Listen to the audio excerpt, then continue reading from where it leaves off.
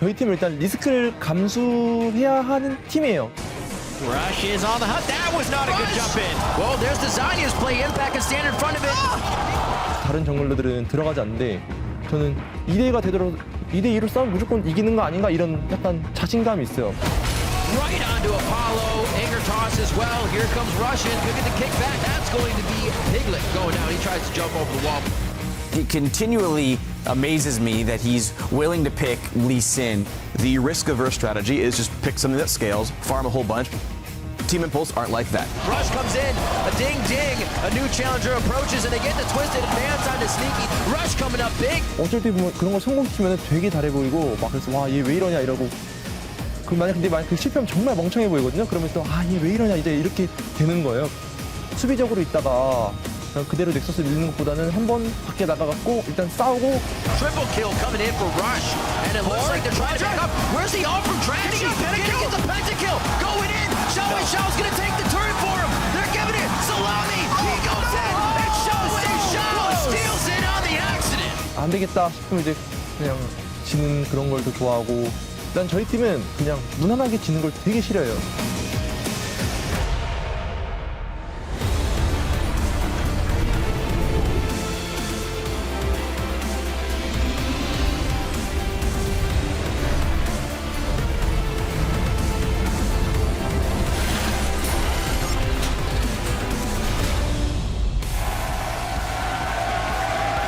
Welcome to Week 7 of the North American League Championship Series Summer Split. We're coming to you live from our studio home in Los Angeles, and the crowds are pumped up for our 5 games today. Fans of all the teams out here. And hey, bro.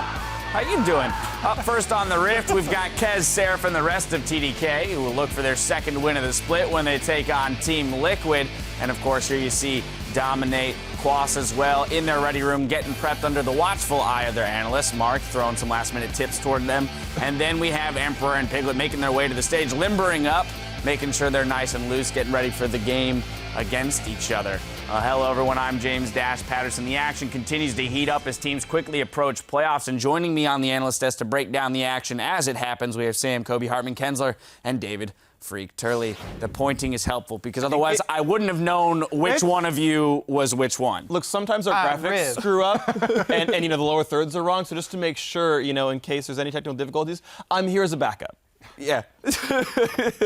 Yeah, Freak. Good guy Freak, always there. He's to got help a career us as a flight attendant. One day I'll learn sign language, and if your thing is muted, Look, see, I like it. We're thinking ahead. We're thinking ahead. Well, let's start with a quick look at how the teams are arranged. And right now, they're all stacked 2 by 2. Hands of blue, starting with Gravity and TSM in first place. Sharing second, we have Team Dignitas and Team Liquid. CLG and Team Impulse are in 5th place, followed by Enemy Esports and Teammate, who are in 7th. Cloud9's in 9th. And in last, we have Team Dragon Knights. Now, TDK will have a shot to make moves, though, in our first match as they challenge Team Liquid. Then it's Enemy Esports versus Counter Logic Gaming, followed by Gravity, taking on Cloud9. And coming up tomorrow, we've got our Game of the Week. Team Liquid will try to continue their climb up the standings when they go head-to-head with TSM.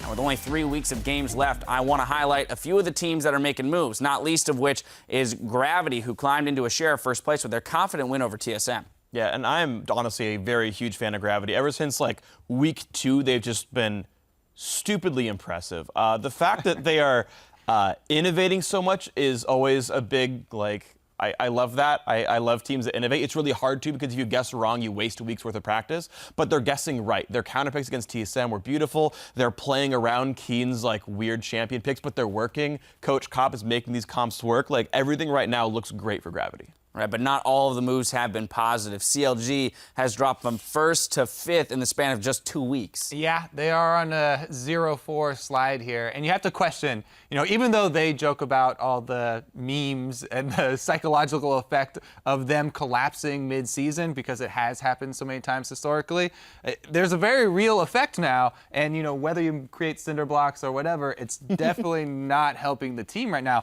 The big bonus for CLG right now is that their collapse is happening before playoffs. Usually, they don't have any time to turn their season around. You know, there's nothing left They to reach do quarterfinals and because down it's they playoffs. But they've got time to turn it around. So hopefully they can. And everybody's blaming Smithy right now. It's not just Smithy. It's the entire team that's making a lot of mistakes. Absolutely. It is a team game. Then, of course, we've got a horse race for 9th place with Cloud9 seemingly in free fall and a mean-looking TDK, right, looking to come into their own at the right time. Yeah, so we'll start with the C9 point, and I actually really thought that High coming in would have helped them.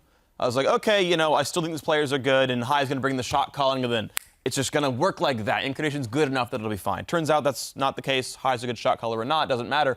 Every single player on Cloud9 is having the worst split of their lives. Everyone's losing lane. Everyone's getting caught out. People are flashing into Zach E's. Like, just a lot of bad plays are coming out of C9, and now nothing is working, and I don't know what it's going to take for them to kind of bring themselves back up, but they're certainly not there yet. Yeah, and for TDK, it was kind of a similar story where they were super excited for their subs to come in. They even had a really good showing their first game when they came over, even though they didn't win. Yeah. But now people are starting to lose faith in them even because, you know, WoW, Emperor, and Ninja come with all these great plays and these miraculous kills. They also have some pretty miraculous bloopers to go along with those. So still cautiously optimistic for the new TDK lineup, but yeah, it's kind of a similar story. All right, some moments of brilliance, as well as some moments of blunder, unfortunately. But now for something entirely different, we want to settle a bet and are looking for a little help over on Twitter. So we're asking you, which NALCS Pro would you like to have as a roommate and why? Send your room assignments to @LolEsports and use the hashtag LCS. What about you two? Who would you choose? Well, I'm just going to say in before Travis says double lift and gets all the dank meme points. That sounds. I mean, yeah, it sounds happened. fair. That's just real life. Yeah. It's not a meme. I mean, so is CLG failing in playoffs. It's still a meme. Oh, all right. Well, that's enough of that then. Before we get any further down this road of dank memes, we're going to send things over to our casters for game one. Thank you very much, Dash. Hello, everyone. I am Rivington Bisn III, and with me is my co-caster, a dude I'd room with, and a big play connoisseur, Aiden Zyrian Moon. Yeah, we are technically LCS pros, not professional players, but we are pros. Right. Yeah. So you can choose us. Let's jump into our first match, Team Liquid versus Team Dragon Knights. And whenever you talk about top teams in North America, Liquid can always be a part of that conversation. Last week, they moved into a tie for third place with a clean win over Team Dignitas, who have also been looking very good, and Liquid aim to keep climbing. Yeah, and Piglet has really stepped up. Last week, he was the league's kill leader, and he looks solid and consistent every week that we've seen him. But Team Liquid, they can't get caught looking past TDK to tomorrow's game of the week against TSM. They have to focus on TDK, which is right in front of them. Right, and Team Dragon Knights' new lineup came in with a flash game, taking that off of then first place Team Dignitas, and taking TSM to our longest game of the split, which a few teams have, and then can't seem to find the reins at the end of it. But hopes for a miracle season have started to fade for TDK now. Yeah, Ninja and Emperor, they came in and they definitely made TDK a much more competitive team. But with all of the good plays, like they were saying on the desk, they also bring a lot of bad plays as well. These players, don't get me wrong, they are mechanically skilled, but they don't always play controlled. They get over-aggressive. This is a move of brilliance, though. Comes in with the Diana third hit, and then the flashback, well calculated there from Ninja. But the calculation just goes out the window during the mid and the late game. Emperor just picked off there. They had a lead in that game against TSM at one point.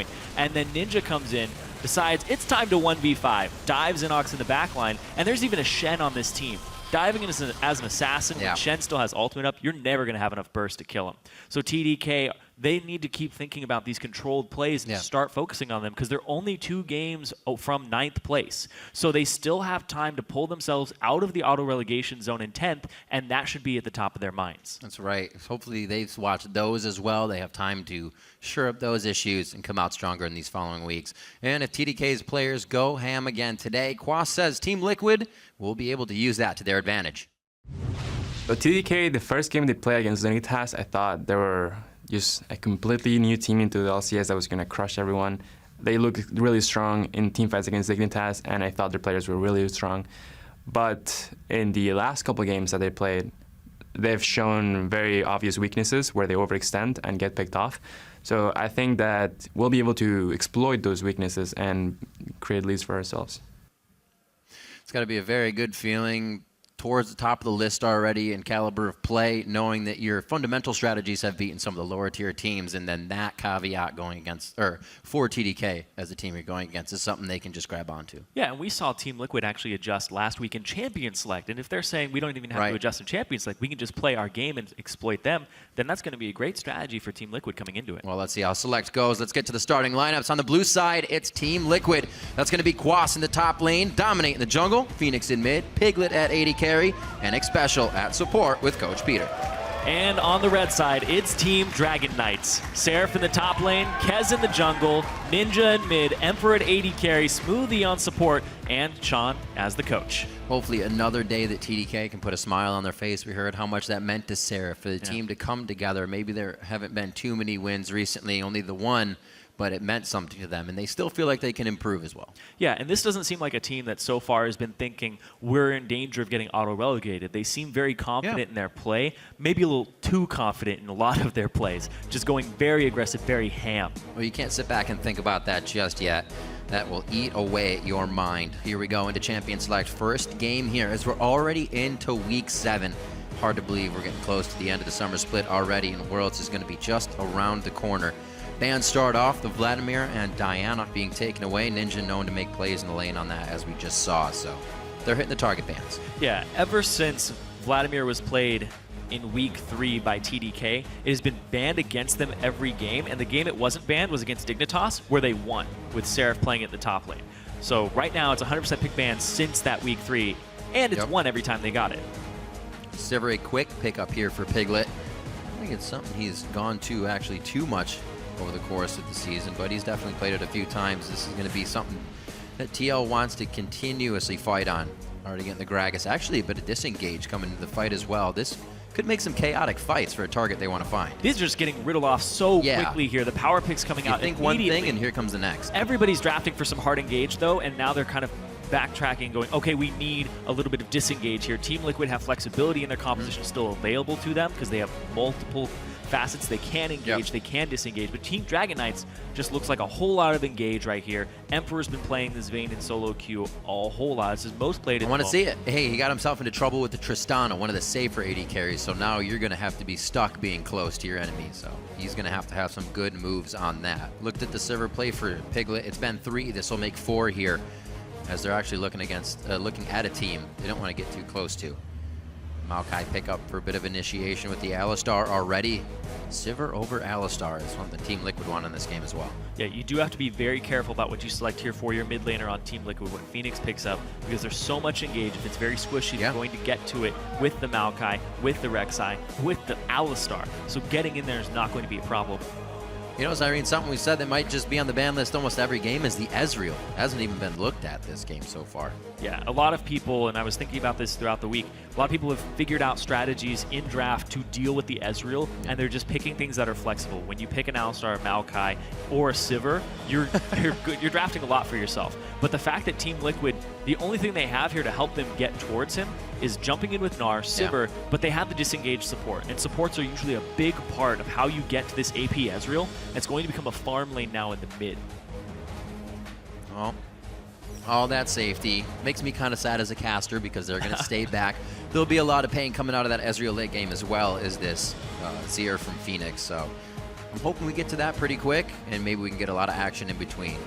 But when we saw AP Ezreal drafted by Dignitas last week, Team Liquid drafted a composition in response with the Twisted Fate, with the Maokai, in order to get to him. And that was one of our fastest games of the split at around 28 minutes, 29 minutes. They took down Dignitas so quickly, but they didn't draft for it this time. And Ninja picking up that Ezreal, I want to see what he does on this, because he has tendencies to go aggressive. He's got to stay in that back line. Well, like you said, Team Liquid coming off that good win. Actually a 2-0 so far for them that they're coming off of, so that momentum hopefully being carried in. Also seeing when they went 0-2 versus TSM and Dig, they kind of used the same composition. So it's almost like they do what they want to. It's been working out for now. Who's going to get our first win of the day? Head over to Twitter at LOL Esports, hashtag TLWin or hashtag TDKWin. We'll tally those up as we get throughout the game. We got a little Santa Gragas coming in from Dominate in the jungle. He's going to be delivering gifts all game long. Kez coming in on that Rek'Sai this matchup. We'll see what the junglers can provide for their teams here. Our first game of Week 7. It's going to be Team Liquid versus TDK, and we're on the Rift. Yep, Christmas in July here for Dominate. He's hoping for a gift of a victory today for Team Liquid, helping them climb up the standings. 8-4 at the moment. But TDK, they are desperately in need of this win. There are 6 games left in the split, and they are 1-11. Their playoff hopes get further and further away from them every day, every weekend. Welcome to Summer. So now it's becoming more and more, at least play for your relegation spot. It becomes very difficult. It seems one team plagued by a few roster issues at the beginning of the season. This one unfortunately led to that halfway mark. Your favorite. So I was, Flashing. Wow. That's a little BM there. No cookies and milk for Dominate. I didn't like it at first, but I fell in love with the skin after a while. Yeah. It's a little strange when you go from regular Rek'Sai to pool party. It's a ton more splashes. You have to change your lifestyle. It's cool. Regular to pool party. It says it's itself. Pool party's not a skin, it's a lifestyle. There you go. Exactly. All right. Looks like we're going to obviously get a bit of double jungling here to start, see if somebody can get just a bit of an edge here in the early game, which is something I want to see people do a little bit more in lanes as well, is try to get an edge when you have that lead. We saw EU, the 2 kills on the Fnatic early, and almost nothing happened to them. Yeah, pressing your lead is something that we saw TDK attempt to do for a little bit, and then TSM was able to come back against them. But right here, they set up the line of scrimmage, they set up the 5-point ward system where nobody's going to walk into their jungle, and then they swap it. So TDK put their Vayne, they put Emperor into the top lane, put Smoothie there as well. This is really good for TDK because this is going to give the Vayne free farm against the Sivir. That's a great situation to be in, but also the roaming power of an Alistar versus the roaming power of a Janna is much higher. We see that already. Either getting eyes on or trying to get a little bit of harass, and it looks like he just wants vision to see where they're headed out.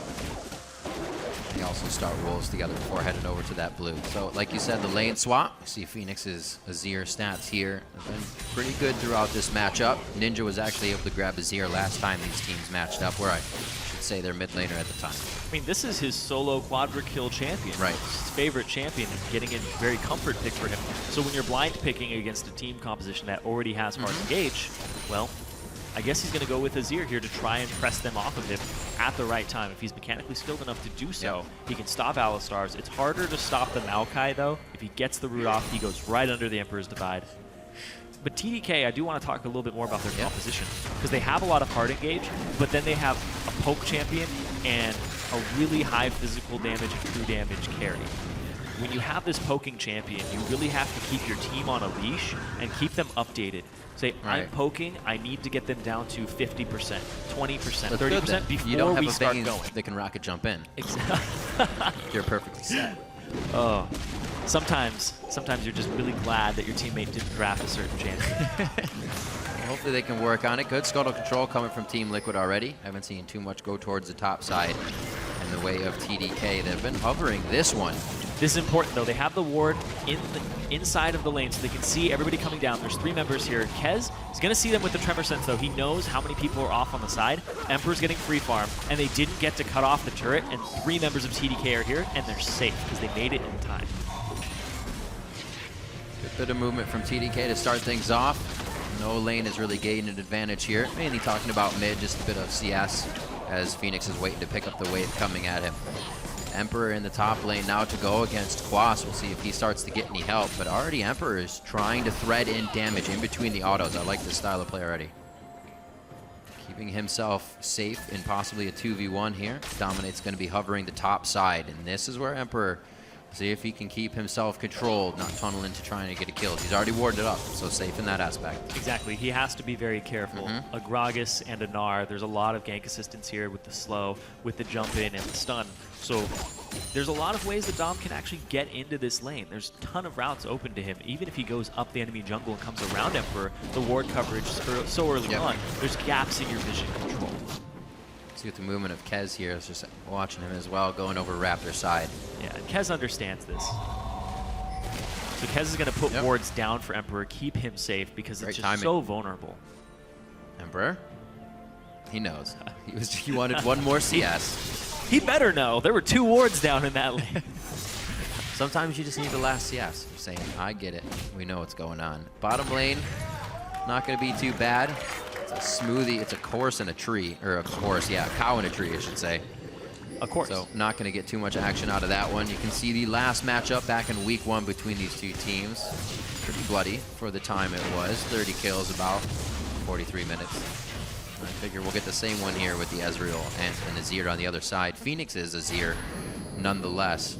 Actually, funny little story. Just before today, he was in the player room, and he asked one of the player coordinators, he said, why when I type in Phoenix does Azir not come up in the champion list? Bit of confidence there coming from Phoenix on his one of his favorite champions so far in the LCS. That's an extremely strong champion. Yeah. At all points in the game, you have good lane presence. When you hit that mid game, it's definitely something that you have to be conscious of. And then late game, if you didn't draft for it, it's going to tear your team apart. Luckily, TDK does have a good draft for dealing with an Azir. Right now, it's just people trying to find openings into the lane. Nobody, mid laners haven't backed yet, AD carries haven't backed yet. We're waiting for those item points. BF swords are now available for both AD carries. Yep, right when you get around another wave. 50 CS, you'd be good to go. There's a pack. We already saw the hit from Ninja, so he goes back, gets his Sheen. We start trading a little better. Continues to use his True Shot Barrage to keep that mid lane pushed. 2v1, keeping things slow here to start it off, but 1,000 gold lead found out by Team Liquid just by moving around. Laying up the ball here in the lanes. Emperor's missing out on some CS, but he's constantly keeping the wave pressed, and he's got all the potions out of Floss. He's continually got the 3 stacks of True Silver Bolts. And he's kind of sacrificing farm for damage. As you can see, Piglet up above him right now. They both back for Bilgewater Cutlass and BF Sword. And then they swap it back after you get that first buy. Now there's a lot of kill potential in this bottom lane, depending on how they play it out. Smoothie, level 3, he has all of his abilities available to him. If this Alistar is able to make a play, it could result in a kill. See how they decide to do it. That is a level 3 Smoothie, level 6 Emperor coming in. So he does have that ultimate to use as his advantage. 5 and 5 on the side of Piglet and Special. See if they decide to tango in the bot lane. Phoenix still pushing in on Ninja here. We'll see if he continues to use the True Shot Barrage to push or add assistance here to the side lanes. And Smoothie, his Alistar play, he's had some flashes before actually headbutting or actually pulverizing. Or pulverizing in place sometimes. So I want to get antsy. I know it's his first LCS split, and he's excited, but he needs to be able to channel that nervous energy and make it so that he's able to actually perform on the stage, because it's something that's plaguing this team a little bit. Now that they have everybody back, understanding the situation is what builds confidence. Exactly, the confidence on the stage. You're not going to be able to get it if you don't try. But you build it by doing it. So. Yeah, exactly. Dominate hovering towards the bot side. Looks like junglers have the same thing in mind, but may not be there for any type of engage. You can see the pings coming out to tell where the wards are. The side of TL. Sarah has a very nice route around Phoenix. That was a slow shift, or a very short shifting stance, I should say. And they're able to get out of this one safely. Nice Emperor's Divide, and he plays that one with a very cool head. Yeah, Seraph just showing up in these lanes. Oh, Special, what? Whoa, Special puts himself in between the wall. Bumped once again. That could be him going down for first blood. The flash in from Emperor. Dominate's already on the bot side, though. They're able to clean him up. The Retribution kill comes in, and the TP is stopped. That first blood did go over to Smoothie, though. It didn't fall into the hands of Emperor. So it's not that Vayne getting first blood. It's the Alistar. A very interesting series of events. Might have been a bait there. And seemed to have worked out. See where the kills went, right? You said support. Dominate came up with that kill. So very nice trade in that one. Yeah, Special hit 6 after he was dead off of the assist. So no chance of disengaging that. But it walked a little too far forward, and you have to be conscious of those walls. Always when you're against the Vayne and an Alistar. But ultimately, it does end up a little bit better for Team Liquid. Yeah. Because they get farm onto Piglet. They lose some on Emperor because of the fact that he's dead for so long. And the kill doesn't go over to a support. It goes over to a jungler. But there's more assists on it as well. So that gold is actually split up a little more. Quas thinking good thing. Serif's teleport now down. Quas's as well, but there's no play to be made from those top lanes that neither of them will fall behind to. Yeah, yeah, feeling the same thing, guys. Yeah, and right now, though, Phoenix, when he was up against AP Ezreal mid before, he set one of the best CSs at 10, where I think it was 104 at 10 minutes. He basically got perfect CS against an AP Ezreal mid because he's able to just take that moment where there's no pressure from that Ezreal. And he's 20 CS up right now, and you can see it manifesting as this 1.3, 1.4K gold lead for Team Liquid. They're out-CSing in the top lane with Quas. They're out-CSing in the mid lane. And down bottom, it's getting a little more even at the moment. So no turret shop, no extra gold really to those guys in the mid lane. That's about 370 gold in CS that Ninja is now down just from being missing those. So very unfortunate. Definitely going to miss those item spikes that he wants. And Phoenix may be able to take control of the first objective fight wherever those guys want to go. It's going to be in the favor of Team Liquid. Very good at getting themselves a lead in the early game and somewhat holding it. We've seen most of their errors towards that late game. Piglet now being the one to get hit up. Special 6 this time. Still has the Monsoon to use as Dominate is just lingering in the fog of war, but so is Kez. Yeah, Dom and Kez there. The pings come out. They do see that Kez is there with the wards. But another thing is, Kez is actually about 700 gold down over Dominate. Dominate, though they're equal in CS, he has the first blood, and he's been getting most of the Scuttle Crabs. So the Scuttle Crab just adds 1 CS, but it adds about 80 gold. So when you get multiples of those, it looks like you have the same CS, but you actually have way more money. Great by Phoenix there. Keeping the pressure onto Ninja and just bursting down his tower and chunking it down over time while he's still working up to Runeblade. That is one of the problems with AP Ezreal is you don't have that lane presence. Yep, as soon as he builds it too. That's got to feel pretty bad. Oh, going hard on this one. He's just standing right inside the auto attacks. I understand at some point it's a bait, but you're almost costing it, or paying for it with your own life. Kez, this could be a play from him, but he doesn't want to tunnel in with Dominate being able to disengage so easily. No troubles there. True Shot Barrage is not up. And the turret right there, too. Yeah, right. I was watching Kez, and if he wanted to make a play, he would have gone in his previous tunnel and then used his second E to actually gap close. But he didn't go for that. He went for just a reserved play because there's still barrier on Phoenix as well. Getting through that is going to be difficult, and Ninja didn't have ultimate to burst him down either. They're just trying to make sure that when they get to this mid game with the AP Ezreal, they're not super far behind. Some losses are acceptable because he just has such great comeback potential. You saw Xiao Wei Xiao on it on that TIP game where they were down, he bought a Magi's and they came back. Not just off the Magi's, but off the fact that AP Ezreal was drafted against a team that didn't really have a way to deal with it. Right. Well, it's going to be difficult now. Ninja down all that CS. Definitely missed being able to farm it out in the lane, so the spike's going to come even later now. That ability power is really what's going to help. If you clear the lane, though, that Rune Glaive is finished, along with being smited out. We'll see where TDK tries to open up some doors from here. 2K down, it's going to be very difficult. Looks like they'll start with Vision. That's one place. Missing quite a bit of wave, or quite a bit of minions in the bottom wave. And this is, for all intents and purposes, a late game team composition from TDK. You're waiting for the Vayne to turn online. You're waiting for the Ezreal to turn online. True. Not making early moves.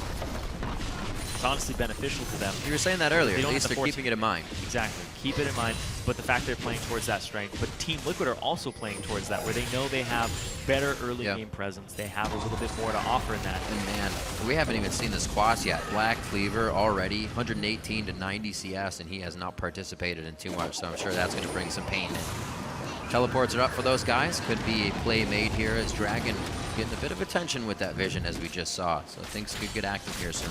And a great note here is Seraph, this is his first top lane Maokai game of the LCS because he's always on carry top lane. Aurelia. He's playing Vladimir. He's playing Rumble.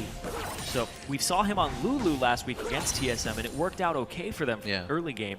But Seraph on a playmaker, that is where he likes to be, but he likes to deal damage as well. He likes to carry, and they're putting that into Ninja and Emperor's hands, and something that since we had the sub-squad of TDK go away, and we have the actual TDK here, it's becoming more and more of a strategy where Seraph is relegated to supporting in the top lane. Right. It swaps a little bit. They did try it once while they had the subs in, that Mundo game they threw in, but still didn't work. Like you said, there's a big impact he brings to the table. They may be missing out if they don't put that factor in. Here, Ninja and Emperor, however, like you said, to scale into the late game, will bring enough power. There's no doubt about that on the Ezreal and the Vayne. But 3,000 gold behind is going to make it difficult to find an opening, to find a window to get in. Still that pink ward in the deep rush of Quas. Something will happen late game. Crazy teleport in a fight that we're not expecting. We'll see. It's already a 3,000 gold lead, and keeping wards around your mid lane when your turret is down is important. It allows Ninja, now that he has the Rune Glaive, to keep pressing up. They're lacking a bit in the ward control, though. TDK have no wards on the top left side. Down bottom, though. Ooh, nice little chunk there. That'll give you the advantage in the lane really quick. That Emperor style of always wanting to apply damage and put a little pressure on the lane puts Piglet and Xpecial down to half HP. They're going to be able to make this wave a little bit harder to farm. You can see Piglet just wants it clear. They don't want anything under the turret, and they don't want to get dove, that's for sure. Wards are already telling them that's not going to happen, but the damage they've taken could already hurt this dragon attempt. Dominate's still going to try for Kez. Apply a little bit of that medicine for himself. Oh, Xpecial right next to a wall. Emperor gets focused on. Smoothie trying to add the peel, but right now he's just being a tank wall. And they're going to have to get out of this. That's the teleport from Quas. Actually, rather, not the teleport. It was stopped from Quas, Yeah, I should say, in the top lane. Both of them. Nicely done. They both were trying to TP in, but it was not a good situation. Right. So Seraph canceled his, and then the follow-up cancel from Quas. Oh, boy. Oh, the arcane shift in. Phoenix actually wants it. Flash Ooh. over the wall. And he actually makes that pretty deep flash there. Nicely played. Almost getting the third kill of the game. Still 1-1. You see both teams very aware and very scared of getting into these situations. But 50 CS down here for Ninja. He's going to pick up some. He's going to go to around 40. Imagine if he wasn't. That probably would have been a Yeah, but Phoenix little still bit has more AP. Phoenix still has his flash. Ninja doesn't have his own now. So all in all, that trade back gave Ninja some CS to catch up, but Phoenix with a summoner spell advantage. So honestly, it ended up being a good play by Phoenix, forcing the flash out of the Ezreal, because now he's more catchable if you're going to make a play in the next 5 minutes.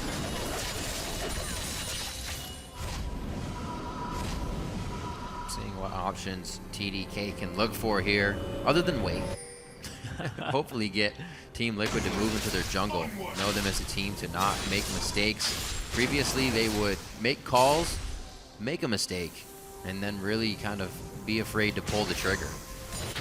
Ever since the cooperation with Piglet and whatnot was sorted out last season, it seems like they're all on board with the calls. They're, even if it's a bad one, they're all about going in on it. We've seen Xpecial get into a few sticky situations already in this game that put Team Liquid pretty much on top of either area control or objective control. So it's still working. They know when to go in. And it's not only the calls, the laning. Ooh, missed it there, but the laning has been absolutely great from Team Liquid in comparison to TDK. Quas is up 1,000 gold. Dominate's up 800. Phoenix is up 1,000. Yeah. You see Piglet up 300, and the Xpecial's up 500 right now, even though Smoothie has a kill. Yeah, the one kill they have. Still the assist over to Emperor. He's been trying to utilize that, put a lot of pressure on the AD bot lane. Top lane will be the third turret to drop. All outer turrets now, without TDK being able to answer, which is going to make it difficult to push on in. Try to get anything back from Team Liquid. It's all about Liquid now, trying to figure out where to poke next, where to get those wards in. Oh, Emperor thinking he was alone with Piglet, still tries to go for the kill a bit. Sees Smoothie on the backside. They do not go for the kill. A lot of calls from the rest of the team there to cooperate on that one. Yeah, Nothing coming through. Emperor with the Silver Bolts max and just turning it around on Piglet there. Oh. Looked like Piglet wanted to go aggressive afterwards, but Emperor got that final shot off, and definitely dissuades you from continuing. And the True Shot Barrage follow-up from Ninja. It would have been a kill if they continued to go forward. Yeah. But here comes Dom off from the side. And the ward coverage throughout the rim from both teams at this moment is good. They're trying to keep that bottom lane intact. But all 3 outer turrets are gone right now for TDK. Team Liquid, they can just press this line up. They can get deeper into the jungle. The thing is they have to do that, or else TDK just gets free farmed lanes if they get shoved forward.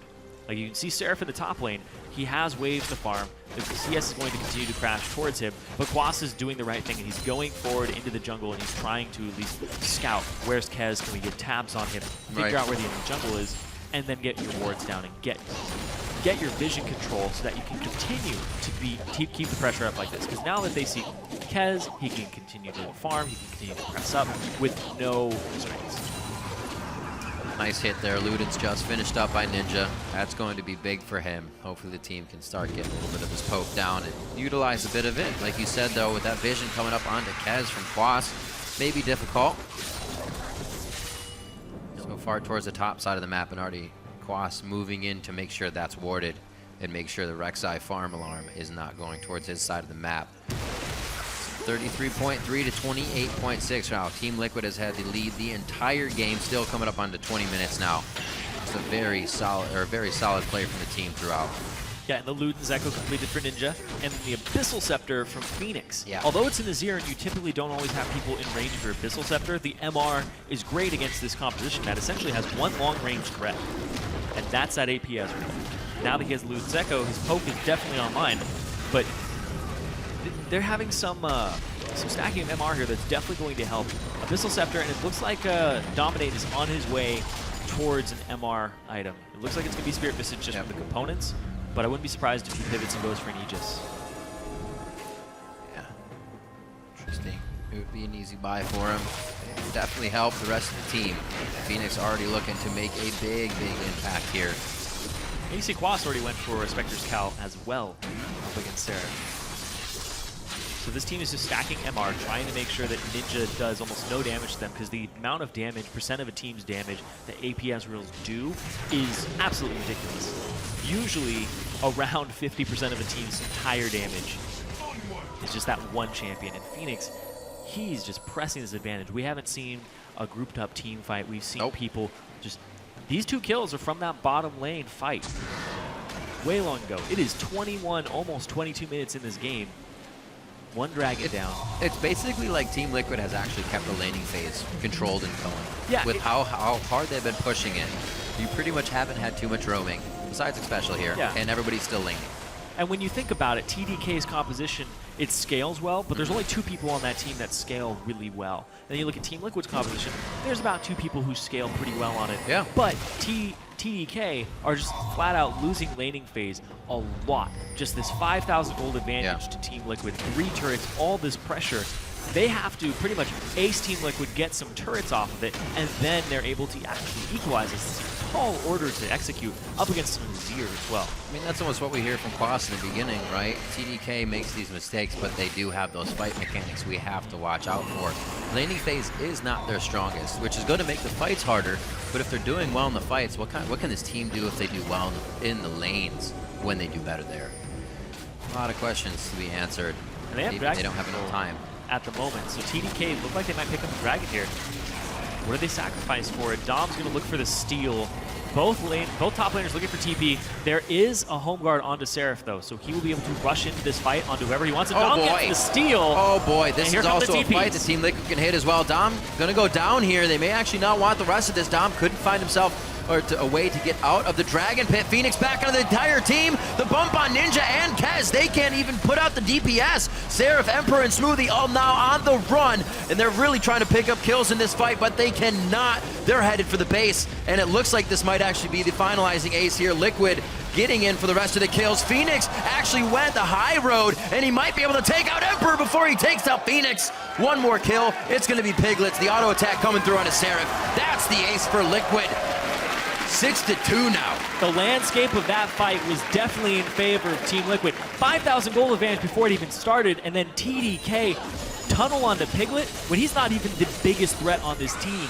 Going after Phoenix needs to be a higher priority for TDK, but Team Liquid executed perfectly. Phoenix just outplaying left and right there. You can see Emperor's going to flash over this wall after they take out Dominate, and that leaves Phoenix to do whatever he wants.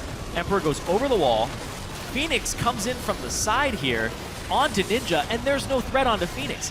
Ninja tries to get in there. He's dead, but Emperor and the 2 threats of TDK were just separated off, and that's exactly what you want to do against this type of composition, is separate the 2 threats so you can pick off one and then work on the other afterwards. Even with this huge tank line, it didn't matter at all. They had access to Ninja because of Phoenix's wraparound. He went around the bush, and then he came from the backside. You don't expect him to come from your side of the map.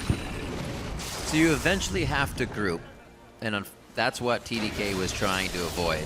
You got to go around the dragon at some point, and Team Liquid used it perfectly. Unfortunate for TDK, they are now walking and dancing to the beat of Team Liquid's drum here, actually. It's going to be very difficult to get out of that dance, too. Yeah, Team Liquid in absolute control of this game. 8,000 gold up, 25 minutes in, with very minimal fighting. It's been one team fight, and they walked away with 5 kills from Yeah. it. It was 1-1 up until 22.5 minutes into the game. That fight got explosive, and that fight only made Team Liquid that much bigger.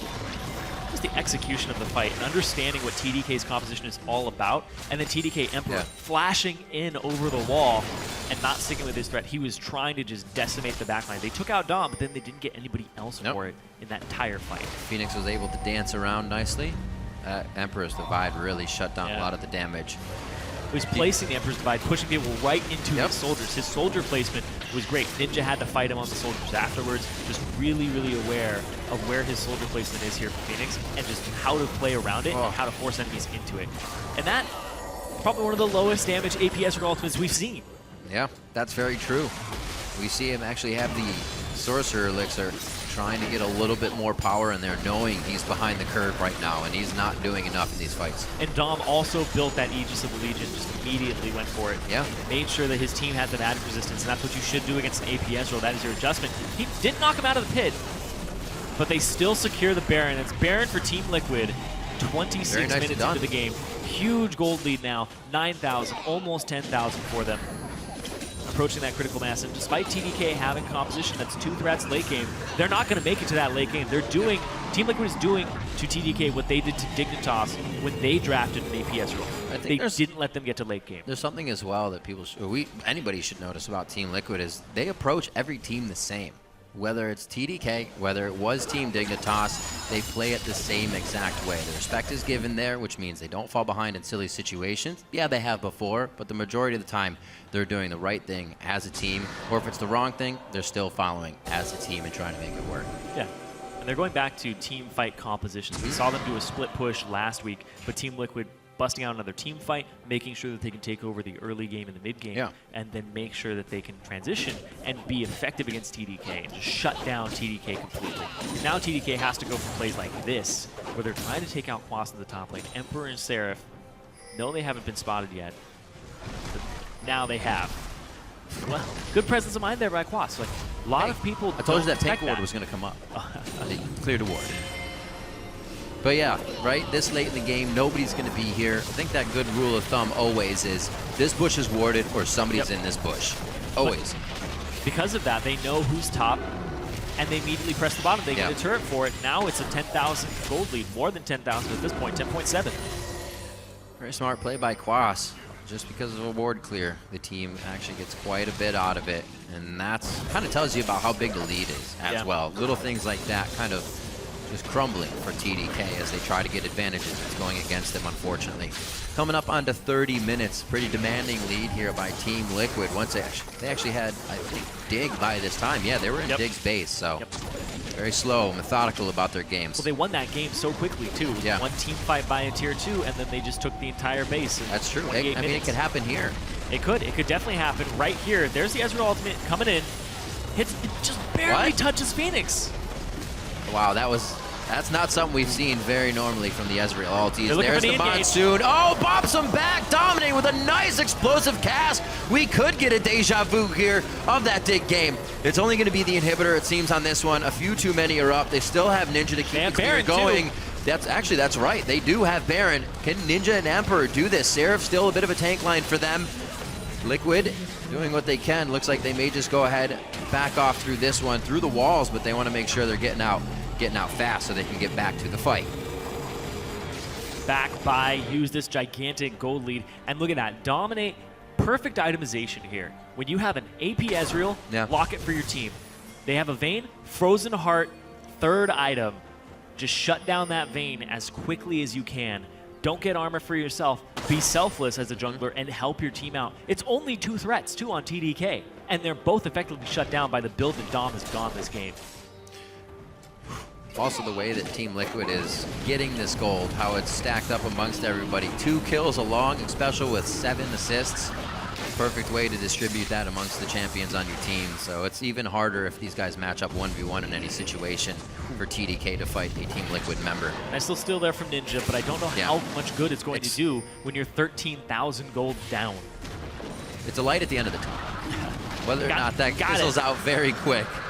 Got it with my higher level smite. It's a bit of a light. We'll see what they can do. This is going to be the one of the last defense chances that they have. Already, Phoenix trying to set up a little bit of an outside base here with his Legacy of Shurima turret. Phoenix has just been doing a phenomenal job in this entire split. As a whole, he's been such a huge threat. You can see they're trying to fight here. Dom a little too far forward. Piglet, a little bit of damage onto him, but they disengage nicely. Oh, wow, Smoothie comes in huge. They start to delete Team Liquid. TDK was looking for this fight the entire time. They got a little too confident on the side of Team Liquid, and TDK takes a hold of that advantage. They still have waves to clear. That top wave was huge, and they can do some damage control off of that. Late game team comp might be turning online. Dom a little too far forward. He got punished for that so hard underneath the turret, and then Xpecial walked up for the disengage, but then that put everybody in a perfect position. No reason Watch to be here. how Smoothie plays this fight out. Dom goes forward, takes turret aggro, has to barrel away, but then Kez goes in, and this sucks everybody back in. Get Kez, boom! 4-man knock up there from Smoothie as they take out the other member who wasn't knocked up, and they just clean up the fight after that. Phoenix in. This is how you get that access to that back line. I was talking about it, when you have this hard engage, if you use Smoothie and the Alistar to get to the Phoenix and the Azir, you're going to have a really good team fight there. They got all the threats in one place and well executed there by Smoothie. Those are the types of plays that he should be making on this Alistar. That was a really sweet play. He got headbutt range and then flashed during that to make sure he was already moving forward to the destination that he wanted. Some fast fingers there. We were kind of criticizing him about his pulverized combos earlier. He nailed that one. It came up big for the team. That's the result when you hit a nice one. And the team is definitely getting a little bit of payback for that. Still at 10,000, 11,000 gold here that they're working to get back to themselves. And a little bit of CS has been closed there for Ninja in the mid lane, which is also helping him now to turn online. Hopefully not too little too late as they start to fight back. That minion wave in the top, you can see Seraph right after that fight had to go to it immediately. It was huge and already starting to bash onto the Nexus turret. So they have a lot to worry about still as they get their foot in the door. And TDK, you can see they have a lot of fight in them. This is a team that when they see a good fight, they will take that fight. Sometimes the execution on it needs some work, but right there the execution was absolutely perfect to turn it around, giving themselves 4 kills when they desperately needed it. This is a team that's facing auto-relegation right now. There's 6 games left in the season. After this one, there's only 5 more, and they are 1-11 at the moment. Every win, they need to pick it up if they want to be able to fight for their chance to stay in. And you can see they're fighting right now against Team Liquid.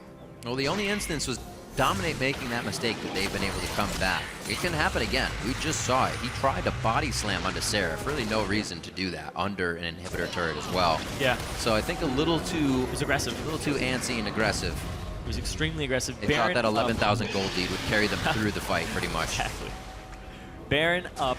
Seraph has his TP, so he can clear this wave, no problem, then TP in. But the vision control from TDK, it's hard to get in there. We'll see though, they got the TP out of them. 50-50, nothing you really want to give up. Dominate's pretty hurt starting this, but that's perfect. Emperor gets hit up, trying to look for some minions. His camps are clear. He actually has nothing to go back and farm right now, so he's stuck with that amount of HP until they actually get into this fight. They're saying, can we wait for a minion wave? Can I farm this up real quick? Let me get some HP. This is so good by Liquid, though, because they just wait for the top inhibitor to just have minions pressing in. But right now, they're going to try to do this. And yeah, they take it at half HP, they back off, and it's just going to be a dance right now. TDK knows. They're not going to just walk into that fight. With the minion pressure, Team Liquid are able to back here. TDK, I don't think they have anything up their sleeve for the time being. With Dominate staying out, Go for Baron. showing, I mean, that would be the perfect time to do it. 50-50 still with Dominate being up, and he is a guy that likes to throw himself into the fire if that's going to happen. Yep. So they don't choose to either. They don't choose to. Quas still has his TP. That's true. This inhibitor a lot of ways to get back. Is completely fine. It's going to defend itself. think that almost a tell, too. If Quas is in the bottom lane, you know that TP's up. And they're just saying, hey, you know, we're dangling this carrot over Baron. You should go for it. But this gives Team Liquid so much pressure in this game. They're able to split push. This wave will eventually push itself out. Ezreal ultimate comes down to clear it and press it towards Quas, so it takes a little bit longer to get there. But they still have to deal with this top minion wave, shove it out, make sure it can't be backdoored, but also keep tabs on the Baron at all times while Quas is shoving bottom.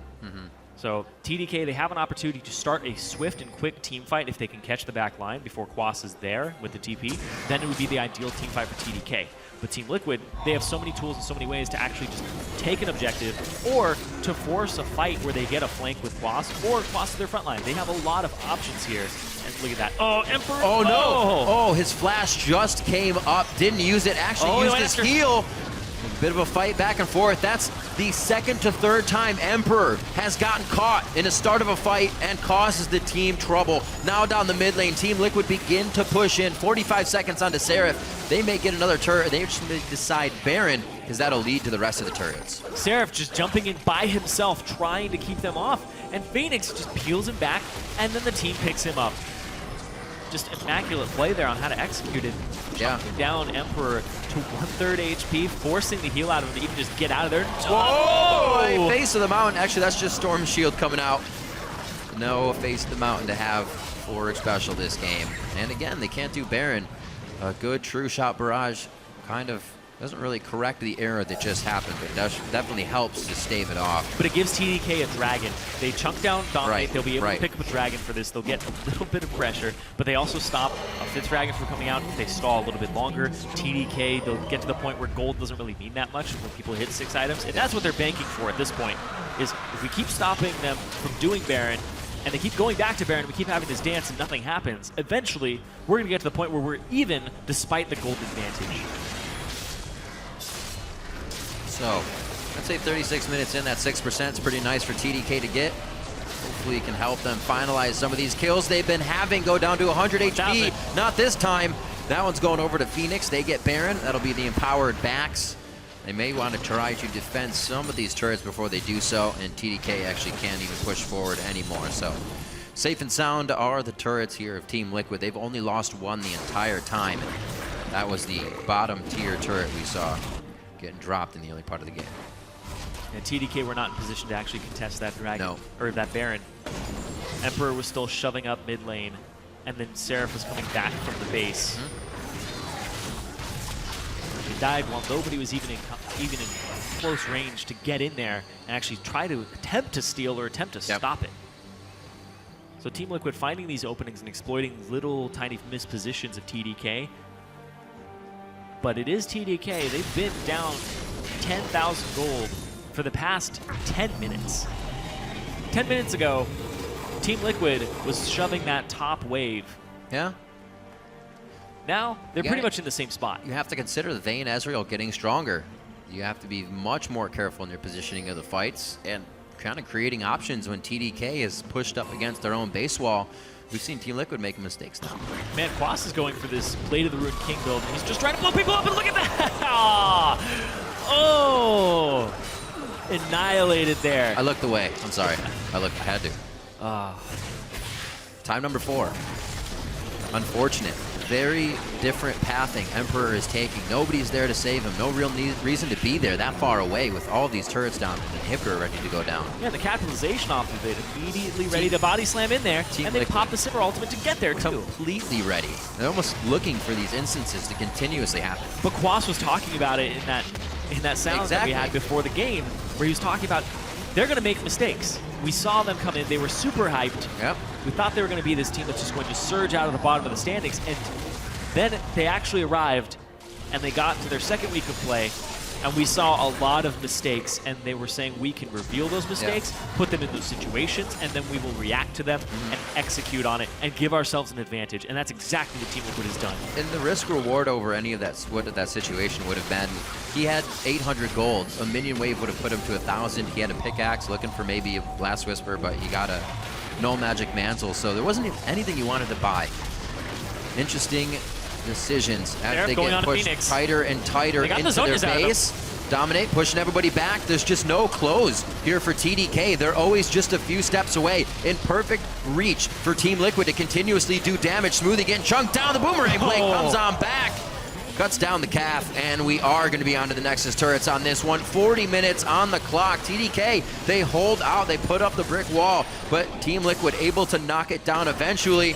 Looks like these guys are good carpenters here. They're throwing it back up. Mason workers, I should say. And they will live a little bit longer. Looks like Team Liquid may have to back out once more before they go for the Nexus. Whew. The kite backwards from Team Liquid in that fight was really good. Yeah. The way they're playing this composition, Sivir ultimate to run around in a circle pretty much, use Phoenix to peel, use Dom to peel, Quas can even peel for his team, and Xpecial as well. So they drafted really well to deal with the champions that they had seen from TDK before their final draft. So I absolutely love what they did, because they weren't expecting an AP Ezreal. And AP Ezreal honestly probably shouldn't be in this type of team composition, because it's so much engage. You have to poke first and then engage afterwards. Yeah. AP Ezreal's pick for its power in the Exactly. situation. Almost kind of baited yourself into it. They didn't really set up the ideal situation. Well, for it could AP. always work, as I say that. There's a situation where it works as well, but it definitely, you're right, it seems to fall off a little bit with everybody wanting to go in, and Ezreal's saying, as you said before, guys, I still want to poke. But now they've actually kind of flipped sides, whereas they were remembering to do that before, but almost forced to engage and make sure these fights are going their way. Sometimes an OP champion is around and like a moth to a flame, a pro player to an OP pick doesn't set up the situation for it, and this is what ends up happening. Because Ninja's having an okay game. His scoreline is one of the best on the team. He definitely brought himself back up, had the chance to, made sure it happened. A flash body slam Dom's that too far may forward. leave Seraph going down. Dom actually gets taken down by the Essence Flux. Smoothie comes in now. Big shots from Emperor. Those were the crits to come in along with the damage from Ninja to take down Xpecial. And there's a few getting hit out. There's the kite back. Once again, you talked about it before, Zyrene. They continuously pull back. A great amount of disengage and just pushing around, displacing the team of TDK so they can't get the damage they want. The damage is now onto the Nexus for Team Liquid, and 42 minutes on the dot. Team Liquid take down TDK. Yeah, sighs of relief there at the end. Coming in with their game plan. TDK are going to make mistakes. Be ready to capitalize on them. They had a great composition to do so. Yep. When you have engage, you pick counter engage as the counter. And that was really well done there. Really well executed from Team Liquid. They've just flat out won the laning phase as well. Did an amazing job of getting just a 5,000 gold advantage before the first team fight. A lot of that was off Dom's pressure, the fact he was picking up so much free gold in the jungle, Phoenix's pressure in the mid lane.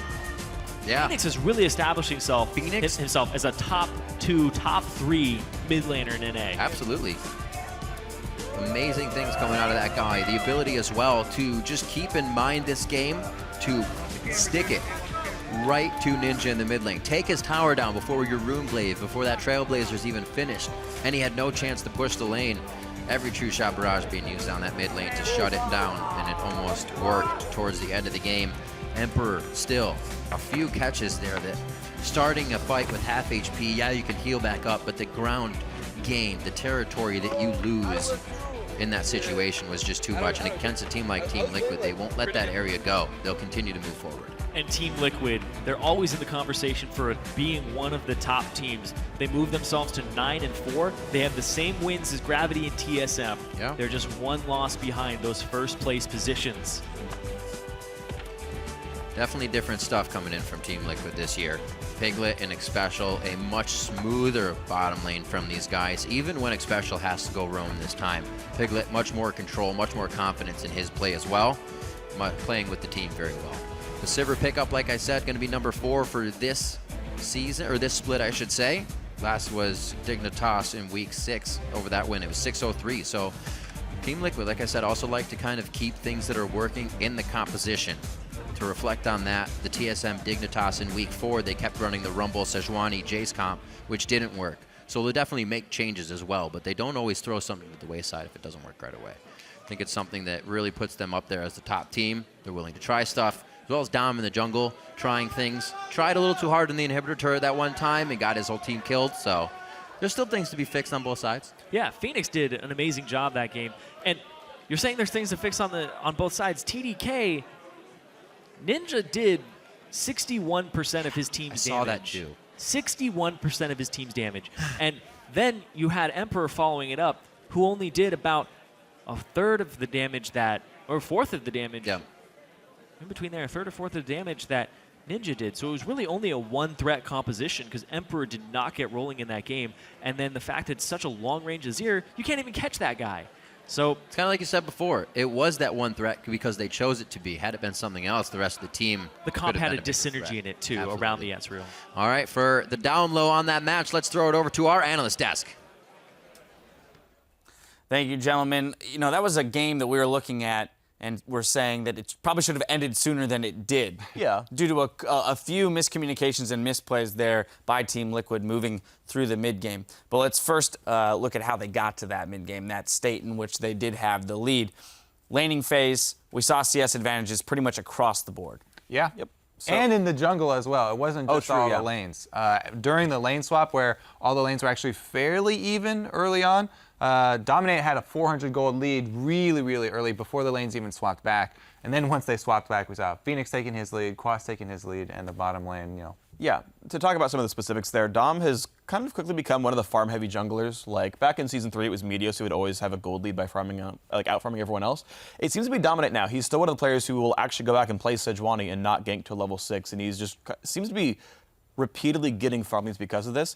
As far as the mid lane matchup goes, yet again, AP Ezreal loses lane. Not a big surprise there. Doesn't do much. Free farm for Phoenix, that's cool. Top lane matchup when it swapped back. Gnar is still one of those premier top lane bullies, and Maokai got a couple sustained nerfs a month or two ago. It actually matters a little bit in his early laning phase.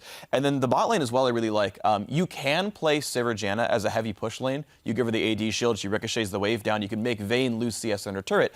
But what they chose to do, which I thought was very smart, is Dom wants to farm, and Rek'Sai's a scary ganker. And Alistar, Rek'Sai will kill your bot lane. And I was glad to see that Piglet, despite having some hubris as a person, he's like, we will probably die, even though I probably don't respect these guys. So I'm gonna let it play safely and let us farm out. That's my, proposed mindset for Piglet. There was he played it defensively because it was the right choice, not just because he couldn't have played aggressively. All right, so Team Liquid played out the early game correctly.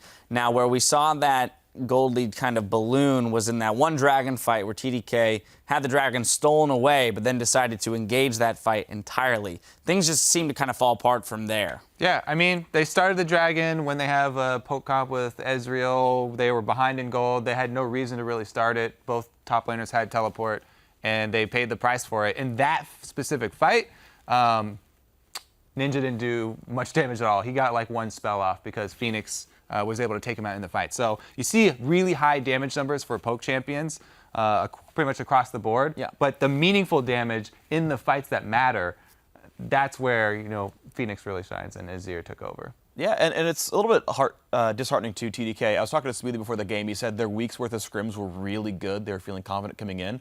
And this is the squad that had been playing together. Like, we talk about roster swaps all the time and how you take time to build synergy. This is the team that's built synergy. And the fact they're not able to play a poke team properly, right? They're getting collapsed on a dragon when you should be baiting dragon and saying, go fight for this ward, poke, poke, poke. They're just on it and getting jumped on. And that's when the engage is an unreliable Gragas ult, an unreliable Gnar ult, an unreliable Azir ult, like, those are things you can poke around and play around. And unfortunately, TDK didn't do that. Oh yeah, there also was that miscommunication when Vayne got chunked out and Seraph goes for the engage.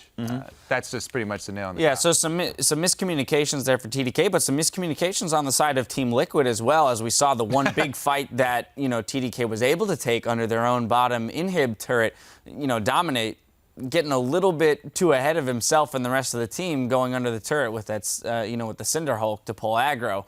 And it kind of brings up the question of going in against TSM tomorrow, what are they going to need to shore up to have a much cleaner game against a much better team? Be a bit more patient. Obviously, I think they disrespected the Ezreal damage because they never had a fight with Ezreal doing anything. And then when you get Alistar comboed into Ezreal, that's actually a lot of damage. And if Ninja was approaching level 16, that's even more damage. And you have to respect the fact that even if you're up 10,000 gold, CC just negates that. So just be more smart about your fights. They obviously played very well. I think that was just a single unforced error right there. He knows that's not a good idea to go under turret and draw aggro like that. So, yeah. All right, well, they've got some time to discuss it and whether or not they need to make any changes before tomorrow. But when we come back, In 3.5 minutes, Counterlogic Gaming will try to get their groove back when they take on enemy Esports. Don't go anywhere. The action continues after this.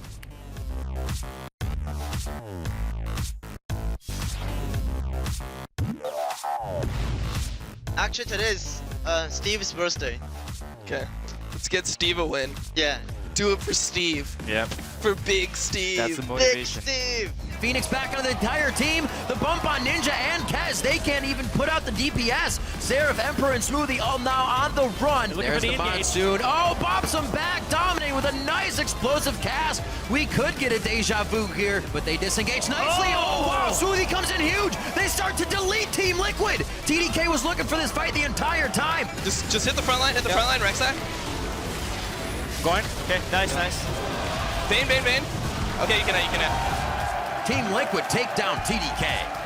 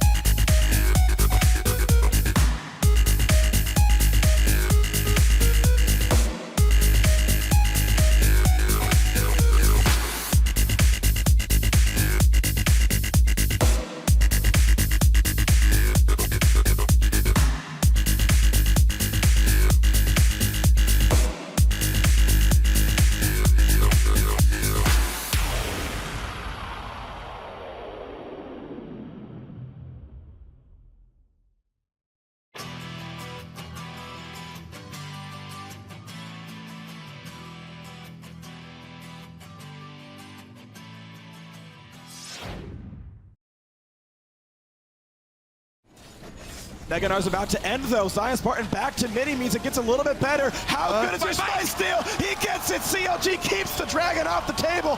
And a huge tempered fate. Body drop to buy a bit of time. In goes Flares, looks for the back line. And when he goes down, they trade for Pearl Belter. A 4v4 and CLG are on the hunt. And welcome back to the North American LCS and our second match. It's going to be Enemy Esports versus Counter Logic Gaming. You just heard Werewolf Freak calling that shot. We got to take a look at one of the flashy plays CLG made the last time they faced off against Enemy Esports.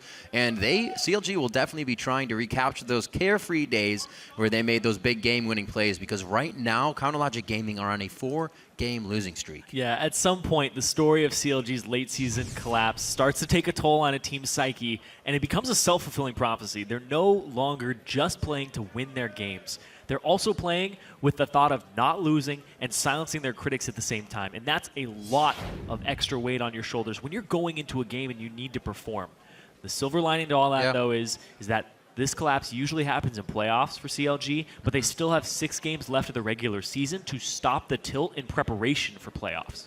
Well, hopefully things can change around. Both teams are clearly under a lot of stress. For Enemy, they're 7 weeks now into the split and still trying to shake the new team jitters, which seems like they'd be gone, but they definitely last longer than you think. Yeah, and I know that it's some people's very first split in the LCS. Enemy Esports, though, they are still a young team. Right. And after their win over TDK last week, Inox said that the players have been working to relieve some of the pressure, and it has helped improve the team's morale, as well as air conditioning in their house, finally. Absolutely. So if Enemy are going to overtake a team for playoffs, it's going to be CLG, who they're up against, or Team Impulse. Yeah. So this becomes a must-win if they want to make it to playoffs. Speaking about nerves and whatnot, Inox says shaking off the nerves and playing more proactively could help them even the score against Counter Logic Gaming. And the last time we played CLG, it was a really close game that went to like 15 minutes. We were all fighting over like us getting the 5th dragon and them trying to deny it and like win the game. And sadly, they got the upper hand in that one little dragon trade. But if we had to like change up something for the next game that we play today, it would be we need to be more decisive. We hesitated on a few things, and there was actually one dragon we could have contested that we decided not to, and that dragon ended up being the game.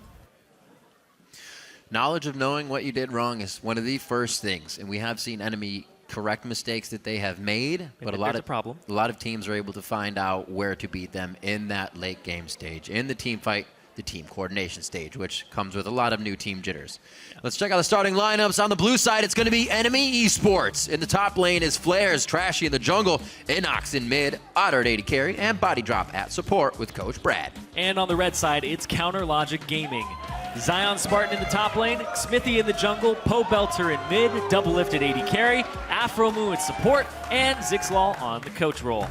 We'll see how CLG comes out of the picks and bans on this one. Something that, along with their gameplay, has kind of been falling to the wayside, where they're not getting the advantages they usually do, and then we see again that they don't roam within the game as if everything has changed. Yeah, because they used to be the team that had the best level 1s in the LCS. They would roam around, they would get these huge leads off of Afro Moo's plays, and then they just open up the map.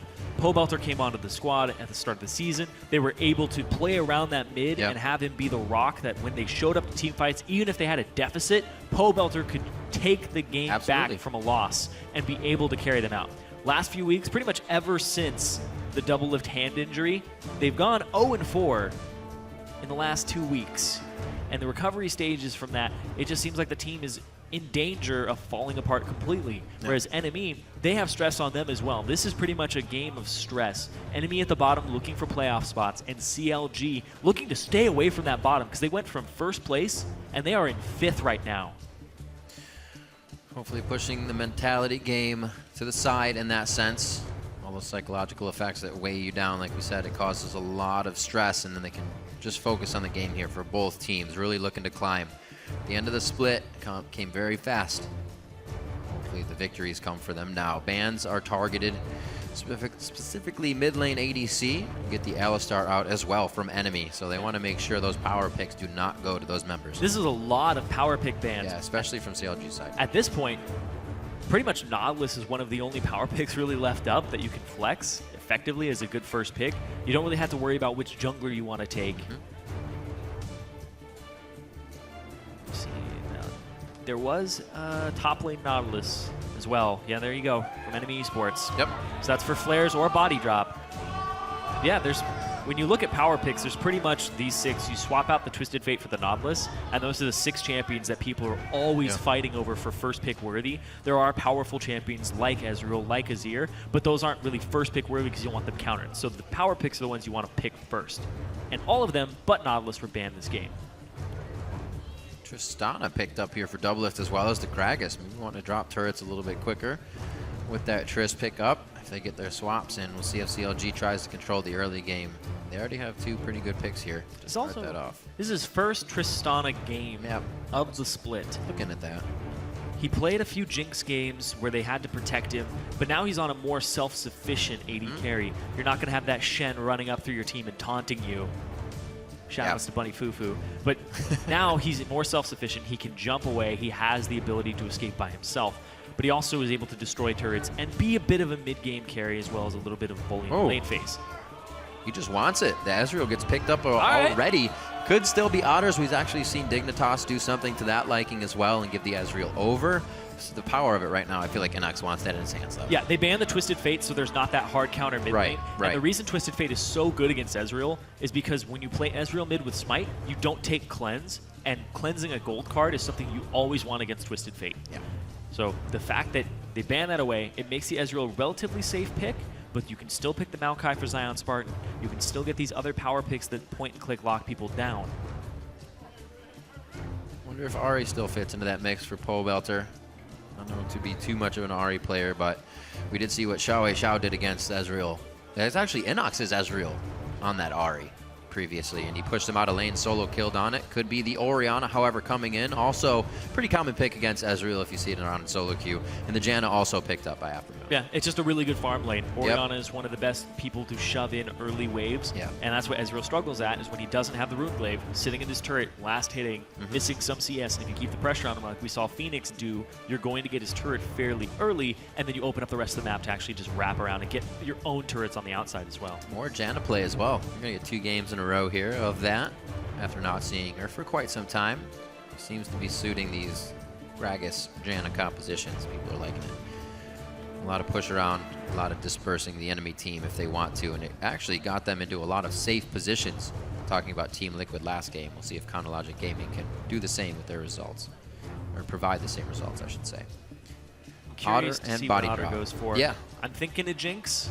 Well, right away we know Not if that's going to be in the 100%, mid he could lane. go for poke, and there you go. Yeah. Okay. Very magic damage-centric team here from Enemy. Majority of Corki's damage is magic. Majority of AP Ezreal, pretty much magic damage across the board for them. You could say that. Yeah. So this is a very easy team to itemize against. We saw itemization from Dominate last game with the Frozen Heart against the Vayne and the single target, or in the single threat elimination on both of the 2 carries. So this game, you pretty much have to build 1 resistance, which is a problem. I was thinking a Jinx would come through. I was thinking a hyper carry for them. But it looks like Otter's going with some early pressure up against the Tristana. Minus Shen, this is the exact same composition that Enemy was actually looking to run against Impulse, minus that Shen and Gragas. They had the Corki, the Ez, and the Braum, so it's something they've worked with before and just kind of tanky top. Yeah. Hopefully they can run it well.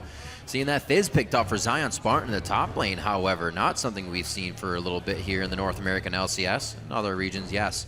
But I've actually been kind of thinking Zion Spartan, back in the day, was a guy who would carry the game as well. He's been on a lot of tanks. Yeah, the Rumble can still provide that objective carry, but more so on the Fizz. And that was one of the big things when Zion Spartan was brought on to CLG. It was finally CLG has a top lane carry threat. Right. Somebody who can pull that type of pressure and disperse it and actually just create opportunities on the map.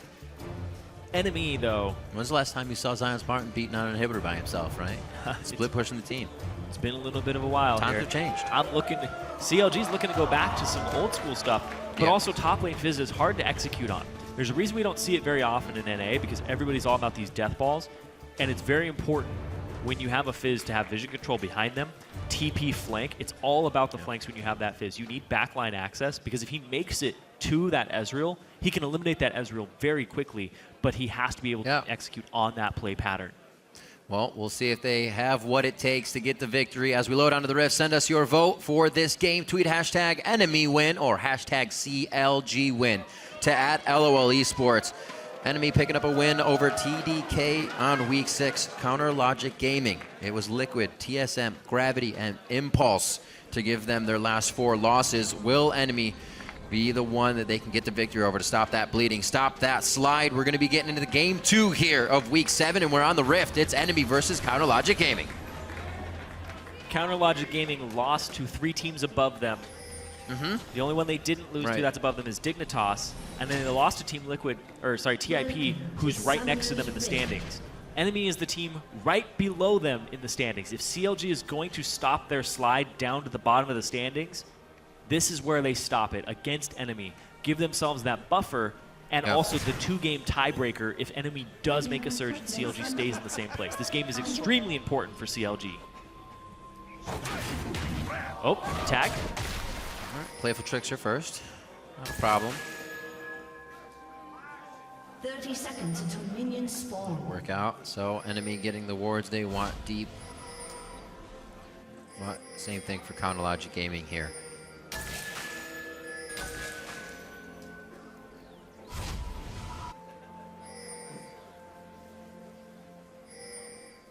So Ignite for Pole Belter in mid on his Orianna. Feeling pretty confident about that. Usually seen Ori take a defensive spell. Yeah, up against the Ezreal, he's really the one on the back foot all lane phase. For sure. So you get to take that offensive summoner. Kill pressure coming from that if they can get some good ganks on, and his flash down. CLG is actually going to hang out in the jungle a little bit longer than usual, kind of mirroring the same thing Enemy's doing here, looking for at least an early pick, or maybe a late ward to come in. Oh. They saw after move. The jig is up. Floating around out of the fog of war, ruining everything. So reds for reds. What would be the optimal move you would like to see here, Zareen, from the junglers?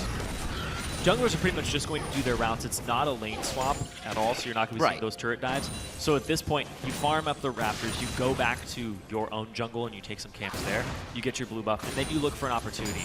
Like right now, Trashy, he has different opportunities to him. You can go gank middle if you want. You can go to the enemy jungle and just pick that up. It's completely fine. But he's still not at that level 3 just yet, so it's much harder to execute on. So Trashy, the 1 wins 3 loss here on his Rek'Sai stats. Trying to do what he can to put another win in that left column. It was one of his best champions in Challenger as well. People were banning away his Rek'Sai consistently, forcing him onto other champions like Gragas. But what made him so aggressive? Was it his invading? Or just straight up? It was his ganking. Him and Inox had really good synergy in the Challenger series that when he went back for visas at the start of the season, it seems like they never recaptured that.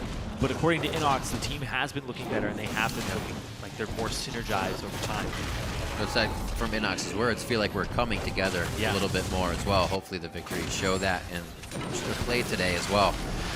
Good shots, a nice block on that Monsoon. That would have been a few more hits onto Otter, which really would have cost a lot of room in the lane. They keep it safe for now, trading a little bit back onto Alpha. But Otter definitely not liking the fact that he lost that HP. He holds onto his potion for now. We'll see if those ganks actually come from Trashy towards the mid lane. Not too hard to gank an Orianna, especially when your mid laner can close the gap very easily along with you. Yeah, but the gank assistance from an Ezreal is one of the lowest in the game. You don't have anything that's going to help him out. So it'd pretty much have to be a big misposition by Pobelter and Trashy having the opportunity, or the best possible knockup. Already trying to get a few hits onto the turret. Yep, gotta watch that. Passive. Body drop in Otter. Body drop, before when he was shielding, he walked back into Otter. He didn't even block the Monsoon. He didn't block the auto attack from, or the Howling Gale. Howling Gale. The Howling Gale. I think I said Monsoon. Yeah, you're messing me up, Riff. so tough. Yeah, it's okay. We only have to remember a few ability names. Yeah.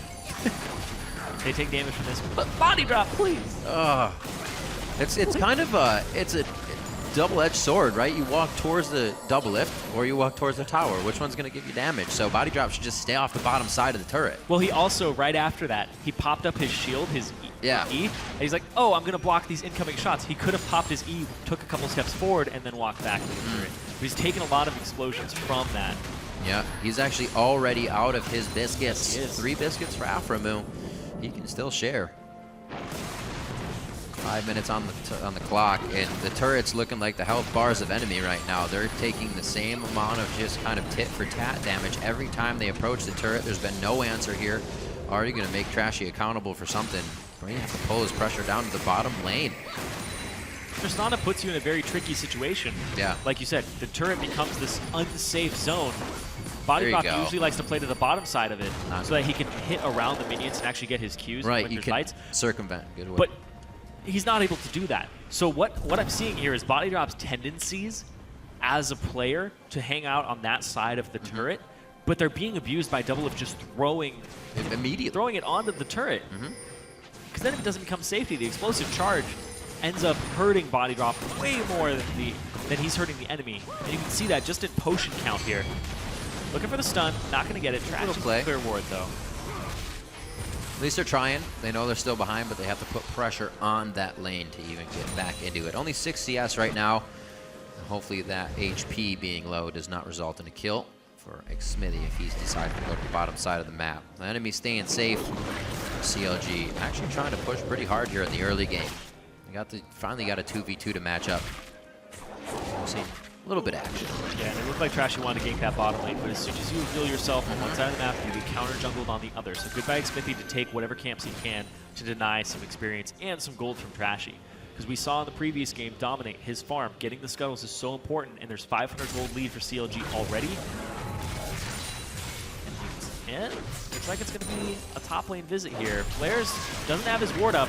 All right. There's the level 6. Ooh. Immediate 6s. Flares. Actually, Smithy doesn't want any of that. In mid lane here, Trashy's gone from the bot lane to the mid lane. That could be the gank. Like you said, Zyrene, not that much follow-up, though, and not enough follow-up to get the kill. And Pobelter, good control there. Doesn't blow any summoner spells. Right. He knew it, too. Yeah, doesn't even blow his ultimate. He knew that Inox didn't really have enough mana in the tank to actually take him out. He saw Trashy blow his smite actually afterwards, instead of blowing it at the start of the game. Right. Considering, whoops, we might not have it. Yeah, exactly. You think that it's going to be more, you can do more damage, but nope. He is going Warriors Enchant too. Trashy gave a lot of credit to Rainover's build on Rek'Sai. You go into the Warrior Enchant, but sometimes afterwards you go into a Hex Drinker. Oh boy. So you have even more damage. Oh Body boy. drops, he needs to jump out Get of over there. it. Body drop. Somebody get it. Oh. All right. Teamwork. Nice. For a second, I thought everybody was just going to leave body drop, but he's good to go. Yeah, he had flash as well, so he had ways out of that fight. Didn't want to blow it though. Conservation of his summoner spells. Oh, glad he did. The team is there to help. You can see previous matchup and stats between these two guys and how their average first dragons go. The enemy has been one to focus dragon quite a bit. That's a huge explosion radius. Body drop is on that caster minion line, and he still took damage from it. Oh man. Well, that's a dead turret. We figured the turrets would go down pretty quick. 8 minutes for the first one in the bot lane. Zion Spartan actually getting it taken to him in the top lane here by Flares. He gets very, very close. He's in turret. What? Okay. Maybe just thinking Zion Spartan didn't really have enough to go for it. He's got Ignite though. Did he not notice that kill pressure? You have to think about the Ignite at all times. All right. So right now, the aggression from Flare is not looking like the best thing. He had his ultimate available, but he didn't have the mana for it at the time.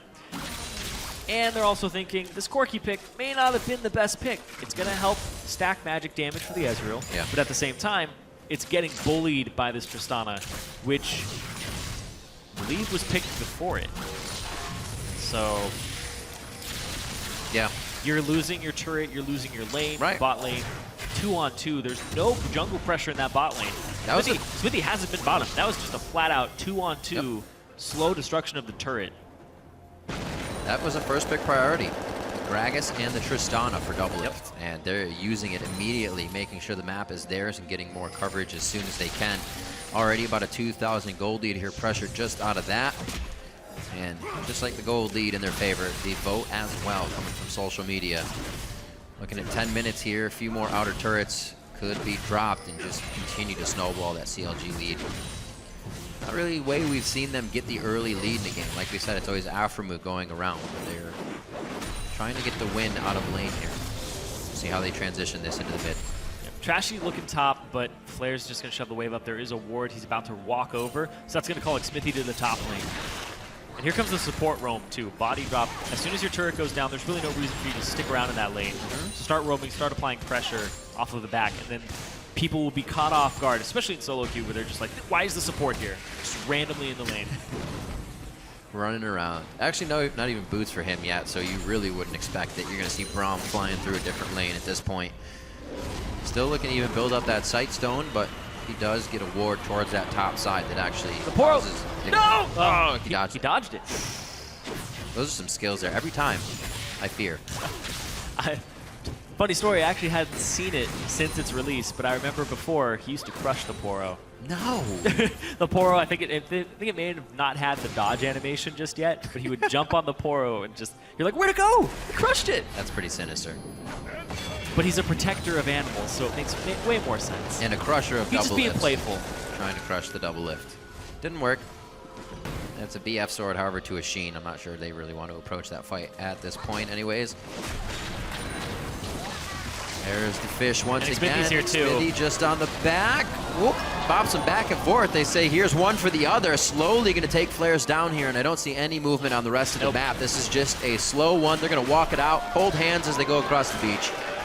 And they're going to be able to take him down. Zion Spartan 2-0 now on that Fizz in the top lane, starting to take control. And you were talking about it. When was the last time we saw Zion Spartan really just taking over a game? Right. Absolutely. We're about to see it here. Pobelter, he still has all his summoner spells. Ooh, no knock up there for Trashy either. It's close. Just on the edge. Pobelter having the shield on as well. Could have flashed out in a grave situation. Top lane. Gonna clear the wave. No. Getting them out of there. Inox trying to assist the side lanes now as they start to fall apart a little bit against Counter Logic Gaming's early composition. It seems like picks and bans as well went a lot better for them. I think seeing Inox's pick so early definitely gave them an edge. That was a confident pick. Yeah, gave you the opportunity. I'm always very hesitant about blue side Ezreal, mid lane Ezreal picks, especially when the other team shows that they have something like a Gragas, displacement, any type of jungler at this point. You're not going where you want to go. Yeah, Rek'Sai is really the one jungler that I always feel miserable playing into an AP Ezreal. I'm even okay with a Nunu into AP Ezreal. You just stack magic resistance, absorb Are you all though? the Qs. Oh, yeah. Are you? Oh, yeah. I'm totally fine with that. Mark it down. Oh, 2.6, 2.5 thousand. Favor of CLG. Mainly coming out of that top lane for Zion Spartan. A bit of farm here in favor of Doublelift and the mid lane. And Xmithy has a bit of CS in his favor that's keeping them on the up and up. Trashy looking down bottom, he walks straight through a pink ward in that brush. They know that Trashy's there. Ezreal Ultimate's coming by, it's looking for Doublelift, hits him, and he's got to back off. Well, this is by the book here for Enemy. We already saw on their stats they're a team that's grabbed two aspects of the Dragon. They're a team that loves Dragons. 30 seconds, already setting up deep wards, maybe trying to get some pressure on this bottom lane, some damage on the champions. I don't know if they're going to get everything they want. A bit on the turret, maybe making CLG back here in the end. Yeah, the Dragon's up in 10 seconds. Stick with it, though. Doublelift was able to back. Guys got the move down from Inox. Maybe they'll find this pink ward this time. Dun, dun. All right, there they go. Yeah, Trashy walked straight through that when he first came to the lane. Oh! He placed his other ward. Denied! No gold coming out, so Alphamu placed his other pink ward, denying the death of the Tri-Brush ward. And those deep wards and pressure on the turret actually did not give Enemy what they wanted. This next Dragon Ezreal's gonna goes try to over to ulti CLG. Inox! No! Cigar will not happen. A good smite coming from Xmithy on that. His smite is more powerful, too. Ezreal really wanted to be a man. He could have just arcane shifted in there, smited it, flashed out. Do it! Next time, do it. Happened back in the day. Shift in, smite, flash out. That's how you do it. I'm always distressed when a laner has a bigger smite than me as a jungler. Sounds like a personal issue. It is. I always hate it. That's why I'm so against smite laners. Hey, man. I get to be the peel. I don't get to smite it and get the objective. As a support, I don't feel your pain. I'm sorry. Well, one day supports will be taking smite. I remember challenging smite. People were like, it's so good. It's like an exhaust and an ignite. Supports will be taking this. Hey. It's like, oh God, no. Who knows? Don't do it, Riv. Put gold generation on that item and you got yourself another item. 15 minutes on the clock. There is gold generation on it. When you kill a monster, There you get more gold. That's true. You're not a liar. It's going to happen now. Oh, man. So, 2.6 in. Not even getting closed here for the gold lead, but that means CLG also isn't trying to push this gold lead. A Dragon did fall in their favor. It's not going to be any gold. There's some stats for gold. Yeah. But They need to start pressuring the map a little bit. Seems like they would have had these outer turrets a little sooner. Yeah, and you can see Doublelift immediately swapped up to the top lane. This is just a demolition comp here. Doublelift, he's looking for these turrets. Oh boy. Oh. Whew. Look at him just big standing Bosco up in chunk. front. He can see where Trashy is. There's no other threat after Body Drop uses that Winter's Bite. And Doublelift correctly knows that what his zone is and continues to deliver to the DPS, tries to get that explosive shot down, be able to get a little bit more damage on the turret constantly, even Zion, if he can't add the stacks. The Trinity Force Fizz looking for kills. He's hunting. Is Pobelter going to be able to cut him off? Oh, he tagged him with the fish! Uh-oh, chum in the waters. That means he gets the magic resist debuff. Flares That's going to sting a little bit. Yes, Depth charge goes out over the wall. Playful Trickster. Yeah, he made it. Oh, he misses the drudge line. no. He's not going to get a cooldown on it. He won't pass go. Do not collect $200. Well, Zion collected $200. Yeah, that's true. He did. Absolutely. Oh, looking Turn for him the upside knockups. down, shaking out the lunch money. Looks like they want to do the same in the top lane. Zion's bar with the TP in, coming from the kill in the bot. Could he get a coast-to-coast double? And he does. Almost a triple, but that's picked up by Xmithy, and they're on to that next turret finally. Still the mid lane, just Inox and Pobelter hanging out. The way this composition is going to be able to work out on CLG's side, Zion split push, now he can solo flares, 100%, no problem. Trinity Force 4 kills up, not a problem at all. And then everybody else sieges, disengage from Gragas, wave clear from Orianna, and then you shield the Tristana for even more turret damage. Right. It's ridiculous. I didn't even think this of is the going to go Storm down Shield. in one wave. Didn't even think of the Storm Shield. Great call, Cyrene. Aframu just giving huge damage over to Doublelift to take down these turrets. Zion Spartan take down the champions. It seems to be working out quite well for them. See this one more time. Trashy in. Doublelift actually was in a pretty bad spot to start this off, but nobody was able to focus him after that. Well, the Monsoon from Aframu made it so they couldn't even follow up on it. And Zion Spartan's TP, you have to be able to call that is an option in this game. You're keeping each other's timers. Flares, he's dead, but he still has to warn, don't make a play across the map. Trashy immediately goes in and tries to make a play. They get a turret for all of this, 3-1 in turrets, but they're still down 5 kills and a lot of gold. They have the AP Ezreal. That's right. That's the good thing here for enemy. But they're up against a 4-0 Fizz. Oh dear. And the rest of CLG. Oh! Huzzah! So it happens. You throw that shield onto the Tristana. The AD scaling on that ability is crazy. That was pretty big. They're going to just keep doing this. Another turret gets dropped down. There's 1, 2, 3 on the outside, which also provides a surge of gold to counter Logic Gaming. We've probably already gone back and spent most of that after that top lane fight just occurred. A minute and a half on to the Dragon, so we're going to wait a second before we get some more wards out and then start to get the coverage on the side of CLG. 6-0 here as we start off this game. Definitely trying to shut down enemy real early. Triforce being finished up on a Zion Spartan, definitely giving him a lot of confidence here as he just roams around wherever he wants. And a frozen heart rush by Flares. He's just trying to shut down Zion Spartan and Doublelift. Flares, Not so much Zion. Flares is still going to get run over here. Right. There's all that physical damage that he has to worry about as well as the magic damage. So the Frozen Heart helps him a little bit. It helps him with the attack speed of Zion. But he also doesn't have any boots. And Zion already has boots too. And a Trinity Force. Zion is just a speedy fish. He can go upstream if he wants. He's going to go straight after Nautilus. No problem at all. Yeah. Where'd that go? That's all Smithies. You know, it's starting to get tough when all of your resources are getting denied. This is exactly what you're talking about. It doesn't have to even be a teleport this time, though, Zyrene. Counter Logic Gaming almost able to walk themselves into the exact spot they need. There's the disperse from the explosive cast onto Body Drop. Oh, there's the dissonance to take down Trashy. Gonna keep going. Doublelift can't get another kill on that one to say King Me and jump in for another. And they decide to back off. 6 seconds on the Dragon. Perfect timing to get that fight to go their way as well. CLG's doing a great job of getting those outer ring of turrets, and then they wrap around, they use the fact that it is a Fizz, and you have to flank with this champion to get these great engages, and it's immediately executed on perfect. Pick up a Dragon here for CLG, 8-0 in kills, 2-1 in Dragons after this. And this AP Ezreal is not mine just yet. And Fizz, he stole the blue buff! Zion Spartan's just taking over this game on this Fizz. So Red was just taken. We saw Dominate do that. And like, yeah, we said it in Champion Select. When is this guy going to be able to go kind of ham on his own champion. Gets to do it on Fizz. Little Fish. Going a Little Fish. 20-30 on the clock. Pobelter may actually have to leave this one to the team of Enemy.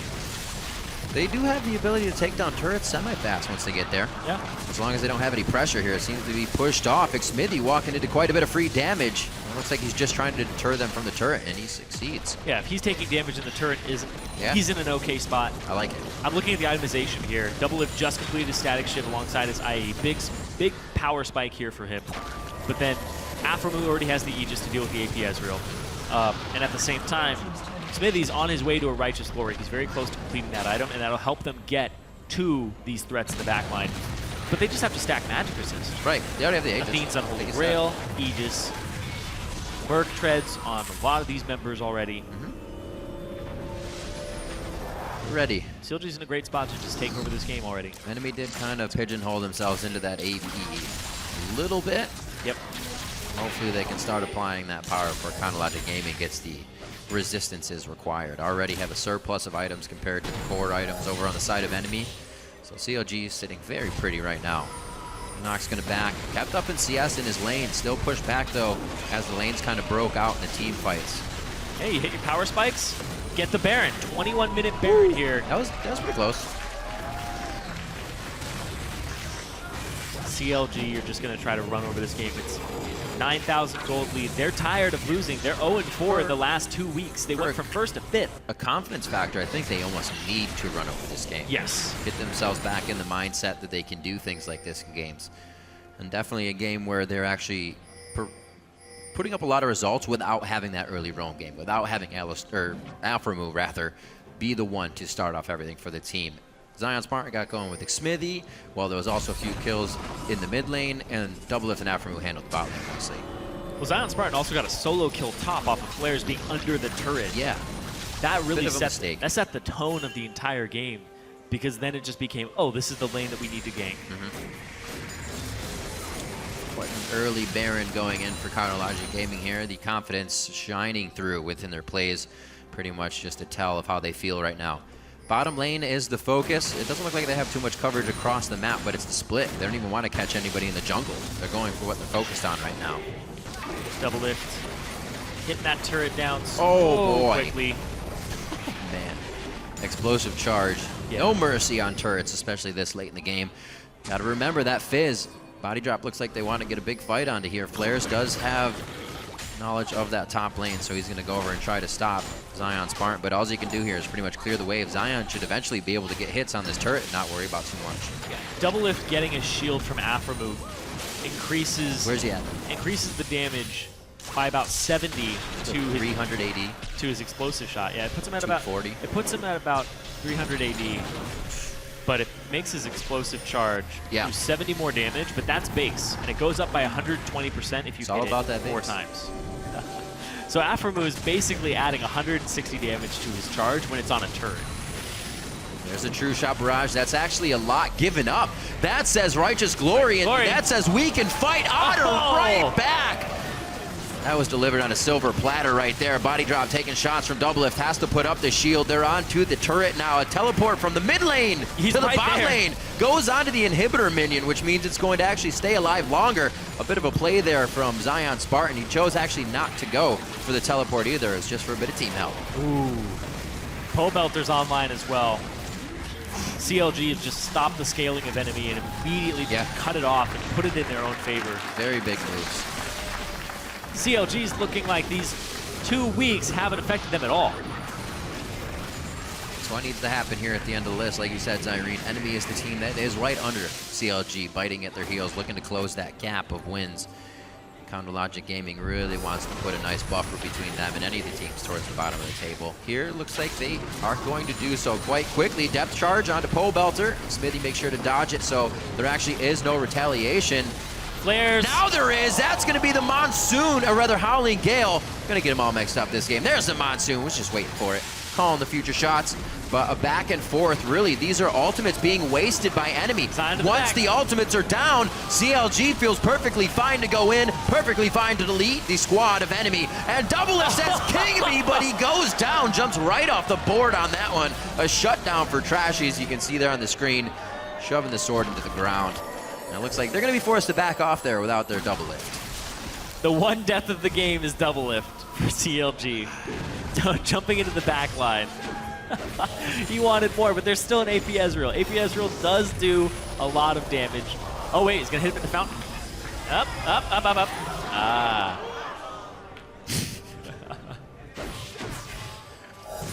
All right, pushing back a little bit. We'll see how this fight started and went. This just looks... Again, they have the pincer for Yeah, both this looks like sides. frustration. The fact that they have so much control. Oh. Players knocked in, knocked up, destroyed. And then just the follow-up fight here. Here comes Zion from the side. Everybody's focused on the right side. Otter basically walks into him. That's how much vision control they have and how much enemy doesn't have. And this Fizz flank is working out perfectly. This is how you play Fizz. That's not how you play Tristana, though. That's the second or third time that he has come, that Zion Spartan's come from the left side. Right? When you're in that position in the mid lane, it almost feels weird to not have wards on each shoulder, on your left and your right. But the tunneling right now that CLG has put enemy into has just kind of broke those fundamentals, and they're trying to stop the fights, but forgetting to ward, and that helps quite a bit. Exactly, and even when you just look at the inventory items, Trashy doesn't have a sight stone, That's so their true. vision control is going to be suffer. very difficult. But at the then. same time, Smithy doesn't have one either. But everybody's purchasing wards. They're going back and forth on this. There's upgraded Trinket onto Inox, so it's not a big deal that they don't have a Sight Stone in comparison to what Xfinity has, because he doesn't have one either. So, all in all, it's just CLG have those turrets taken, and they get to shove those waves up and get to shove their line of turrets up as well. Now, Zion Spartan's going to go top. His teleport is almost up. He has all the tools that he needs, and a Blade of the Ruined King to boot. Banner of command coming from Aphromoo. Nobody can deal with Zion Spartan right now, and they're just going to keep sieging. The Tristana, the Demolition Squad, the 4-man unit that I talked about, where Fizz is going to be off on the side splitting, that's just going to happen over and over and over again here. Banner of Command in the minion. Got that going. They do. AP is going to be a little tough to take that one down. Still have a bit of attack damage to thread in there, but they can't really do too much. Smited already to try and get it to double smite. One easy way to do it, back to the line. Inox displaced backwards. That's body drop instantly hitting the ground. Inox doesn't have a chance to breathe on this one either. Flares is the next target. The explosive charge with enough damage from Pobelter drops him to the ground, and 3 fall instantly as Counterlogic Gaming runs into the base here of enemy and looks for the Nexus. It looks like CLG want to take down enemy and bounce back from their 0-4 weeks. They could have done it without any kills. Unfortunately, Doublelift had to jump forward, got himself killed. Why did Doublelift try to dunk? 15-1, Counterlogic Gaming takes down enemy. You should never try to dunk. Don't dunk. He tried to dunk, hurt himself. But still, the victory. Counterlogic Gaming very happy, especially with that one. Any laid out plans definitely came to fruition in that game. Hopefully they can get it to happen once they, go from behind, because that's a completely different story. Teams can do well from in the lead, but being from behind is the real test. We'll see if CLG still has that if the time comes. They give themselves that buffer over enemy, though. Now 2-0 over enemy, so they own the tiebreaker, and it increases their chances of making playoff. CLG, though, looking into reverse the tilt coming into this week. Right. And it seems like they're getting some momentum under them off of this win. Enemy, though, they were coming in with the idea that they're back. This is the team that's looking on the rise, and they only get 1 kill and 1 assist in this whole game. Top lane Fizz coming in from Zion Spartan here into the graphs. Let's see what the deal was. Still, Inox 22.8 thousand damage, so he had the highest. Right behind him was Tristana at 14. So even with the plays that Zion Spartan was making at 9.6 thousand damage, they were the right plays to be made. They were the finishers. They were the ones that needed to happen. And having all that damage usually means you did pretty well. But sometimes even if you don't have a lot, you were making the right plays. And Zion Spartan was making the right plays. Yeah, and even when you look at the gold graph, or the damage graph, Inox has this gigantic bar at 22,000. Right. Highest in the game. But then the next highest champion on his team is actually Nautilus at 6,500. Corki is typically a poke champion that gets inflated numbers just from throwing Rs out over and over again. Yeah. And Otter did 60, 70 less damage For sure. than Flares did. So only 6,500 damage out of the Corki. I don't like the Corki pick at all. Personally, I feel like they should have had a carry. They lost lane anyway. A lot of AP was kind of tied into that, saying, what do we need as poke? I mean, what if you even threw a kind of a Varus in there somewhere instead, right? Not your AD carry. I mean, we've actually seen teams try to do that, right? Bring out the Varus, put the Ezreal in the mid lane, but for this... Dig. Yes, it was Dignitas. I was trying to remember. Thank you. Good brain. But yeah, seeing that, that's the best conflict. Kind of going in there saying, we want this champion select. We want these champions. We're going to pick Ezreal blue side, even if it's a blind. And you're almost kind of setting your own ways right away. Yeah, you're definitely setting your own ways. And at that point, the enemy team gets to do whatever they want. Absolutely. And that's the thing is people are all about this AP Ezreal. We're seeing it lose a lot today because it's very counterable. There are weaknesses to this champion. You just can't be passive early game against it, or else you're going to fall off, and you have to have at least 1 or 2 options in your draft that actually allow you to fight it and start fights on it. And then you're just 100% good to go. It's much easier to counter this AP Ezreal than was originally thought. Absolutely. You just got to figure it out. It seems like it takes a few weeks, and everybody's like, oh, what was that about? For more on CLG's methodical win, let's send it down to Freak. Yeah, he is actually. Hey guys, thank you very much. I am here with Zion, who's just saying the double lift is a feeder. Getting into the game, I believe he was your only team's death. Would you talk to me about why this happened? Yeah, we're diving, and then everyone's like, back, and then he rocket jumps into the enemy inhibitor turret and dies. And then we're just like, Peter, come on, man. Why you got to be the only one feeding on our team? So that was pretty bad. He doesn't care about the fantasy points, but at least extended the game a bit longer, made it a bit closer maybe. You guys finally have turned around a gigantic losing streak.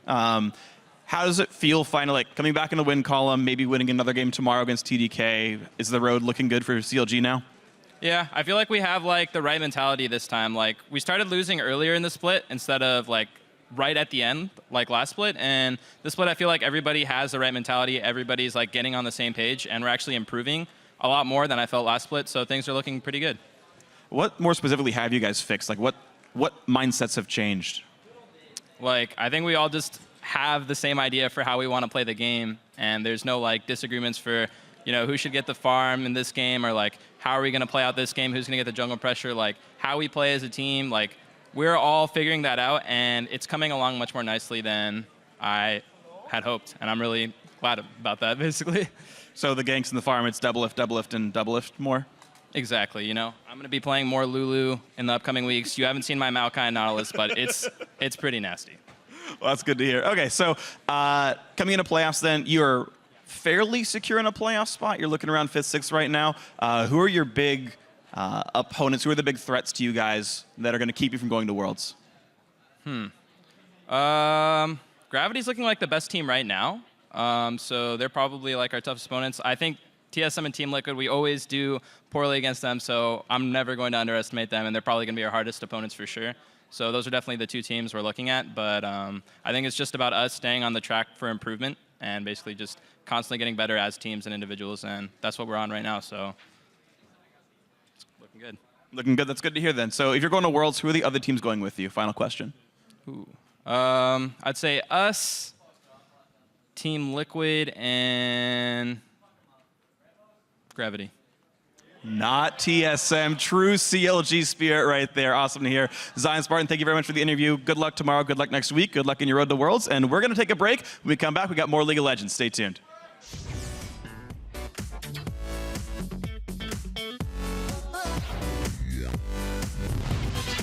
And I'll tell you all about it when I shut up again.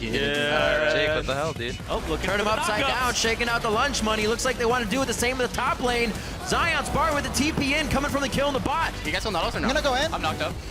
Right. Body, From the body, flash, from the I'm on flash. Brom, don't flash. Thank you, Rek'Sai. Nice. You keep on, Peter. Once the ultimates are down, CLG feels perfectly fine to go in, perfectly fine to delete the squad of enemy. Displaced backwards, that's body drop instantly hitting the ground. Inox doesn't have a chance to breathe on this one either. Flares is the next target. Counter Logic Gaming takes down enemy.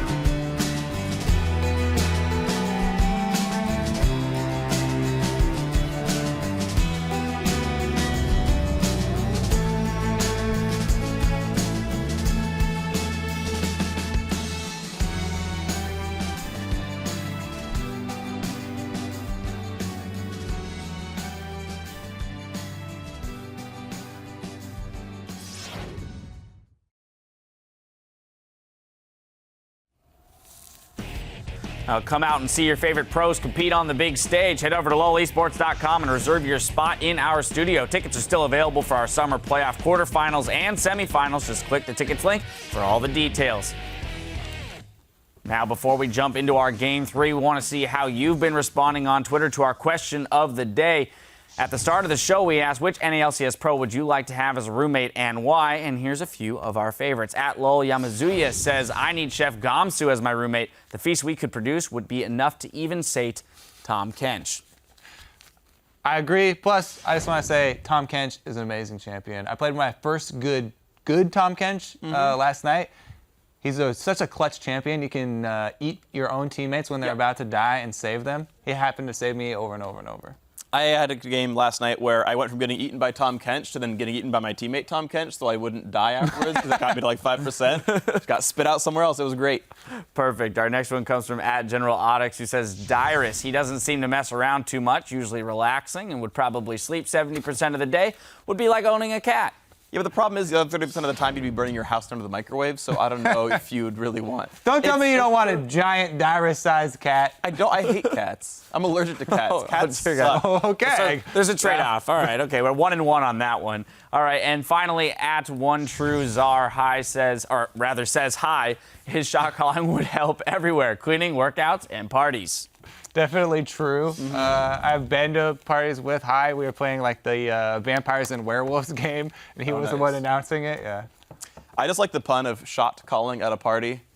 He does that there too. You go. There you go. Seal of approval from the official pun master himself. Well, thank you to everybody who wrote in. But now we're going to turn our attention to our next match, Gravity versus Cloud9. For the boys in blue, they're in uncharted territory here from going 4 splits without a roster change to 2 in the same split. Cloud9 are just trying to stop their free fall. Yeah, I mean, that honeymoon with bringing Hai back in was cut short. They looked good in the first game against Team Liquid, but that quickly evaporated. And just the shot calling being brought back in is not enough to lift. Well, I guess it's enough to lift the spirits for a short time. Yeah. But the play from all the players. Yeah, not to lift their spot in the standings. There you go. Now they're facing off against one of the hottest teams in the league. Gravity won a piece of first place after systematically taking down TSM last week. Nice, we have Liquid evaporating, Gravity lifting spots in standings. You guys are you're amazing. I'm glad I had great influence on you. But no, Gravity overall, I mean, I really do like this team. I talked about it at the beginning of the show. These guys are innovative. They play a lot of anti-meta stuff, which is cool. That's hard to do. I think at some point we'll see them fail a pick and ban by trying to be too cute. But I think by and large, these guys are doing a great job. Coach Kopp embraces the quirkiness of his team. Keen's awesome champion pool. They still draw Urgot bans like it's earlier in the year. The mid-Jarvan's great.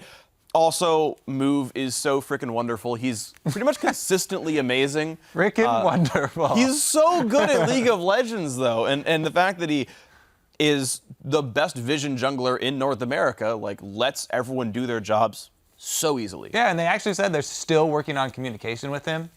So even with that barrier, he's still performing really well. I mean, Zion said that Gravity's the best team in North America right now. Like, these guys are maybe the best team in North America, yeah. The real deal. I think without a doubt, the real deal. Well, as we throw it over to our casters, Bunny Fufu says his partnership with Altec is helping bring both players up in terms of their game. For Altec and I think it's just small things, to be honest. Like, I know he likes to play a lot of support, so he'll often like point things out that I won't see often, which helps me grow as a player. And I tell him some of the supports that he had in the past, didn't really tell him, I think. So I think we're just like building off each other's knowledge and really growing off that. Definitely a good attribute to have, being able to work off of somebody and not think that I have all the knowledge and you're going to listen to me. Shut up, Rip. No. Let's check out the teams with a quick roster rundown. On the blue side, it's going to be Gravity. That's Haunter in the top lane, Move in the jungle, Keen in mid, Altec at AD carry, and learning from each other, Bunny Fufu on support as well with Kopp as coach. And on the red side, it's Cloud9. Balls in the top lane, High in the jungle, Incarnation in mid, Sneaky at AD carry, Lemonation on support, and Charlie as the coach. So High still in at the jungling position. There was noticeable improvement in the early game for Cloud9. They had more fight in them, too. Yes. Even the mid-late game shot calls seemed better. They didn't completely work out, though. That Team Liquid game where they won that mid-early game team fight, where they were able to execute on it, was absolutely great to watch. And Cloud9 fans had something to kind of rejoice about. It was Cloud9 might be back, and they might now that they've had a week of practice and High's more adjusted to the jungle role, I looked at his solo queue. It's pretty much all he's playing right now.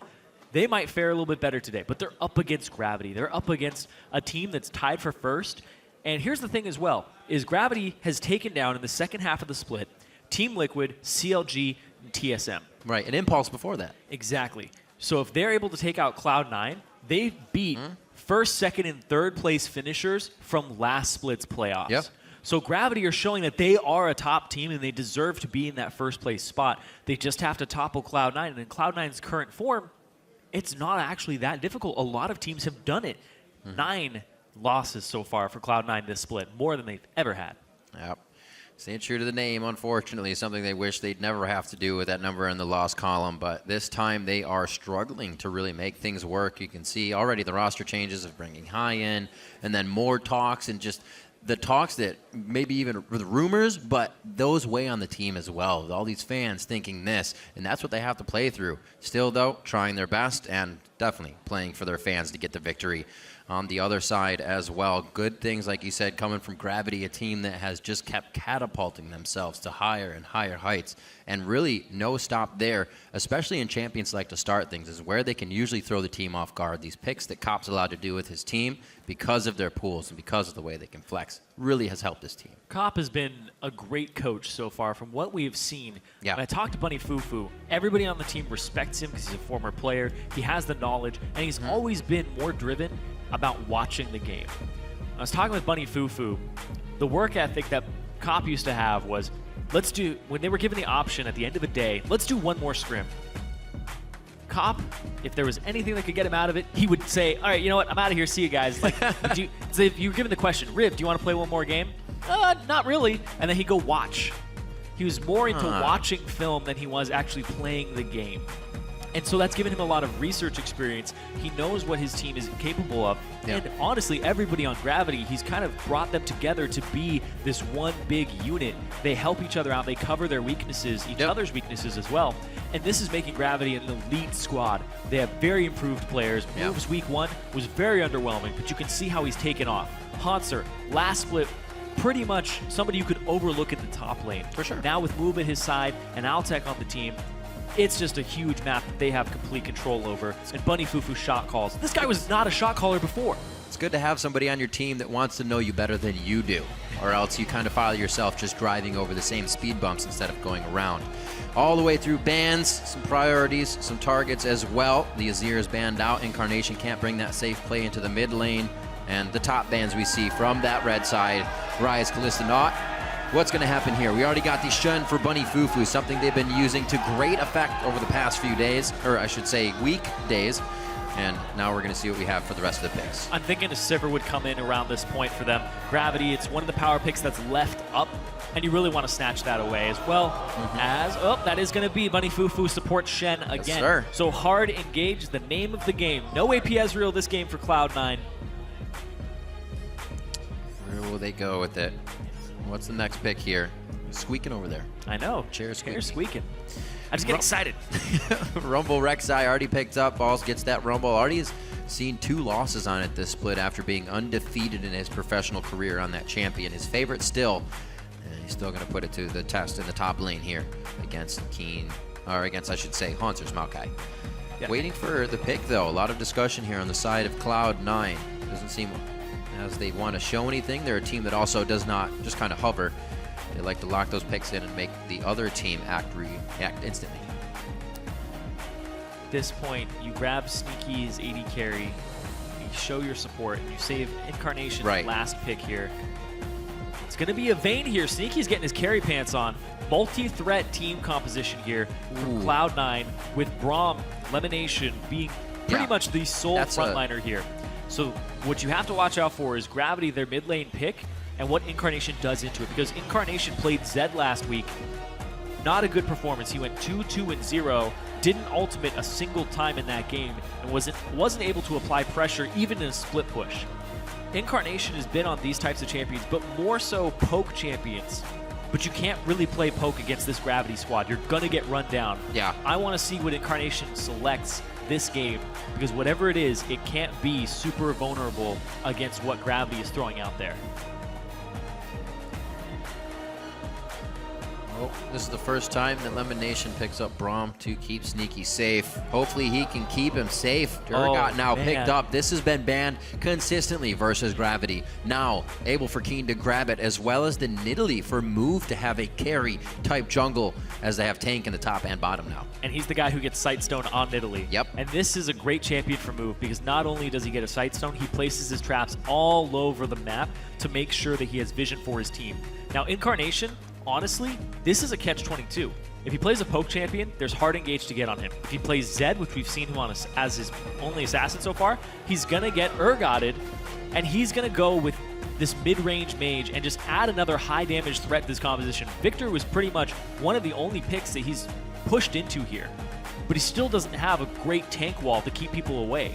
Right. It's a very dangerous pick, no matter what it was in the mid lane, because Gravity set up a composition that's going to get to you. Really wasn't too much he could do. We haven't seen Incarnation on too much as well this split. Really been kind of pushed to these same champions over and over again, and once again this Victor. The caveat here, though, is Cloud9 has so much damage on this team. Rumble, Incarnation on Victor, and you have this Vayne. They lack a little bit of frontline, but the composition from Gravity has almost no damage. You have an Urgot, you have a Sivir, and you have a jungle Nidalee. Sure. You do have an AP source, you have an AP threat, but it's not that high. And then you have two mild 80 damage carries. They'll reduce a little bit of your damage, but Sivir's utility is immense.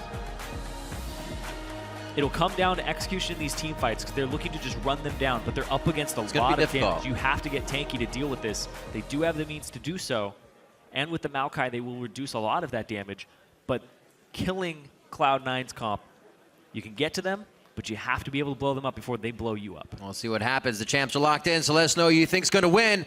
Send either hashtag GVWin or hashtag C9Win to @LOL Esports. As usual, we'll tally those up. You can see your vote coming up on the screen throughout the game. The crowd's ready, and we are ready to get into the game. Gravity versus Cloud9. We are on the Rift, game 3 of the day. So you can get the win on this one. It's been a pretty slow and methodical day of games so far. Teams have kind of pushed each other around in the laning phase with not too many kills. An explosive mid that leads on to the Nexus. So we'll see if we get the same one with these guys. Yeah, slow methodical games has been the name of the game today. And we've mostly been seeing tiny advantages. Whichever jungler is controlling scuttle crabs, whichever jungler is getting that advantage.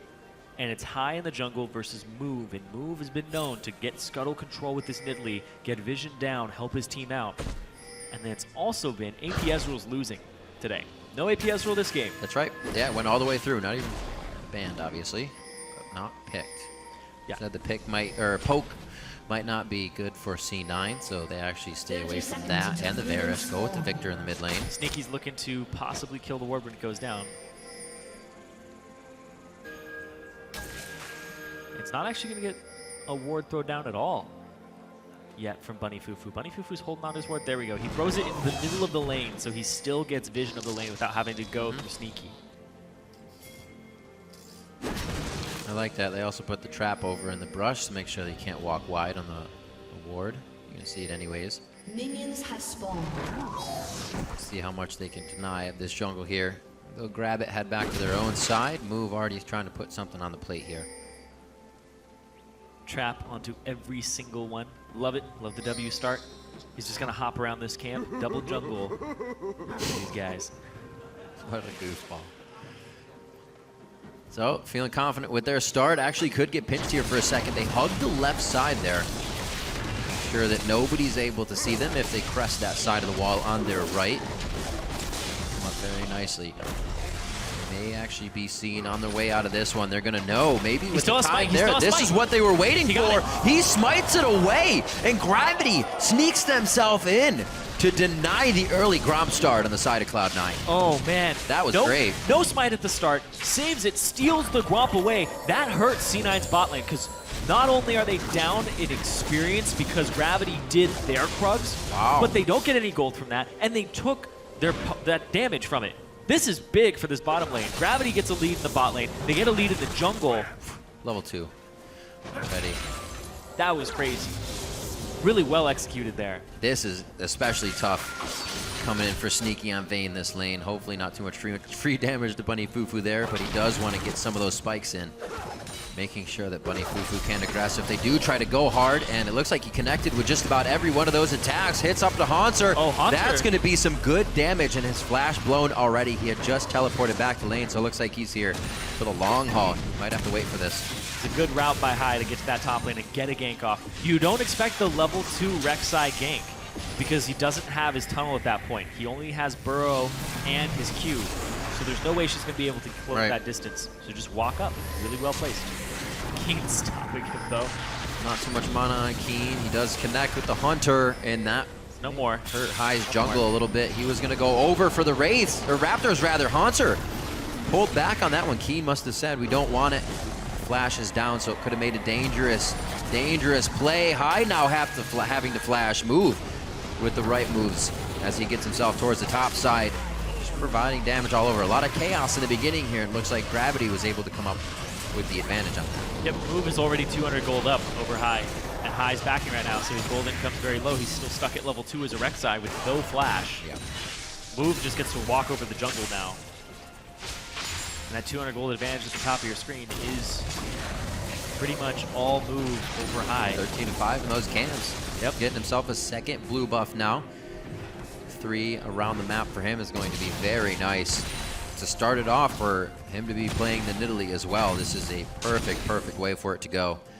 And he can start helping the team in every lane that he wants once he starts getting his core item built up. Exactly, and Move needs to have an okay game through the early phase so that he can get to those AP items, because they don't have an AP threat aside from him. Hansu will do some damage, but it's really on Move's shoulders. See a pretty high kill game back in week 2 in favor of Gravity here. Still composition that can do that. They just got to get in the right spot.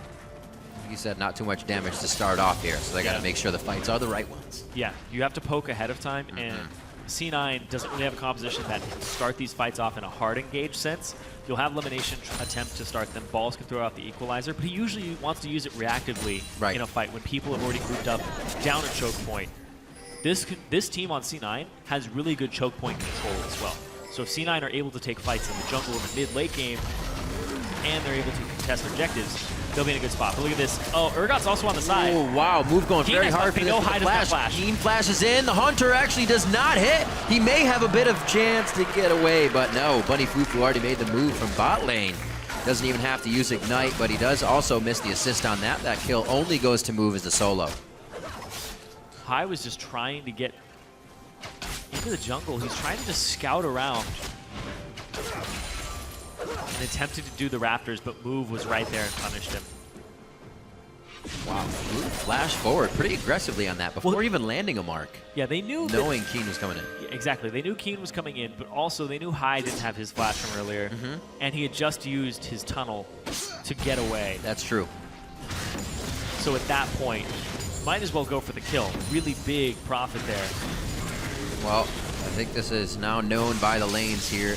Definitely have to play it safe on the side of Cloud9, and that's already not happening in the mid lane, unfortunately. They're not going to be getting any jungle pressure from High, so this is going to hurt only more. Actually, you didn't notice this as well, but Keen, he did flash, but he didn't even get an assist. He didn't. No, yeah, there was no assist on that. It was just a solo kill by Move. 6.5 minutes in. The level advantage in the bot lane hasn't given them too much. 44-41 CS, haven't been able to pressure more than just kind of trading damage back and forth. Elimination doing a good job at keeping things safe in the bot lane and sneaking in his positioning. It'll be interesting to see how far Sneaking can get with this Vayne and if he can really bring the game back in for Cloud9.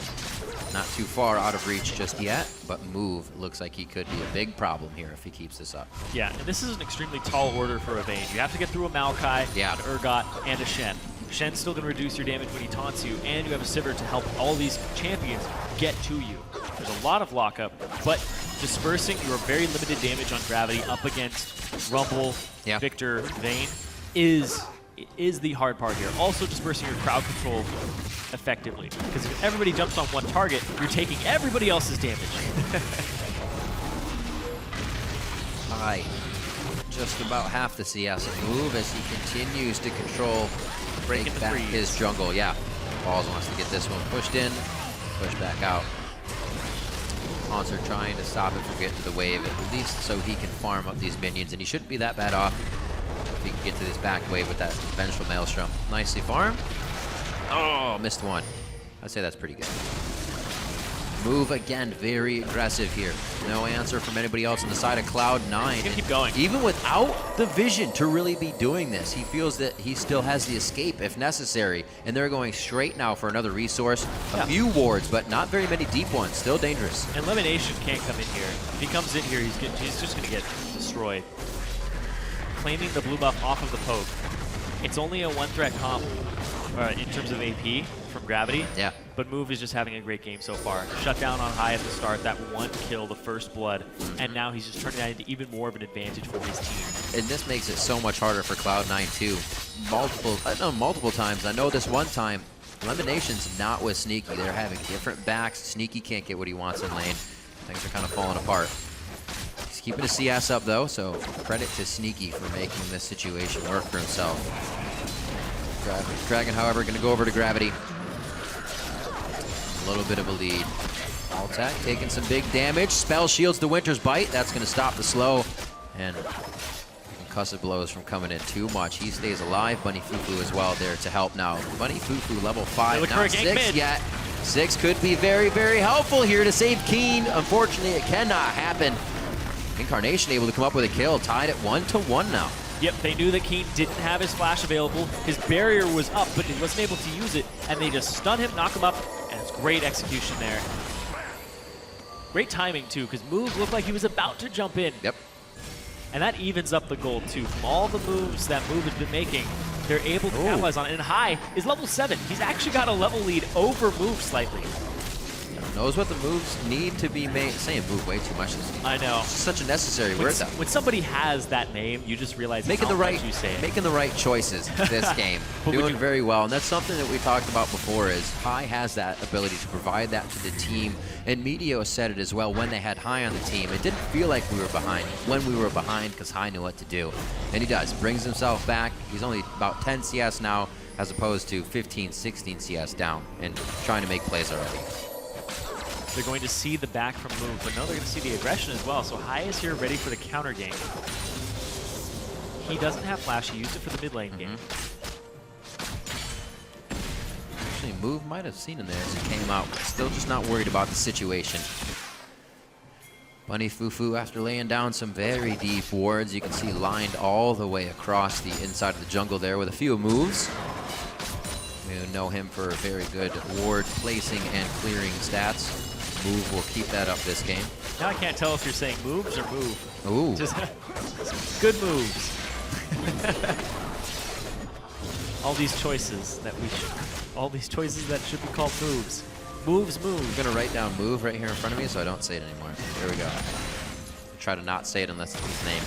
11 minutes on the clock. Move making his way into the jungle. Oh! I got it. Hot Smooth damn. moves. Smooth moves. Failed already. He's going to get scuttle control as well, and just really nice play so far. The Sight Stone's out onto Bunny Fufu, but as well as Lemon Nation, but you can see how effective that's been for Lemon. He hasn't been able to put it... watch him, he just got it, and I looked down. Mid lane though, both junglers looking for this. Keen flash. Incarnation just got that kill. They want to soak that money back up. He actually may get out of this. No! The hit from Keen finally lands, taking out Incarnation. The fight as well onto Balls. He teleports right into the fight. Those teleports happened at the same time, and the crowd control was coming from Haunser. That was known. Balls couldn't even put out his ultimate. The reaction there, and Haunser been stepping up this season hugely. He's right on time with Without his a doubt. Even though Balls has hit his item spikes of the double magic penetration build, it doesn't matter. He's not able to get his ultimate out, and they end up getting this mid lane turret for it. Great aggression there. And Move is just a guy who understands economics in League of Legends. He understands jungle economics too. When he gets that romp on the side, he's able to take it, and he's like, let's go middle. Because now it's time to make an aggressive play, and Haunser's ready to TP it. Keen is ready to flash it. And just great. And we're back on the jungle economics point. When he gets the Gromp, he's able to deny that, and it's almost like 100 gold swing in your favor, which equates to 100 gold they wouldn't have had. So counter jungling is very effective in his hands. I'm actually gonna check his gold right now. He is 1,300 gold above High. It's 2 kills. They're the same in assists, but the fact that he's getting these very important parts of CS, the part that he's getting are scuttle crabs, big crop, so there's only adding 1 to his score box, but still, he's got so much gold. One of those as well was solo onto high. He was able to find that and get the kill, so he's providing for the team as well without any of their assistance. Keen had to come out of lane, but he was a little short to the party, so we'll put that on him for missing out. He's got 700 gold from kills, but the fact he's up 1,300 means that he's got 600 gold just created. If this game was 100% even at this time, they would still be up 600 gold because of it. The one thing happened that Cloud9 didn't want to happen, and that's that Move actually got an early kill. Fortunately, High knew what to do with it so far, but he has been able to extend that kill to other lanes before High could kind of patch up that instance of what fell behind. Again, denying the blue buff one time after another. They just keep getting the resources. That goes over to Keen. Incarnation won't have too much trouble clearing the mid wave, but it is going to be tough if Keen can start locking on those hunters. A little bit of movement here from Balls. He's trying to get the Scuttle Crab, keep himself in that money game as well. It's 110 to 112 in that top lane, so not too bad. Ward's getting set up around Dragon to start the vision here. 30 seconds before that spawns. See if we can get some spear pokes in to make it a little easier.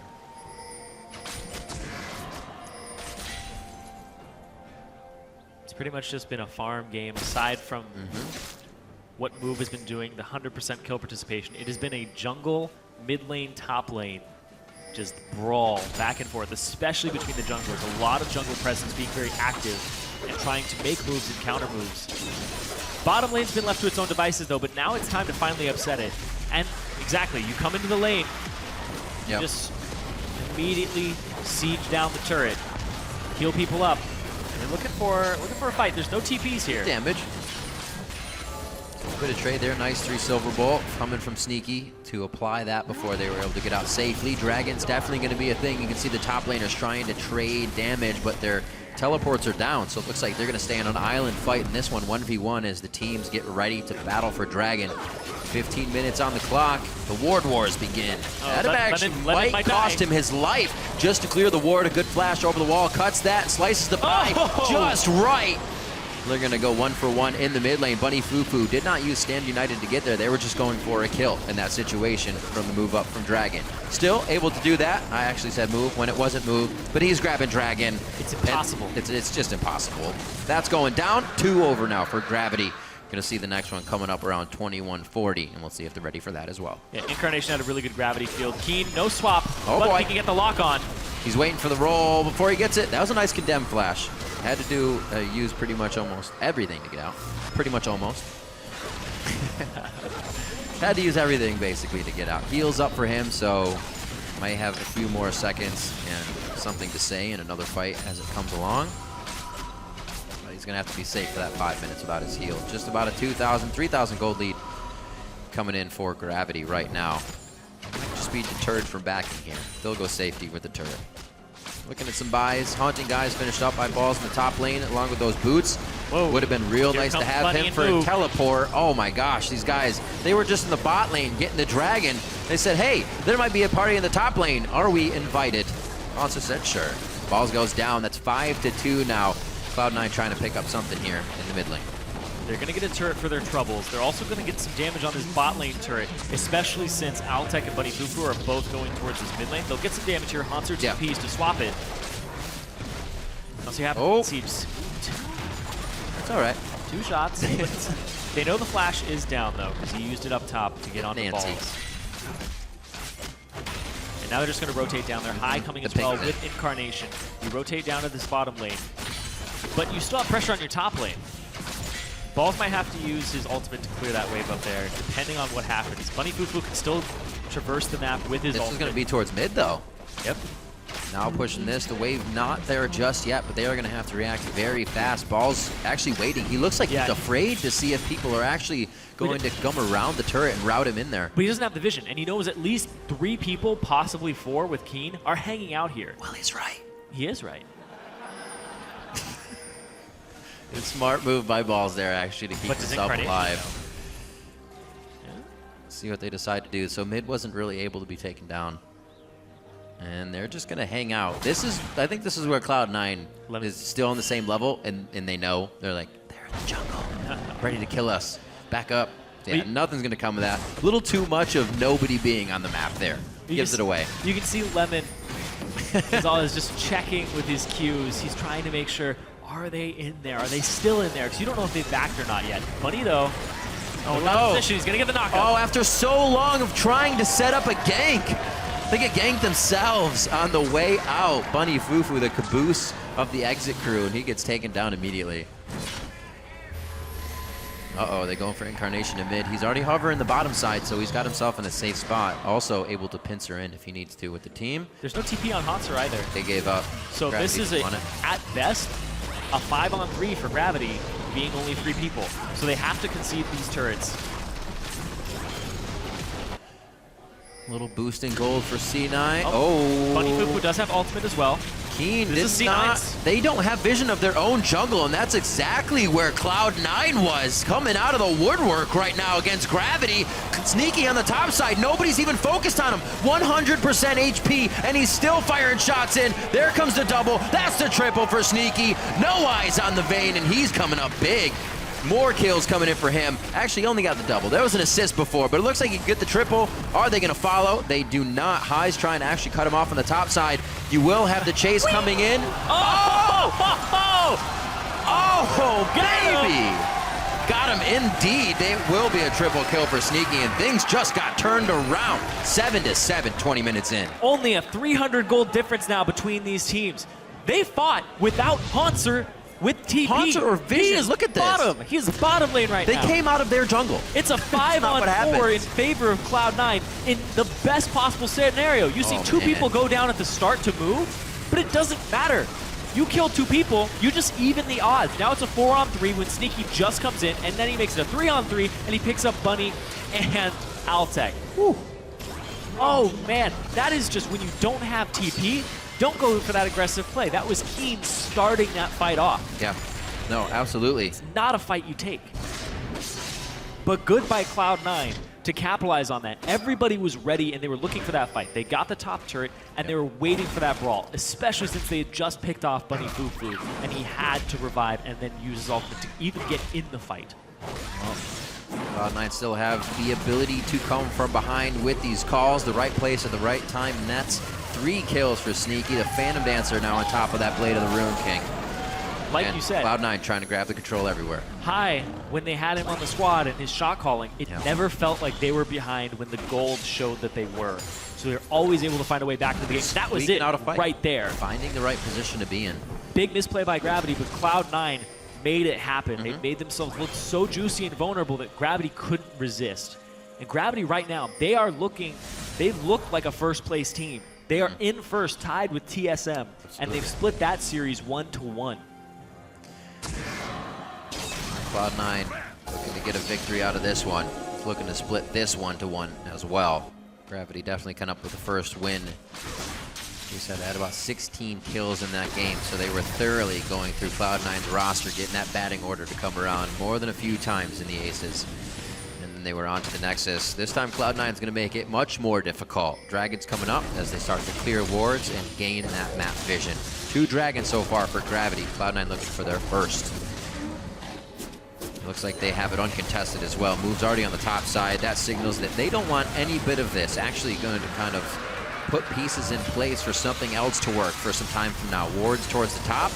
Whoa, right in the Hanser's face. Whoa, Cloud9's actually going to start threading themselves through the jungle here. Definitely create a wall of defense against the team of Gravity.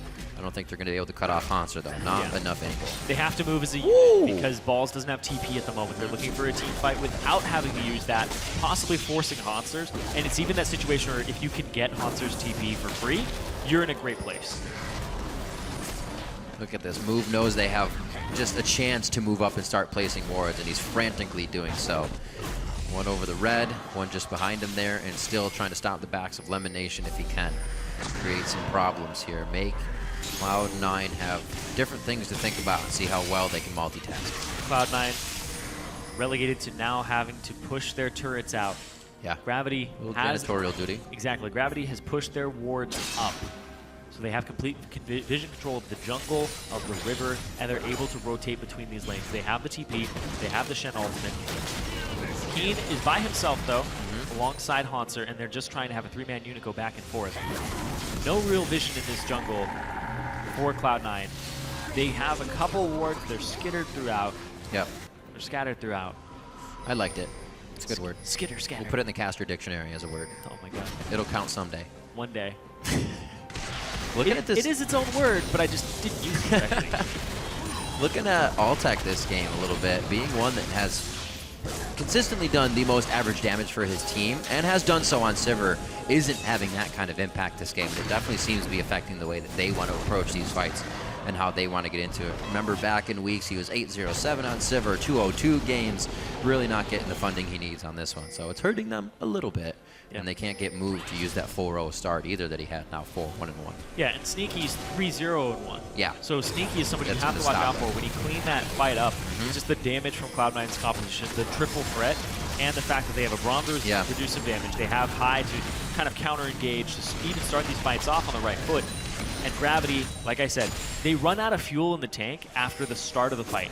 They get some Urgot Qs down, they get the E after to start it. But then after, it's hard to continue that fight. And we saw it, the lack of damage that Gravity has was very, very relevant in that last fight. They needed Maokai there to help them survive longer. Oh, move. Split from the team. And that was the pressure that High hopefully could get a flash out of him or something, but he just leaps the wall nicely. No trouble for him there. Very confident on his Nidalee. High doing very well for his team this game. 0-1-7 after being put back very hard in the early game. He has the defense and the items necessary to get himself into the middle of this fight. Despite being down 4 kills, he's up 6 assists and down 10 CS, but that only equates to 400 gold down behind Move. Before, very close. He was 4 digits down at one point. Yep. Really helping the team to stay in it. Move continuously denying resources, trying to get around the jungle. This also tells him where High is not. They don't have the wards in place, so information being thrown everywhere. Let's see where they go. Finally a break between these two teams where they're not warding each other, trying to stop each other's backs here. A bit of a breathing room. And Sneaky with that 3-0-1. He's 1,000 gold up over Altec, and he has his QSS completed. Yep. So at this point, he's taking less magic damage from Move when he does land his javelins on him, and you can't swap him into your team anymore. I haven't touched on it too much, but Keen is at 665, a 750, so he's very close to getting that fully stacked tier. Being able to transform himself. Looks like they're poised and ready to get another fight going here. Both teams jockeying kind of for position in middle as the wards creep up towards that Baron side. Dragon is going to be in 2 minutes. Might see that actually get soloed out here if they have the time to do so. There's no wards on the bottom side of the map at all for Cloud9. They can't see Dragon Pit, but at the same time, there's only one ward in the area that Gravity has around Baron. They have one right on Baron. A good fight here would really help C9. Starting to get their waves pushed in the top lane. Baron as well. Very, very big for the position that they've been in. Start getting some turrets back in their favor. Any team would really benefit the same off of Baron. They've kind of evened each other out here as we reach 27 minutes into the game. I love how it's a siege situation and Move just says, hold on guys, I gotta go get their blue buff. He's just ready to come back and start sieging and poking more. Look at, they're trading sides of the map too. Yeah, how exactly. Nice. It's just jungle economics for him. He's going and just maxing how much gold he can get. Oh my god, you're walking by them. No! Why would, no! This is what you just gave up! They trade sides of the map. Cloud9 still taking some significant damage, but like you said, after Gravity starts it, they might fizzle out, but they have the positioning to continue. The fuse is still lit. They could explode on the final members. There's one, a double kill for Move. Looking for a triple, but it's going to be Haunter that picks that one up, and Gravity walks blindly into a 5v5 fight and comes out on top. So tanky. The Gravity squad just able to last through it. And big part, Sneaky got chunked out so quickly, and then even though he went for Altec took very minimal damage, and he also got a Shen shield. The Rumble ultimate placement there from Balls only hit Keen. Could have been a much better ultimate there from Balls to actually win them that fight.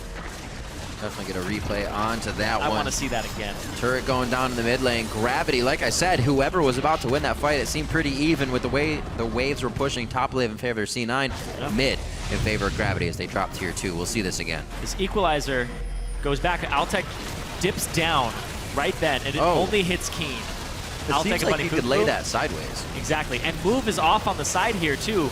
Comes into the fight. Sneaky's down right now, and then it's just clean up from there. You have Hanser in the fight. Move just keeps skittering about. Nobody is on him, and they pick them up. Incarnation's damage was also negated that fight. The Maokai being in there is the Vengeful Maelstrom. Exactly. Very nicely mitigating damage from Maokai's ultimate. Hanser put himself right in the middle of the fight there. A lot of things worked out in favor of Gravity for looking very grim as they approached that fight. Knew what they were doing, though. They knew the boundaries of their team. They didn't seem to hesitate either. It was kind of like a no care in the world. If they are in the brush, then this is the fight. We haven't done it in a while. So that was so risky, though. Yippee-ki-yay. If that equalizer had been placed slightly better across carries, it would have been a really good fight for Cloud9. Yeah. But then Sneaky also had to get in the back line. Really just mixed up there for Cloud9. Since they don't have a front line, Elimination is not in front of Sneaky. He's taking all this damage. They were really just all over the place. It was not a coordinated fight. But Gravity, complete opposite. Yep. They knew who they were. They know how they were splitting their damage. Sneaky gets taken care of by 2 people. You have Maokai Hanser diving Incarnation, so nothing happens from him. Right. And you just keep your Vengeful Maelstrom on your team so that they're taking this reduced damage and you're able to win this fight. Now the siege begins again. Oh, man. Not much they can do about this. Altec in and out, threading in the auto attacks to make sure they can drop the turret easily. And they're going to start pressuring in. Mid-wave, top wave, not too close for them, so this one should be one and done. See them get out unless they get a very nice fight against Cloud9, but that's what C9 is trying to avoid here. Keep everybody alive in the base, where the base will be no more. Spears are missing. Good for C9, bad for Move. Wasting his mana pool here, and he's not going to have too much left. Zanya's finished up onto him already. We've seen that multiple times. When he gets going, he'll go for the power items on his Nidalee. Get Abyssal Scepter as well. Yeah. Yep. Just for the magic resistance to deal with balls and Incarnation. They're just going to have to give up this turret. There's just too much siege, and the wave clear is solely on the shoulders of Incarnation.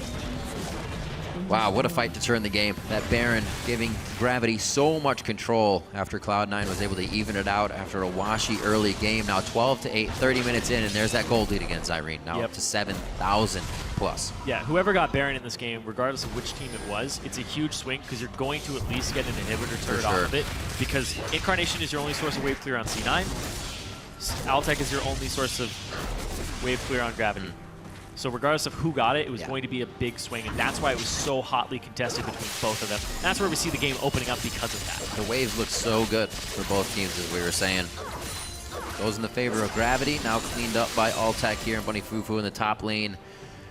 40 CS due to this open, free time to farm here that he's been able to get a lead. I don't think Sneaky will be able to get that by himself just yet. The team's going to be sharing this farm that comes in, especially towards the top lane now, the next focus of Gravity, as they look to take down one of the final outer tier turrets here. Actually, the final. It looked like mid lane was up for a second, but I remember that went down right after the mid fight. Balls has TP. He's dealing with the bottom wave right now. They have all the tools to dive your team comp as well, and they are fairly squishy except for high. But they're not going to go for that. It's a big risk. At this point, you just try to break the siege with Incarnation. This makes it so tough for Sneaky too. Double Frozen Heart he's got to fight through. He can't really find a target that's not going to have one of those Frozen Hearts next to it. Altec very well covered here. Like we said, that Aegis already finished up. These guys have a lot to work with. The advantage now as they press the second tier top turret. And Elimination down to half health. Even with the shield up, Cloud9 is forced to continuously give up their turrets. There's no Baron left either. No, that's a really good point. They're just, it's almost like they're giving Baron respect, but with the lead, it's almost they have to. Able to wait for this next minion wave to come in. Not really getting a good push on the side ones just yet. They may just wait for it. They know they have the lead. These are things you normally can't really do. You have to have somebody pushing. You're losing something, but they have all the time in the world. You're on a bit of a timer again because Balls is now here, and that bottom wave is going to continue to push. Move shoves up other waves. Now they he's move pinging, off. but the blue buff is up. He's like, I gotta get it, you guys. Jungle economics 101. I gotta get it. Smite Wolf to see that your blue got smited. That works as well. At least you have somewhat of a timer on it now for the next time. I don't know if they will be able to enter into their own jungle. That's really become Gravity's at this point. Incarnation and the rest of the team hand in hand as they make their way around the map for power and numbers. A lot of the final items are being created here, maxing out some of these builds. Pretty close onto High, gets himself a Thorn Mail, just a few more wards are in his last inventory spot once he gets those placed. Still waiting for Sneaky to get a bit bigger too. He's got his 3 cores and that Quicksilver Sash to stay safe. They're a bit of a ways away here on Elimination to actually getting an Aegis of Legion. The Thorn Mail and the Rando and Zone is definitely going to help against Altec and Keen. But right now, Move is a huge primary damage source that's being left unchecked. He has a Void Staff, he has an Abyssal Scepter, he has Sork Boots. So High's MR at this point, he's at 53 MR. The magic penetration of Move is going to equate to pretty much that. Move is doing true damage to High at this point. Just got a flat 35 penetration, plus whatever he's running in his runes. Probably not very many. We're about to see a bit of that true pain. High with a good dodge, but the wards for Gravity here are only going to allow Move to keep pressuring, keep spearing out. 6-1 and 4 right now. Team's working well without, as we said before, Altec being the one with that huge carry. Sivir utility still used very well on the team. Here to disengage. Baron in 5. Make sure they don't get a bad situation. There's the solo out on the Dragon. Move's been doing that quite a bit. 4th for them. Baron is up, but with the Sivir ulti down, they may have the advantage to get to the people they want. Still be very tough with that front line. Shen, Maokai, not gonna be easy.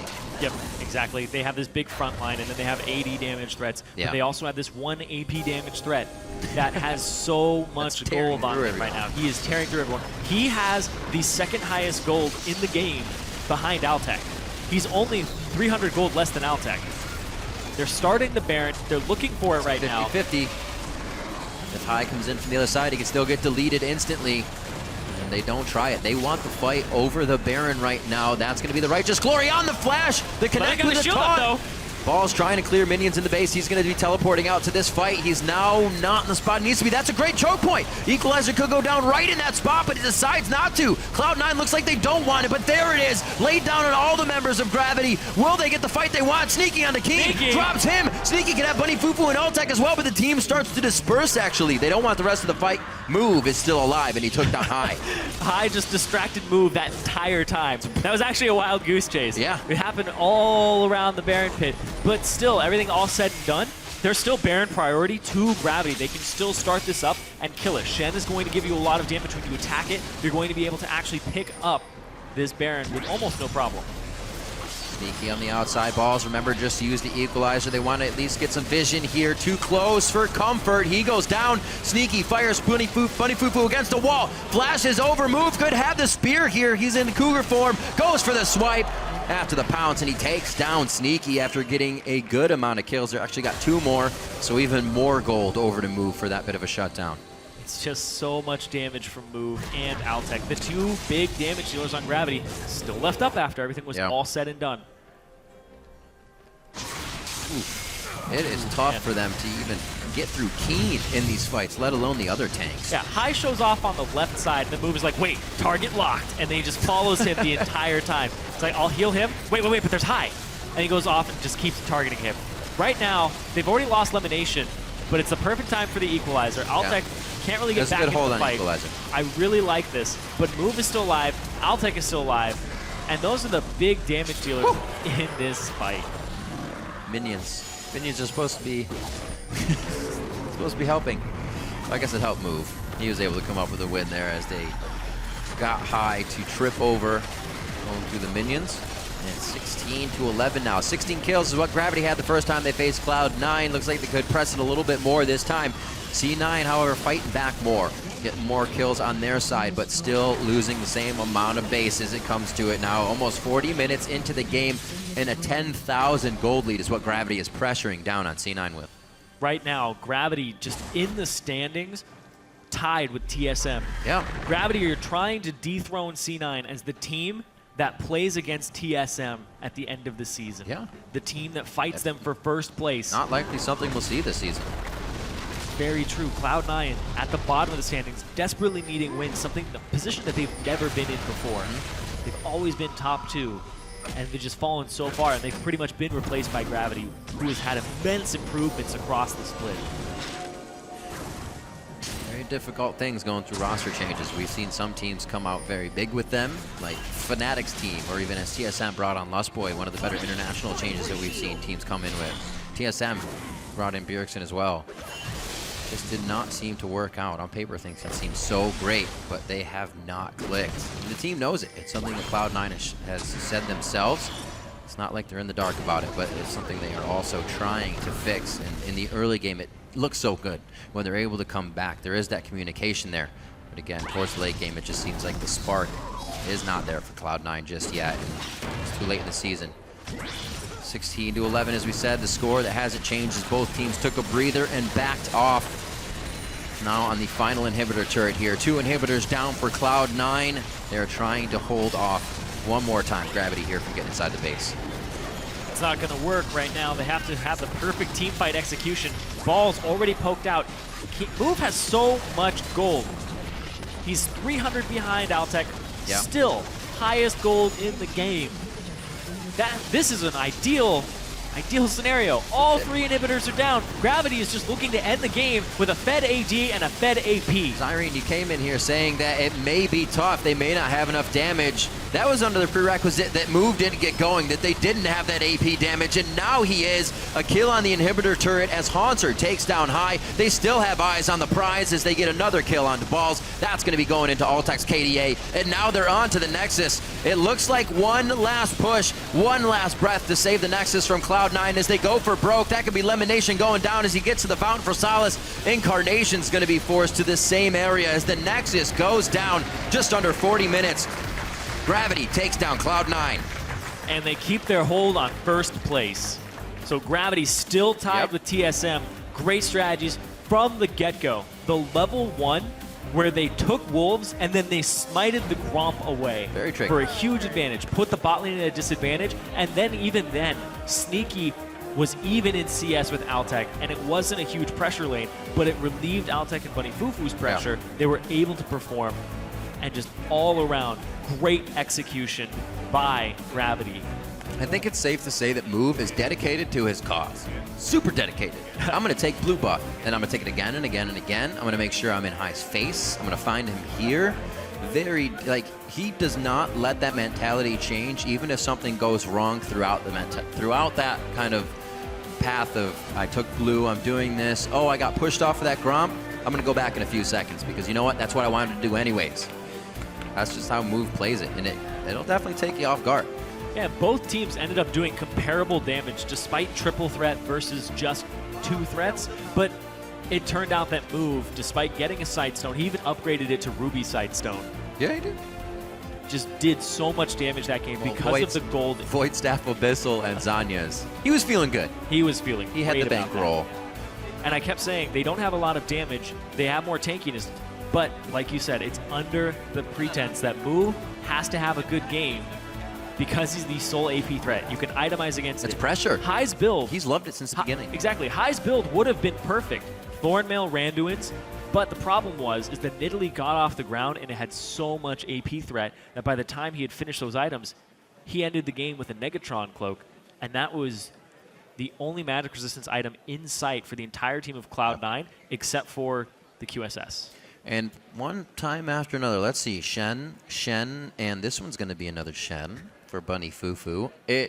We've seen it in Europe. We see it just thwart so many chances where you think you have the upper hand. But here comes this gigantic shield giving 2 to 3 seconds, which means that big tanky top laner is now here. People are forgetting that Shen can then stop you with the taunt and damage, and it just seems like these fights, obviously not forgetting. That's a little strong. Yeah. But it's just that that kind of goes to the wayside for a second, and you completely forget that all of those other variables can be put into a fight, like a Karthus ultimate. Yeah, they really dictated what you were going to pick on the side of Cloud9, because when you lock in the Shen, you lock in the Maokai and the Sivir, you're saying, we are going to run at you whatever you pick. You can't pick a Zed because we have Urgot. You can't pick an Assassin because we have Shen. And you can't pick something that's going to stay in the backline and poke because we have all this hard engage. So really, they had just so many ways to deal with Cloud9's comp from the get-go. Really good draft there. So Cop, you can see what he's doing for this team even outside of the game, and it's just brilliant to watch him execute. Comfort level with his players is awesome as well. To allow this to be able to happen, we don't see it from too many teams go kind of hard in the jungle, and other positions get the chance to carry. So go to Gravity, see if they can keep it going. Let's send it over to now Kobe at the Telestrator for a closer look at Gravity's win. That's right, Riv. Another good showing there from Gravity, and one of the top teams in North America right now, actually the top team. So I actually want to delve into something that we talk a bit about during cast and on the show, but we never really get to dive deep into. And this is team fighting. And this is how good Gravity are at team fighting and their execution in this specific mid-game fight that actually gets them the big lead in this game. And they get Baron after it, and they're able to basically take over because of this team fight. So we're going to set it up here. This is very even footing. You would actually even give the edge to Cloud9 in the setup because of the vision control. They've swept all these brush. They have the true sight, and it is actually Gravity that are walking in to try and check the area. So let's roll through the clip right now, and we'll see how it starts out. Hanser's on the front, and Keen also is a fairly tanky member, so that's not too bad. Now, let's pause it as soon as Bunny comes up here. Boom. Let's pause it right there. Now, because they had to check into this area, they already burned Altek's flash, as well as his spell shield. So these are two pretty big tools that are down for Gravity because of the way that the fight started. However, let's talk about Bunny Fufu on this support Shen that we've seen him take to very recently. It comes up huge in this team fight. He lands a 3-man taunt through Sneaky as well as Incarnation, basically the top 2 targets that he wants to get, and he only has to walk up there to do it. So he lands that double taunt. Sneaky here, also because of that taunt, is going to get hit by Maokai AoE as well as hit with the Ignite from Bunny Fufu, and basically take him out of the fight. So this one play from the front line of Gravity really sets them up for success in this team fight. Keen, as I said, is fairly tanky on Urgot, so it was fine that he also got caught here. He's able to sustain. The other thing about Gravity is that they have their DPS on the outside from 2 different angles. So Gravity have the AP damage coming from here with move, and then Altek was able to flash out. So let's roll the rest of the clip, and we'll keep on taking track of Sneaky here. He barely gets away. You can see Altek trying to position away from the wall so that Sneaky would not be able to get the condemn, but Sneaky was able to flash and get his condemn off, so it's going to hit Altek into the wall. The only thing is he's still burning from Bunny Fufu's Ignite, and Bunny Fufu, added bonus of playing Shen support, you have the extra shield, so Altek's not even going to have to auto Sneaky again. And that's the main damage there from Cloud9 gone. Meanwhile, their front line, once again, from Gravity, is doing exactly what you need the front line to do. Maokai here got right into the center, and now Move is able to jump in. He's able to go cat form and get the rest of the DPS out of his Nidalee kit because all of the CC was used on the front line. They've already used the Braum ultimate, and Hai is already unburrowed as Rek'Sai. So we'll roll out the rest of the team fight and see how Gravity are able to clean it up. With Sneaky down, that's their biggest tool out of the fight for Cloud9. And there's nothing. This 3-man pile for Cloud9 in the middle has nothing that they can do. You can see Hanser makes a beeline straight for Incarnation because he's the last remaining DPS and allows the rest of Gravity to clean up Cloud9. And as I said, they get the Baron afterwards. So that was a little bit closer look at a team fight execution there from Gravity. And now we're going to send it over to Dash for an interview with those guys. Thank you, Kobe. I am joined by both Bunny Fufu and Altek after a solid victory there against Cloud9, extending your record again here in the LCS to 10-3, holding on to that first place slot. I do want to jump right into the game, though, Altek, because we saw a really interesting kind of occurrence here at level 1. Move and Hanser running into both Lemon Nation and Sneaky at the Gromp. What was the discussion like? Just because it seemed to catch people off guard, you guys ended up getting the better side of that deal. So we expected them to go top, right? But we had wards, so they came bottom. And when they didn't show in lane for like the first 10 seconds, we're like, oh, they're doing Gromp. So right there, Move and Hanser just went to like poke with them. And then I think Move stole it as well. Yeah, so, he got the smite down on it. Yeah, he stole it, and then they got chunked. So I was able to like get an early laning advantage. And the matchup isn't that bad for Sivir if you can just push in. So Yeah, worked out very well for you guys. Now just kind of, Bunny, to you, the two of you as a bot lane have improved tremendously over the split. We did hear a small clip from you in the beginning of the game about the synergy between you two as players.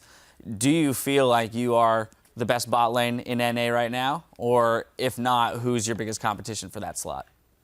I don't really view it as like best bot lane NA. I just like to do your job as a team on which team you are. Like, other bot lanes will have different jobs on other teams, so I don't really like to view it that way, and I think we're obviously a solid bot lane, and we just want to get to playoffs and do well.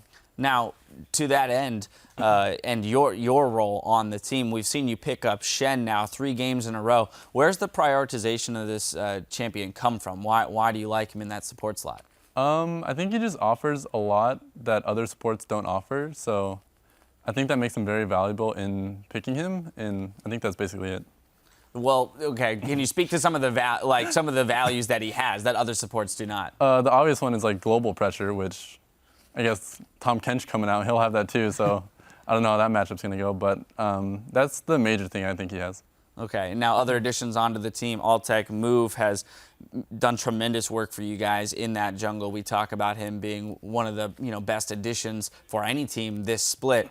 Can you speak to his integration into the team? How's it going? Do you guys feel like you're working optimally yet?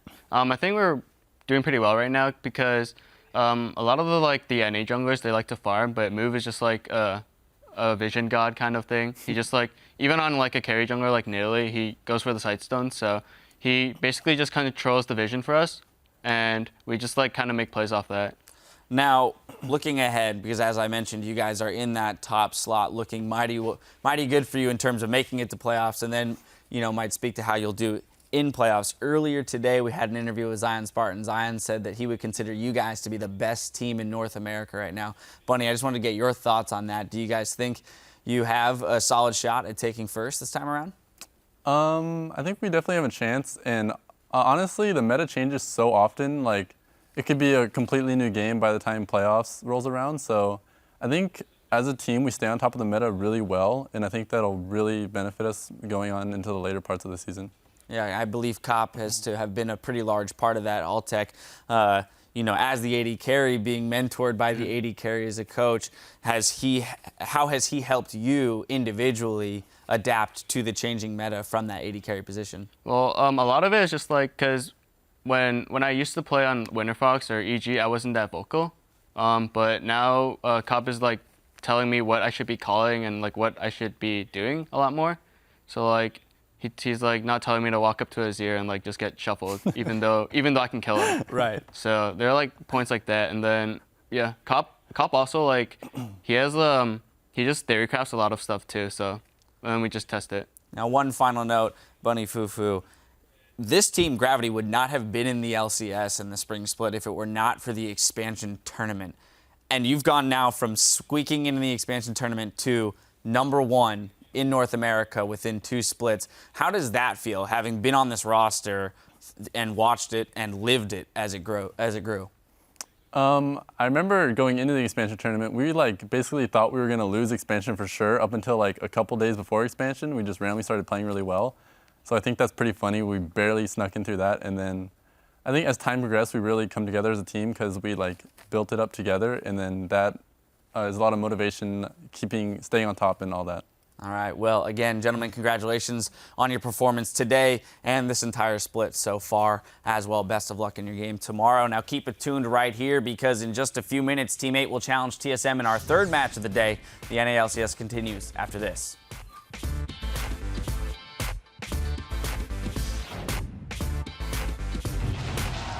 Gravity versus Cloud9, game 3 of the day. Sneaky on the top side, nobody's even focused on him. 100% HP, and he's still firing shots in. Main on me. Nice. Victor. I'm on Victor. Victor in the back. Nice. Victor's dead. Kill Rumble. Cloud9 looks like they don't want it, but there it is. Laid down on all the members of Gravity. Will they get the fight they want? Sneaky on the King. Drops him. Just under 40 minutes, Gravity takes down Cloud9.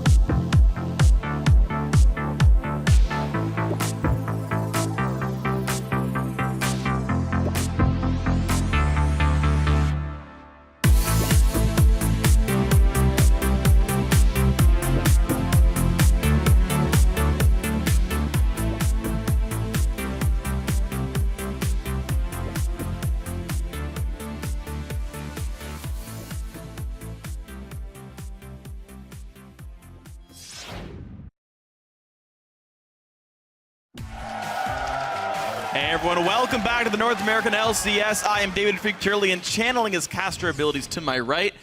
What were you channeling that time? Channeling animation. That's your channeling animation?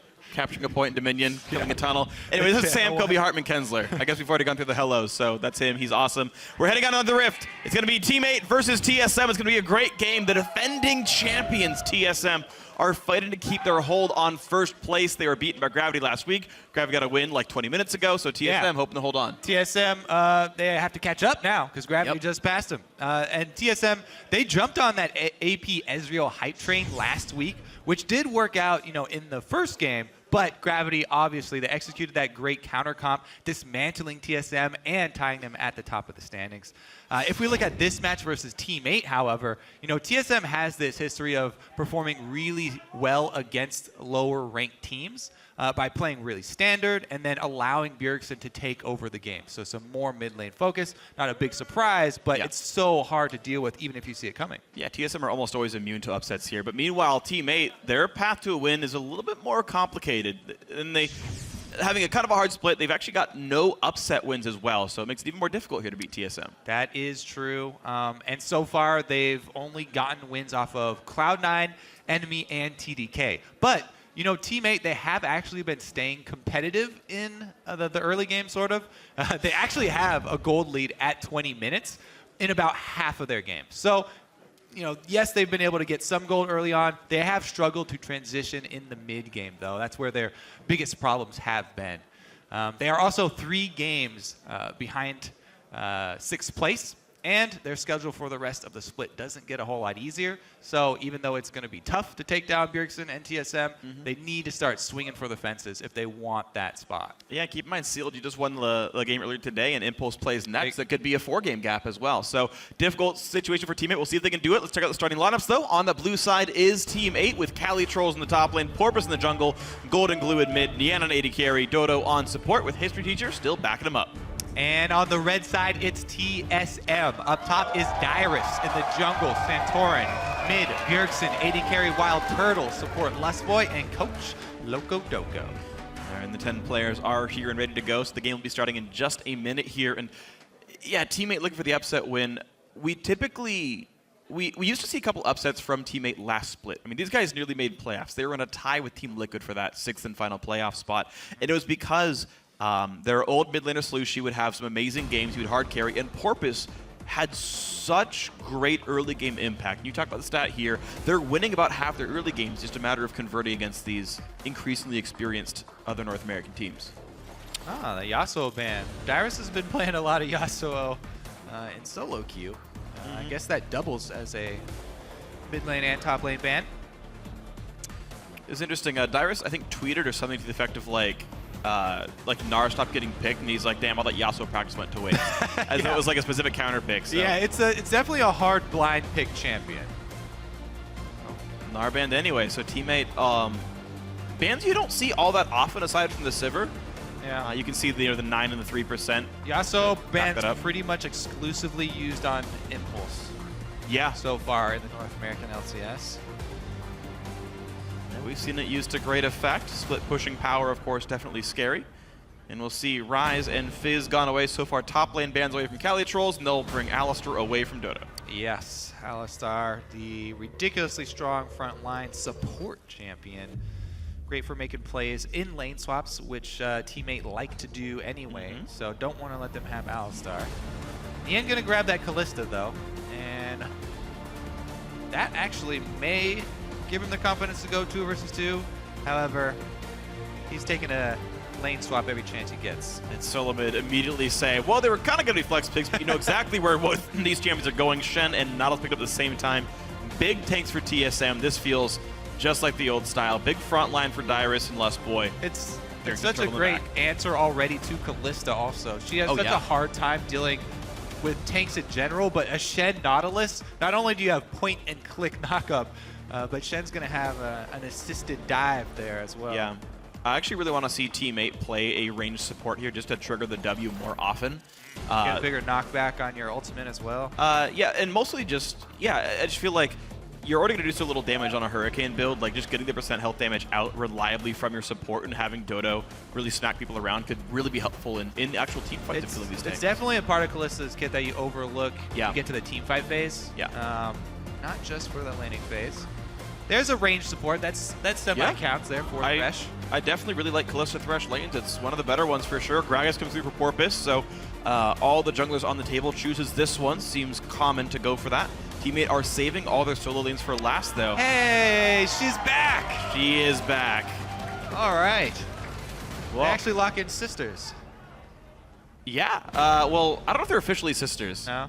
No, I mean, they have a shared dark and mysterious past, but you can talk about tanks and clicking on people. Is Caitlyn her sister? I don't think they're sisters. She has at all. no sister? Or at least not officially. No! Like, I've heard there's They might be half sisters. All right, we'll leave it. We'll leave it shrouded. What's the word for fanon? Fan cannon is a term used. So as far as fanon is concerned, I think Jinx and Vi are sisters, but I don't think it's officially confirmed or anything. Either way, 2 point-and-click R stuns to put onto Kalista. I mean, good luck being Nien in this game. Yeah. And Jinx is just sitting in the back line with a bunch of tanks in front of her. Yeah, so talked about the point and click already when matching up against Kalista. Let's double it. Vi is definitely one of the most difficult to deal with. Here's a question, though. Do you guys want Bard or Heimerdinger more? I want the AP Nasus mid. Yeah, We're okay. not- I mean, they're... Bjergsen already has Smite on his Summoners. Is this an Ezreal team? I think it's an Ezreal team. I mean, Teammate have mediocre engage. Well, I mean, Teammate have a really solid team comp right now. Yeah, yeah. There are no holes, really, with this Teammate squad. You know, they also have now the Azir wall. Wow, yes, you know, Vi's going to get back there, but they can try and close the gates on everyone else. Porpoise also with another disengage tool. So Teammate have a lot of versatility here with this squad. Yep. All right, there's the AP Ezreal lock-in, so we'll get a little bit more of that Runeblade Ezreal. Yeah. Curious as to where the Shen and Nautilus end up, as they can both be swapped for top and support. This is the most common has been Nautilus top and Shen as support, just because the Nautilus lane and top lane is oppressive. There's always a chance that, by the way, Calitrolls plays AP Gragas top. Yeah. We can go back to those days and Porpoise can play Jungle Maokai. I doubt it. I don't feel like Porpoise is... I feel like the biggest sticker there is not that, you know, Cali wouldn't want to play Gragas again, but Porpoise on Maokai. I mean, that was Not the the initial biggest goal. fan. I mean, we're down to the last 2 seconds. If they don't swap it, really... Okay. I mean, it went down to the last 2 seconds. Keep the window open. It is top lane Nautilus. It is top lane Maokai. It's support Shen. It's jungle Gragas. These are the situations we are in. So TSM, their only magic damage dealer really is this AP mid Ezreal for Bjergsen. Teammate on the spectrum of engage, they do have tools to get in. I would say they're lower on the engage spectrum. No Sivir, no Annie. Yeah, it would have to be a good teleport, really, Yeah. from Maokai if they actually wanted to be the ones initiating. Of course, Righteous Glory is always a great option. Sure, absolutely is. Well, we'll see if that ends up happening in this game. Remember to share your predictions from home or here. I guess you can tweet from your phones. Tweet at LOL Esports, either hashtag T8 win or hashtag TSM win. Let us know who you think is going to win this one. TSM, I assume, heavy favorites in the online fan vote so far, but you never know. If the game starts going awkwardly, you can always change your heart and vote with the winners. All right. Fans, we got it for TSM as well. And we're getting ourselves into our 4th game of the day. I am quickly becoming a big fan of the Shen support, by the way, as well. There were so many good cross-map plays from Bunny Fufu, even just in the last game. Yeah. He was able to turn so many ganks as well as fights around because you really can't account for a global presence out of the bottom lane. I mean, Jinx, Rocket, and Shen ultimate as well, both coming in. I mean, they could actually take the kills and save your life. Don't forget Ezreal ults global as well. Like TSM could literally gank any lane with all 5 members. True. Very true. And it would just take Santorin walking there. Then everyone can show up to the fight. So it's going to make teammates' life maybe very difficult. TSM spot the mid, and they notice that they invade actually with all 5. Fnatic could learn a lesson here. Bring your whole team when you invade. Yeah, they're a little bit spread out. And the thing about everybody always invading is that very few teams are able to leave behind trinket wards defensively placed. So that's why we saw Gravity being able to start off on the enemy side of the map last game. because there are no defensive ward lines for most teams in these setups where everyone tries to go get those lane swap wards. Wow, look at this. He's going to be able to, Nien's still sticking in there. Wow, you know what's weird is TSM actually could have collapsed on that jungle. They saw Golden Glue in the mid lane. Now, Bjergsen didn't leave a ward down behind, but Golden Glue didn't leave mid, and they knew TSM was warding topside because of the trinkets they put down. You can spot some of those. So, this TSM trio circumvented the Tribush ward as well. Yeah, you're They right. haven't been spotted yet. Vi did, though. It's just jungler. You go wherever you want. It's true. Yeah, the other lanes are not called. That's actually true. So, Santorin, they know Santorin starting topside. That's the only information gleaned by the Team 8 wards here. Team 8 themselves starting bottom side, which cross-elimination is understood by the TSM wards. So, jungle starts, no, nothing else. So even though Nien and Dodo finally want to take a 2 versus 2 setup here and try and flex the power of the Kalista Thresh, they're going to be late, and they were not able to start a camp because of the lack of information. So they're getting up there. Turtle and Lustboy will already be able to shove the wave.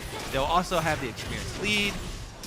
Yeah, they're going to be 2 minions down getting in the lane. They've just joined the lane right here, but it will be a meaningful lead for the TSM duo. They'll hit every meaningful level first. Golden Glue versus Bjergsen in the mid lane.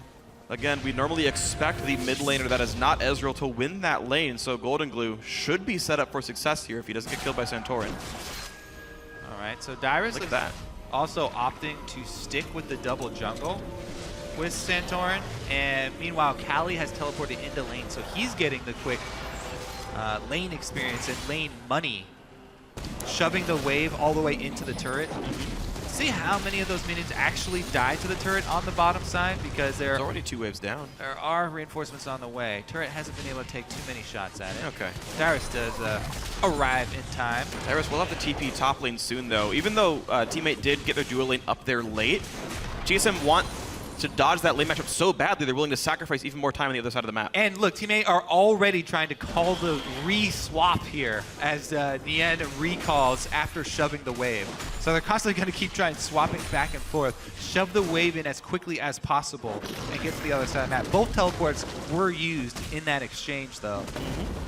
And it is going to end up with at least Nien down bottom. Dodo's going to lag behind a bit, having visited the Wraith camp to get that deep ward. See if it pays off later. Dyrus gonna switch back again. Can't catch me. Swap, swap, swap, swap. This is the 3rd time. And already Jinx is back up in the top lane here of the recall. Yeah, they're trying to make plays. Santorin and Lustboy running across the map as fast as they possibly can. All right, so interesting game of chase here. I actually, if they can keep up the swapping back and forth like this, TSM will be able to eke out a lead here and get to that level 6 first. Then it's going to be really problematic for Team 8 as they try and swap lanes, because we mentioned how many globals TSM are bringing to the party. That's true, yeah. As of right now, though, they've been able to secure 2 versus 1 for the entire early game here. And it looks like Team 8 have given up on trying to find the 2 versus 2. That's a good thing for TSM, and also just with all the dancing around it, it basically inflates the jungle and mid lane XP and gold pool because they haven't been running around the map. So this game is more about Golden Glue versus Bjergsen and Porpoise versus Santorin than it otherwise would have been, as they have a bigger share of the gold. Bjergsen as well on the APS go, just trying to farm, make it through the early game, try and get to the Moonglaive. Team 8 going to take Dragon, as consolation prize for having their duo lane bottom, as well as plenty of deep wards in the blue side jungle. Let's see if they can catch Santorin here. Now, did he use his Q to start that Grommet? Yeah, Q's down for 5 seconds here. He has the smite just up in time, but Hook and a body slam. Ignite is on. Santorin gives up first blood. What a great invade. Nien gets the kill. And those deep wards inside the blue jungle here of TSM pay off huge.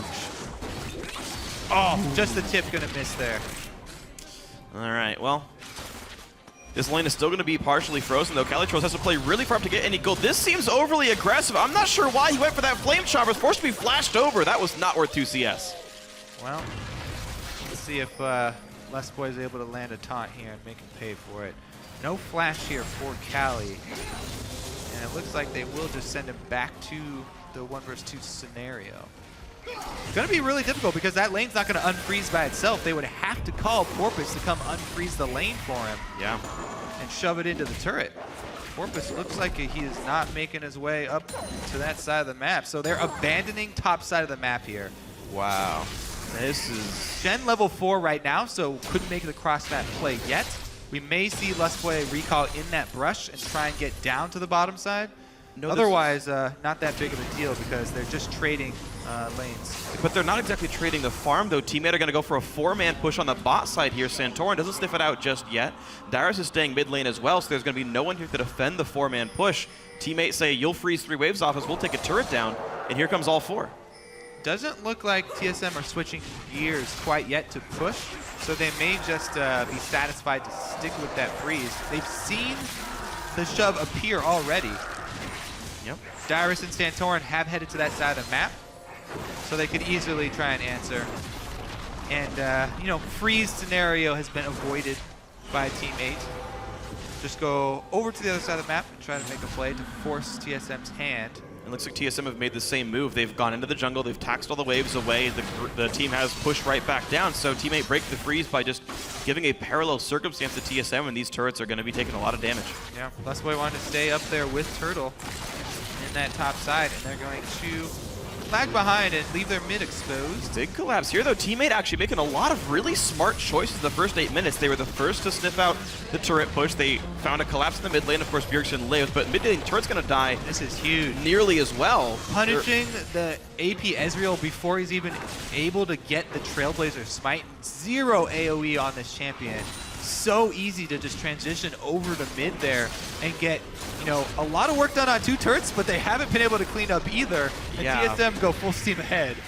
All right, enough pressure to keep them afraid. Good flame chompers. TSM, though, still knocked that top lane tier 2 down to about half. All said and done, though, Teammate tied the turrets. Mid lane's very low as well, and they're getting a bit of farm. The gold ends up being in Team 8's favor, all said and done. Yeah, that first blood helping them out for that. Able to secure their own blue for Azir as well. Golden Glue will be happy. And he's able to last hit effectively. Always sad to see unnecessary misses on those. So after they're coming out of that, Teammate, they've got the first blood advantage from that early move, as well as the dragon advantage. So they do have timer as well, just because of the lane swaps and the way that played out. Good dodge there, and Bjergsen just playing the wave clear game on his Sheen. Golden Glue gonna last it under turret. Better work. Yeah. All right, cool. Wave cleared successfully. They've actually sent Yen solo top up there to try and shove, and they're shifting Bjergsen. Oh no, he's gonna go head back mid.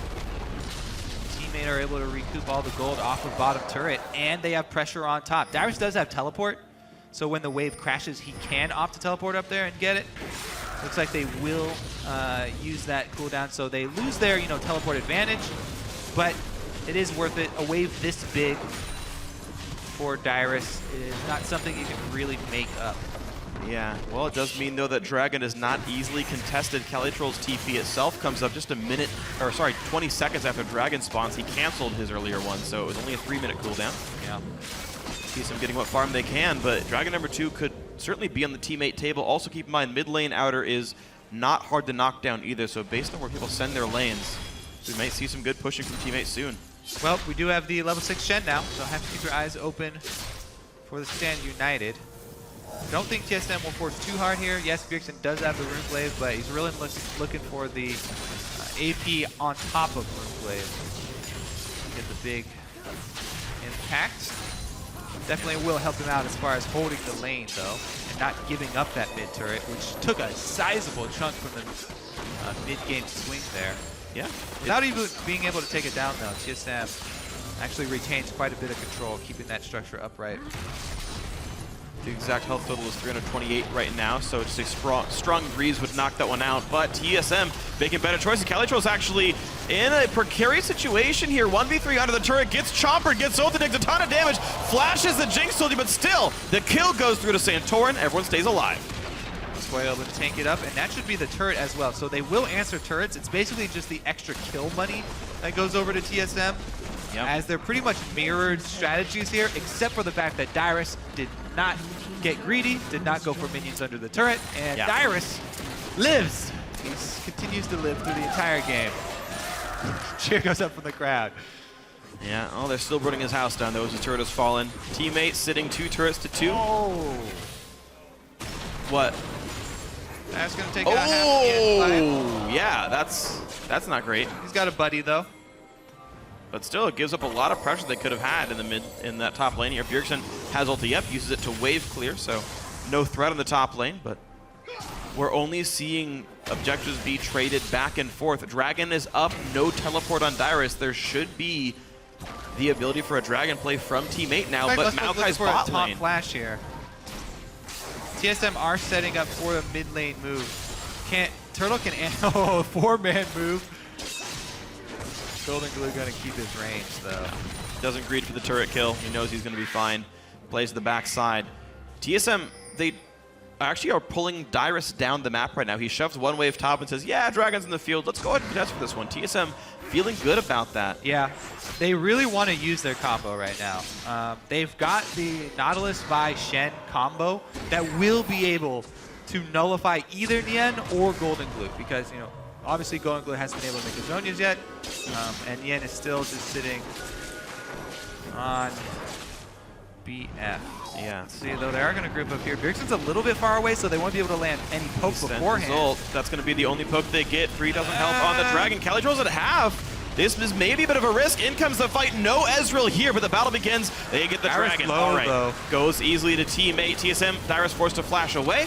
The contest does nothing. That just seems sloppy. I think it was, mistiming there by Bjergsen. Without Ezreal there, there's nothing that TSM can do beforehand. They need him around to at least land some poke, you know, while they're trying to set up for Dragon. A bit of damage done. All right, so Bjergsen recalled just for Sorcerer's Shoes, and that was kind of the reason they had no 5 people around. The contest doesn't mean much. It's a big wave top that Malcolm's going to easily grab as well, so Calitro's able to respond to the top lane pressure easily as well. Yeah, it is hard to get the exact timer for Dragon if you don't have vision of it. Yes, you can, you know, see the update. You can see the buff on the enemy when they get them. But tracking that early game, you can lose a few seconds. Yeah, true. If you don't have vision, and obviously they didn't have vision during that, you know, lane swap where teammate got it. So maybe TSM not quite on point with the timers there, and that was the recall mistiming there. Here we are back again with the mid lane being pressured. Teleport up for Calitrolls. He is to the top side, and we'll see how the farm ends up going. Just a small 200 to 300 gold lead for teammate. They're actually holding very nicely with TSM in the early to mid game. Also 2 Dragons to 0 definitely matters a bit. And we'll see if it gets pressured much more here. Junglers trading farm closely. Top laners have identical builds. Ooh. Yeah.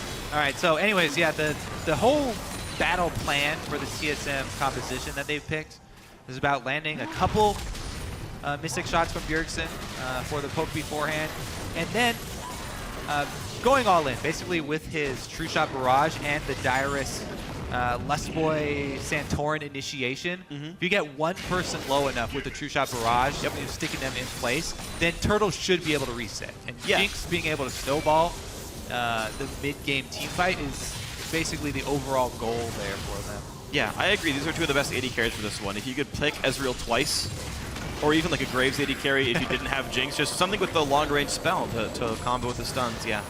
Definitely like this. We'll see if TSM can play that aggressive style while still having the backup poke that they need. Mid lane's getting lower and lower. Mid lane outer for TSM is basically dead. One hit'll do it. All the summoners are up, save for Calitrolls' flash, and the same for Dyrus. So all the tools are up, all the gold is equal, the map is symmetrical. It's how these guys play it out. Dyrus trying to catch up on experience, at least. He's got a lane freeze to deal with. Show himself, yeah. And the thing is, as the lanes have petered out as well, Calitrolls has a lead over Dyrus, but Wild Turtle has a lead over Nien, which I feel like is more important. And Dyrus has a big pot of gold sitting in front of him right now. I feel like he should just start spamming E and clear that out because the rest of the squad here does not have that much wave clear. mid turret does go down eventually, and Darius actually does decide to push the wave. He doesn't want to freeze it. He just AoE annihilates it. All right, so he makes a different choice. Lustboy, though, still lurking in the shadows. Easily clears away a little Sentinel, and the pink ward control keeping TSM reasonably safe on their moves around the map. Ooh, little side swipe here from TSM. Can they get the combo off? Santorin's ready with his ultimate. Gotta watch the positioning from Ian and Gold and Blue. Yeah. And it's tricky, too. You mentioned the somewhat bad wave clear of TSM. Your penalty isn't up. Hold on. Hook, no play made for Dyrus. If it was support, not unless maybe they go for that one, but no attempt here. Oh, man. Golden goes to half HP with Bjergsen going for Sork Shoes instead of cooldown boots. The burst much higher. Pretty much still in stall mode, waiting for that big item for Bjergsen. They want to get him a needlessly large rod to really start feeling the poke. Golden Glue's got his needlessly large rod, so he's ready to roll. I feel like he should go for the Zhonya's ASAP, right after the Morello, just so he can Zhonya's the Vi ultimate. Yeah. Or the Nautilus. Or the Nautilus as well.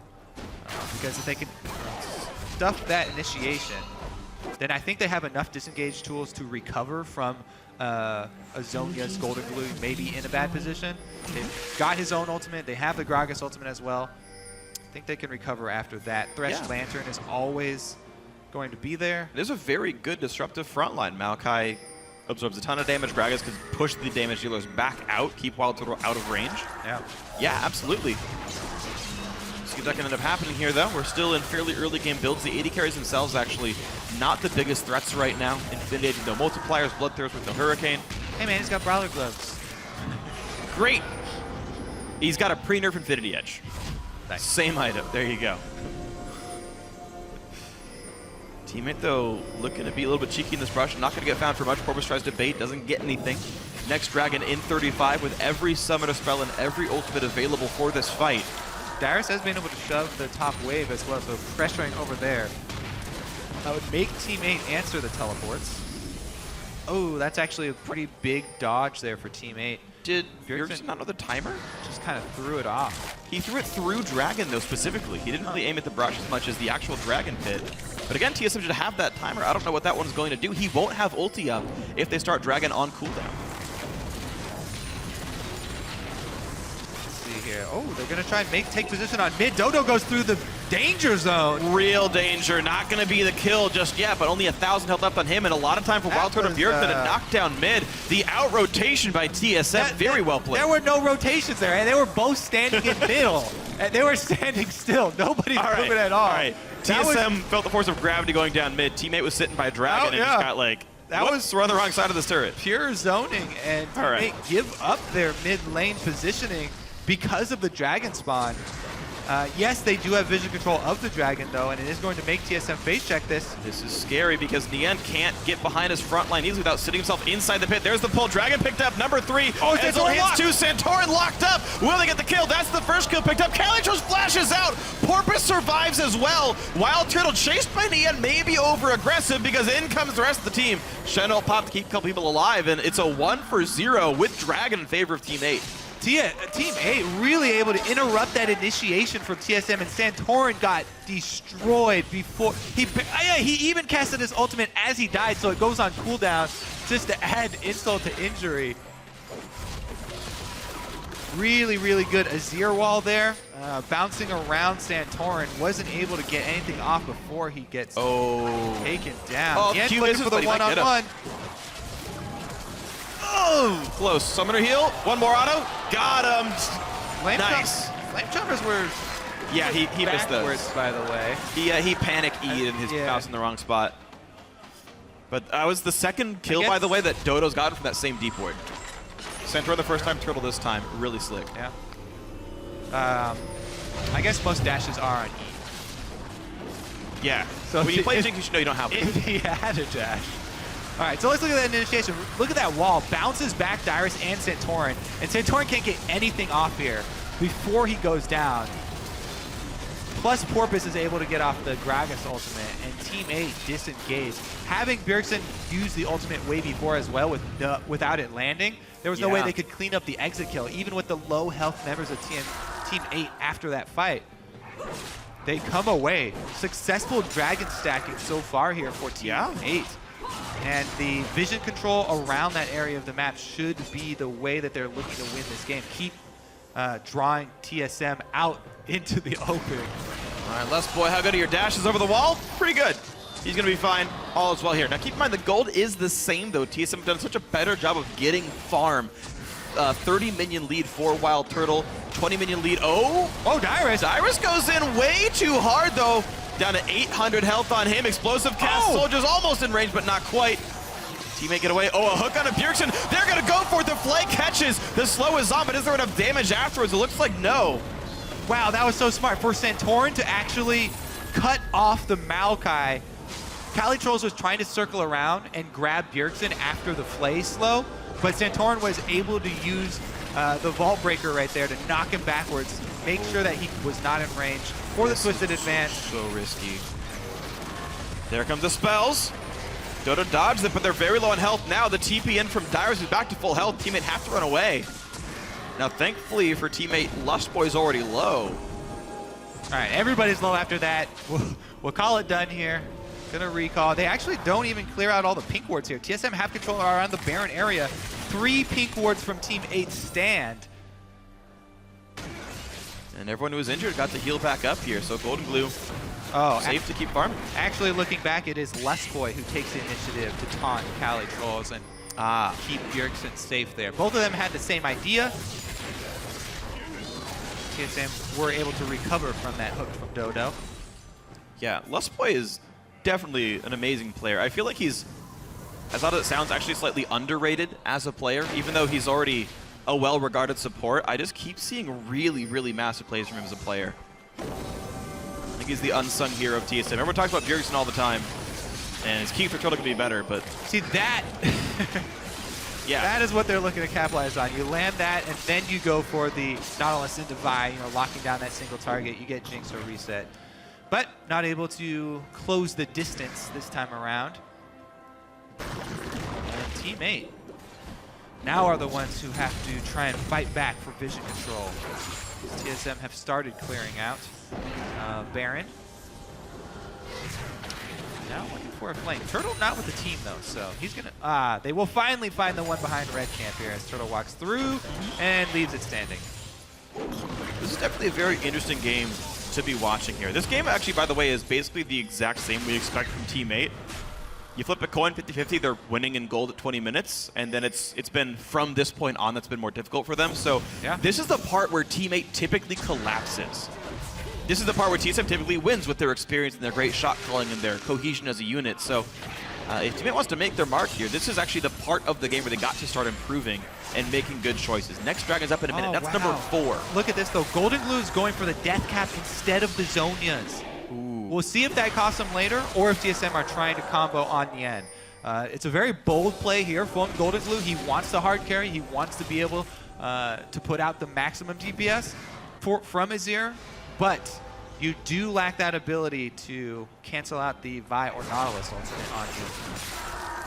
See if it makes a difference here in the next team fight, because Bjergsen's been able to finish his Luden's Echo, and now the poke from Ezreal will really start to sting. All right, it's going to be a scary one then. 30 seconds on Dragon number 4. We've had very few kills. Only the outer turrets going down on both Flank sides. coming in here. Maokai coming through some true sight. Dyrus checking a brush, though. Hooked in, pushed around. And Dodo, though, gets exploded, but Explosive Cast is going to be enough. And there comes Golden Glue. Jump on. Shen ulti is in, but Golden Glue's still alive. The pushback with the wall. A 1-for-1 so far, but Lustboy's his second kill. A double for the end. In comes Calitrolls. He catches Wild Turtle, who has nowhere to go. He's got to get real lucky on crits. He won't do so. A kill for Golden Glue, 6-2. They kite away from Bjergsen. Dragon's theirs. And Golden Glue lives even without the Zonias. He was able to pull it off. Well played right there. Nice Azir ultimate. Dragon number 4. The number 5 is coming very, very quickly here. TSM have to be a bit worried. Even though gold is so close, being in the game, they must feel like they're more behind than they are. They see 4 dragons on the board. They see 6 kills to 2. they have to be a little bit demoralized here. This is impressive, though, by Team 8. You're right that TSM have to kind of pull themselves back and figure out what to do, but this fight, so well done. The barrier on Azir is massive. Again, initiation here onto Dyrus, and this time there's a fight afterwards. He's able to flash over and doesn't die, but the Shen ultimate not quite able to make the combination work there, as Golden Glue with the Azir able to kick them backwards. And Nien on cleanup. I have to say as well, we've been pretty harsh on Nien because he's had some very lackluster performances. He's had some bad choices for sure. For sure. But this time around, on the Kalista, he's been confident. They were looking for the 2 versus 2 all game, and he's had very good Kalista play so far. Yeah. So yeah, props to Nien as well. Really good showing from Team 8 this time around. Let's see if they can get another fight. Bjergsen jumped a half on 2 spells. That's the death cap. That's what the death cap's going to do for you. So definitely a scary Golden Glue. And the Team 8 lineup that had 2 roster changes this split. In week 2, it was Nien in for Maple. And a couple weeks ago, it was Golden Glue in for Slushie. And it looks like this team is finally coming a little bit more together. Their mid-game problems definitely were evident, but this game is looking good. I mean, they're taking the two-man Baron right now. Kalista, the champion to do it with. And it looks like TSM won't have vision here. Turtle does have Scrying Orb available. They haven't used it yet. Porpoise he had a smite early just to heal himself. This is all on the Rend. He's going to get it. There we go. And a block on the Rocket for Dodo as well. So Baron Nashor in 27 minutes for Team 8. Now a sizable lead for these guys. Complete control of neutrals here for Team 8. See if they can take down one of these secondary turrets with the Baron buff. If they could get the one on the bottom side here, that would prep up Next Dragon really well for themselves. They want to move down to the bottom side so they can lay some wards away from the Baron quadrant here and over to the Dragon quadrant. They want to get all these wards you see up by TSM's red buff. They want to move all that money down into TSM's blue buff side. And the question is, what is next on the table for Team 8? Because any wards they put down now will time out before Dragon itself respawns, and the Baron buff itself will also time out before that comes up. So it has to be the turret game played here for Team 8, and which turrets they go for I think is definitely important here. I'd say bottom most is the #1 most important. Okay. Because it actually doubles in effectiveness. You know, you can use it not only for more Dragon control, but also eventually down the line when Baron comes back up, they'll have more pressure for this. Yeah. For the side lane. Well, we'll see when that comes through. A Spectre's Cowl picked up by Golden Glue, which I guess he wants Banshees as the defensive item instead of Zhonya's. Yeah, interesting. Because there's not a lot of magic damage, it's just Ezreal. So armor I feel like would almost be more useful, but that's his choice made here. Bottom lane tier 2 under fire. Ezreal comes by, they catch Nien! A big wombo combo, he stays alive just barely, and it's actually the backline surviving. They're getting kills now. Dyra's gonna be the second one to die after Left Boy has already been killed. A 2 for 0 with the turret. Dodo stays alive barely. All right, Righteous Glory, they're going in again, and Golden Glue gets the Mystic shot in the face. Barrier was up. He thought Spectre's Cowl was enough. It certainly was not. Bjergsen with a savior. Whoa, yeah. All right, that's Void Stop being done for you. Gets a little hyphy there. Teammates run straight into the AP Ezreal. And Bjergsen makes him pay for it. All right. So that little misstep, you know, maybe an opening that TSM can move in and get some of those 3-minute wards now. Let's see here.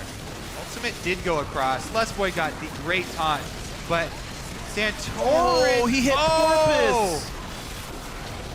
He hit the wrong guy. I mean, they're clumped up there, but that cost them the kill on Nien.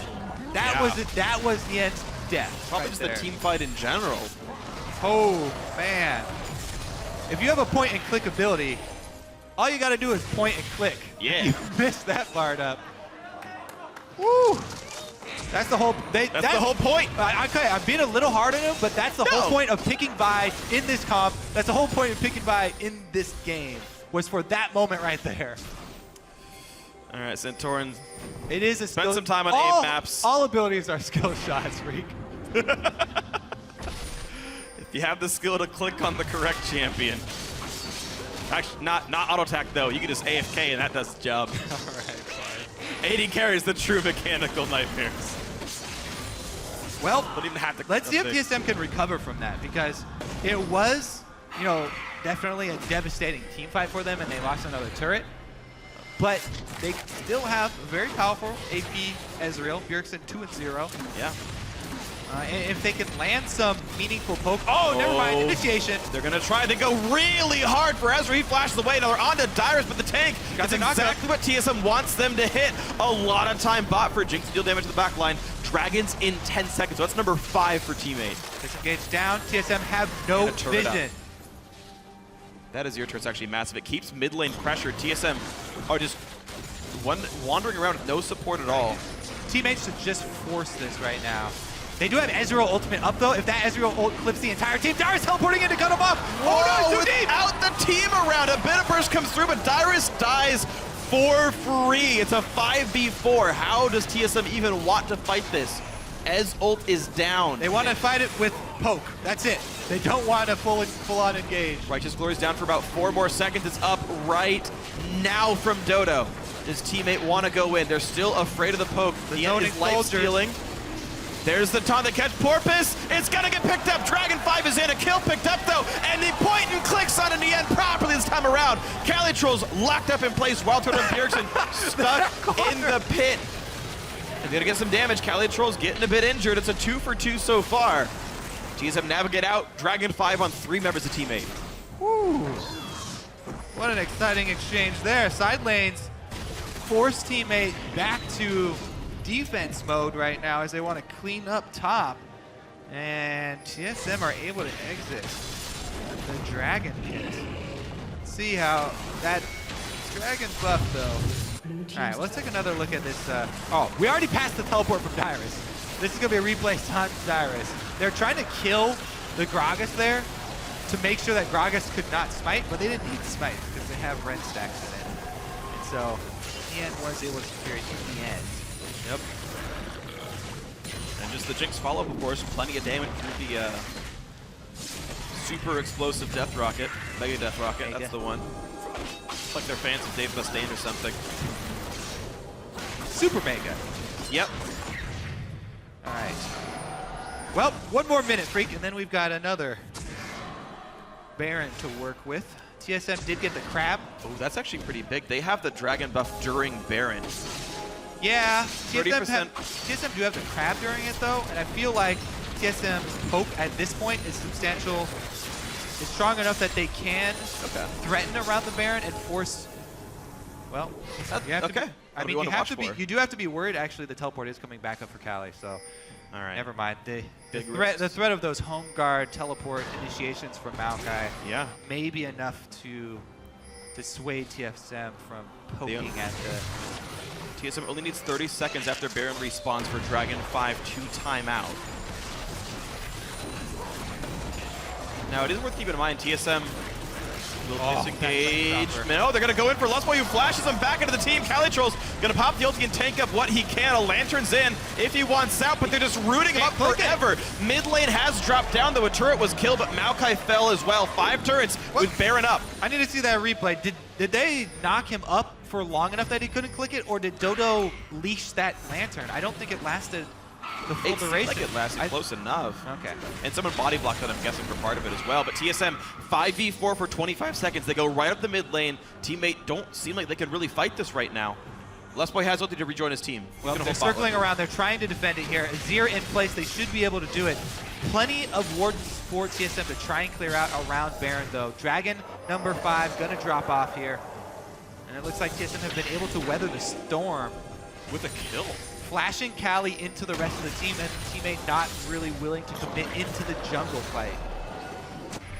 We're told Nautilus hooked him while he was taking the Lantern, so he grabbed it and it got canceled. He did grab it. So Dyrus making the hard skill. She had to time it against the Lantern getting grabbed. But teammate right away on the beat of Cali respawning. TP's in, they go for Baron. There's the first smite. Ren stacks going in. He's got a lot of damage. Baron number 2 should go to teammate, and wow, Golden Glue single-handedly zones out TSM.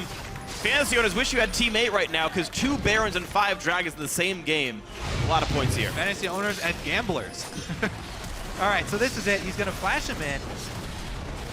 Everybody's surrounded. Teammate don't really have vision in there, so that's why they don't want to go. There it is.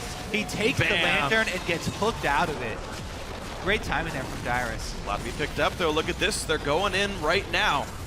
6th turret of the game knocked down. Baron buff squarely on all 5. Ezra ulti down for a bit, but Jinx has some good wave clear. And teammate do not really threaten backline dives, but they can still poke. His turret's still losing health. Golden Glue getting up there on the front line with that Banshee's Veil. It's protected him so often from the poke of Bjergsen. Look how low this turret's getting. 3 cannon minions chunking it down by about 100 health every 2 seconds. They're trying to do work on it as well. They might get it on this wave. Righteous Glory pop. Yeah, they're just going to do it to kill the turret. Walk forward. TSM forced to cede even more of their base away. That's a good poke, though. The front line's down to half HP. All right, missed not the best hook, right into the inhibitor there.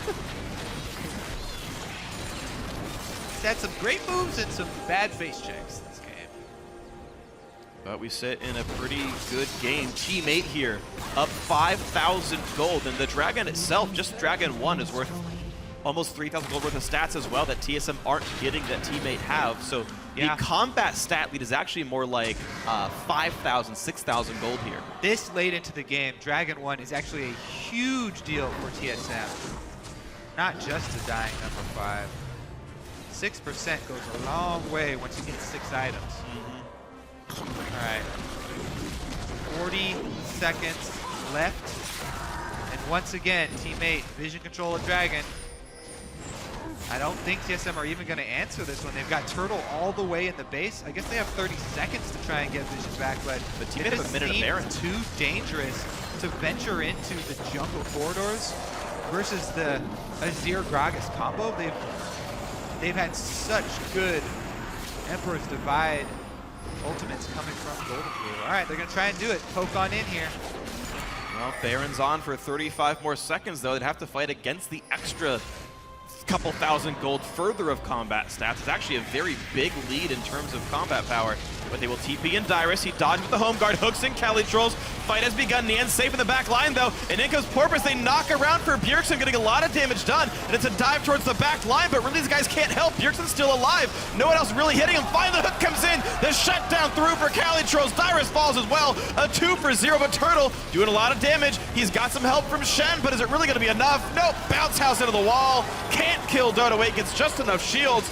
A 3 for 0. Santorin forced to recall, and Teammate have control right now. Yeah, they can get mid lane as well as Dragon. They're going for the game. 5. They're going top for the Nexus. All right, it looks like 30 seconds here left on everybody. Only Santorin and Lustboy probably can't pull this one off. Just no damage from these guys. It's 2 tanks who have been held down. Golden Glue's got so much damage. He can annihilate these turrets. All right, looking for the sub 40-minute win. Teammate with their first upset of the summer split. Former first place TSM will get dropped by Teammate. And that's gonna be the game. An impressive victory. Teammate finally coming together.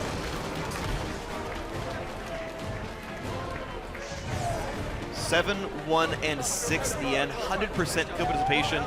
More than half of his team's kills on him as well. And what he started building a Banshee's Veil as well there towards the end. He had a cowl. He was working on it. It worked so well for Golden Glue. Yeah. Being able to avoid the poke.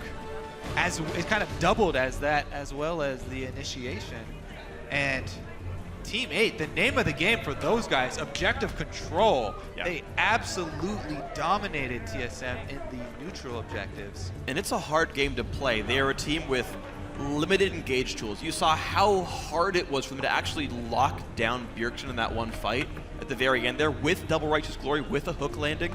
They had to only basically play for Dragons and Barons and be there first. Control the vision. Don't get poked out. Finish the Dragon before TSM shows up, before that poke all lands. And time and again, they did them correctly. TSM with the full dive here, and Teammate did a great job of avoiding that early game with their 2 carries. Dyrus and Santorin unable to combo for a kill on one of those targets. Dodo right there, the guy on your screen, we barely ever talk about him. It feels like the teammate bot lane is pretty forgettable at times, but he actually set up so many of the solo plays that teammate had with those deep wards. You actually mentioned it. That first blood. Showing up to the lane swap late because he wanted to go put a ward down. Well, guess what? That was first blood in Santorin. Yeah, it definitely did pay off. I was looking for how much. 600 gold worth. There you go. And extra gold and XP for your jungler with their uptime. So overall, a good team performance by teammate.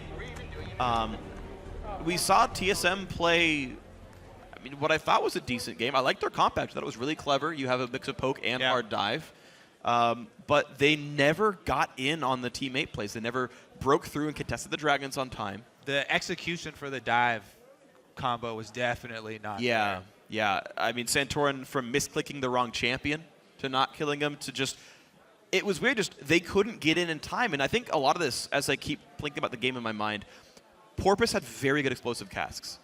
There was actually one, the first big team fight in front of Dragon, he knocked out Shen mid-shadow dash. But he's probably going to go for like a dash flash to try to catch someone. He's going forward and goes nope and gets explosive cast out. Nautilus gets knocked around as well. And it felt like Porpoise pulled so much weight in denying those engages that despite not building a zone, despite not having a Banshees for a really long time, Azir Kalista carried every team fight. Yeah, him as well. Yeah, exactly. The Emperor's Divide there.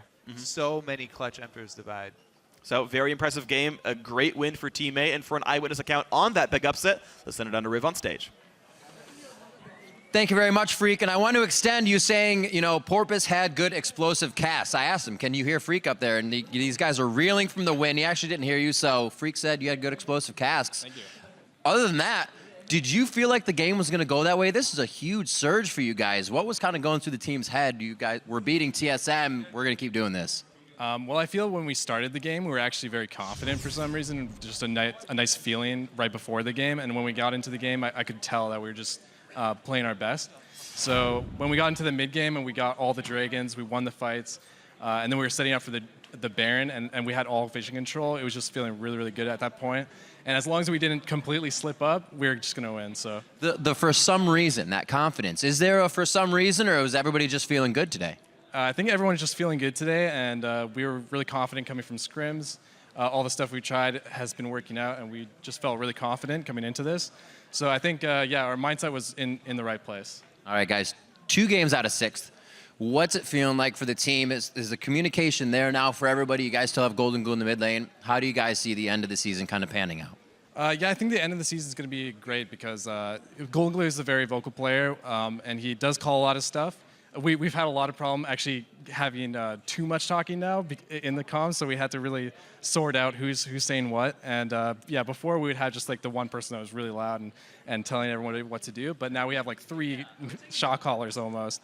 So now we have to reel it back a little bit, and I think it's going to go great for the rest of the split. Well, it definitely worked through this game. Impulse tomorrow. Final question, how are you feeling about that game? Feeling good. Yep. Feeling good? It's always usually the answer when I ask you. Perfect one again. We are going to be throwing it to a quick commercial break. We have Impulse versus Dignitas in 3.5. Stick around.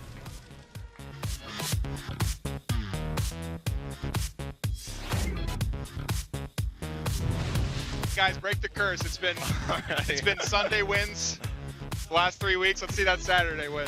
From bench to all-star. Wow. Let's go. Oh, Santorin hits 2. Santorin locked up. Will they get the kill? That's the first kill picked up. Kalitros flashes out. Porpoise survives as well. I'm healing you. I'm in the back. Let's kill Santorin. Kill Santorin. I'm in the back. Let's go. I flash. Okay. Try to kill Turtle. Ezreal has ult. Throw. Nice. Does Ezreal have ult? A big wombo combo. He stays alive just barely. And it's actually the backline surviving. They're getting kills now. And it's a dive towards the back line, but really these guys can't help. Bjergsen's still alive. No one else really hitting him. Finally the hook comes in. The shutdown through for Kalitros. Dyrus falls as well. And that's going to be the game. An impressive victory. Teammate finally coming together.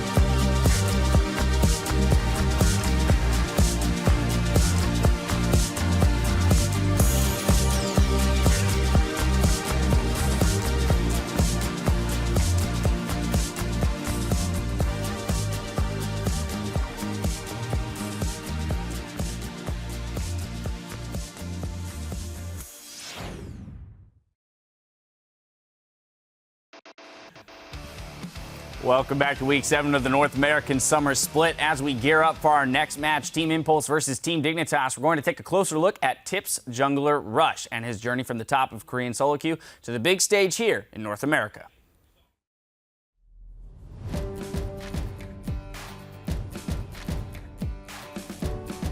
리그 오브 레전드를 제대로 시작한 거는 얼마 되지 않았어요. 왜냐면 저는 일단은 공부 먼저 하고 프로가 되길 선택한 거라. 작년에 한국에 있는 고려대학교에 진학했고 프로를 하고 싶은데 부모님께 신망을 안겨드리기 싫고 뭔가 대학교는 가야 되겠다는 생각이 있어가지고 사실 저한테 우선순위는 학교보다는 게임이었어요.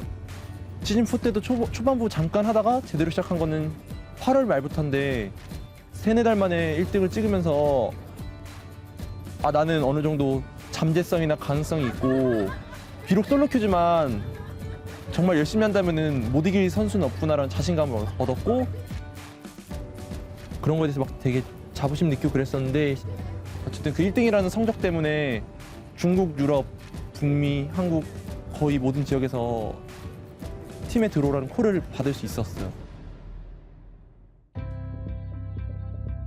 9월쯤에 SKT가 거의 한국 모든 챌린저 전 포지션 대상으로 선수를 새로 뽑겠다는 공지를 했었고 모든 아마추어 선수들이 지원을 했고 결국 그런 서바이벌 방식의 그 테스트를 통해서 각 포지션별로 한두 명의 선수들이 남고 SKT 숙소까지 실제로 들어갔었는데 그 선수들이 탑은 훈이랑 스맵이었는데 훈이는 결국 푸나틱이랑 계약해서 푸나틱 갔고 정글은 레인오버랑 저였고 그 미드는 지금 SKT1 스카우트 그 다음에 원딜은 퓨리 그 다음에 서포터는 피카부였는데 한 일주일 정도 거기 있다 보니까 SKT에서 생각하기에는 자기 팀에 정말 필요한 사람은 피카부밖에 없다고 생각하고 나머지는 탈락했었는데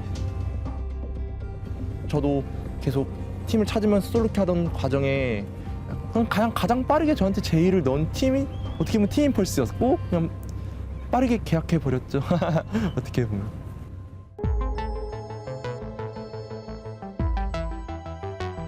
Now this is a guy, he's coming from the top of Korean solo queue.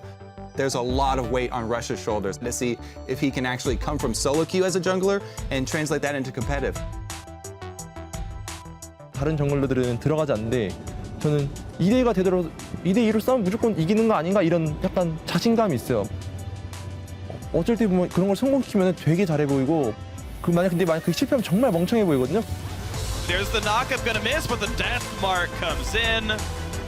Boom, down he goes, but Rush still has aggro, and he Saint smites him. How's that? 다른 팀이 하는 픽을 잘 안 따라하는 경향이 있어요. 저희가 잘하는 챔프, 뭐 야수, 피즈, 리신 이런 거 약간 고집해서 좀 색달라 보이는 것 같아요. 저희 팀은 일단 리스크를 감수해야 하는 팀이에요. 어떻게 보면은 일단 저희 팀은 그냥 무난하게 지는 걸 되게 싫어해요. 수비적으로 있다가 그냥 그대로 넥서스 밀리는 것보다는 한번 밖에 나가갖고 일단 싸우고 안 되겠다 싶으면 이제 그냥 지는 그런 걸 더 좋아하고. Triple kill coming in for Rush, and it looks like they're trying to back up. Where's the ult from Trashy? Can he get the pentakill? Going in. Xiao's gonna take the turret for him. They're giving it. Salami. He goes in, and Xiao steals it on the accident. 첫 라운드 때는 저희가 강팀으로 분류되는 CLG, C9, 뭐 TSM 이런 팀한테 다 졌어요. 그 두 번째 시즌에는 강팀으로 분류되는 TSM, CLG, C9, 뭐 팀리퀴드 이런 팀 다 잡고 그 순간이 우리가 정말 연습 많이 해서 발전했구나 이렇게 느껴서 그때가 제일 좋았던 것 같아요.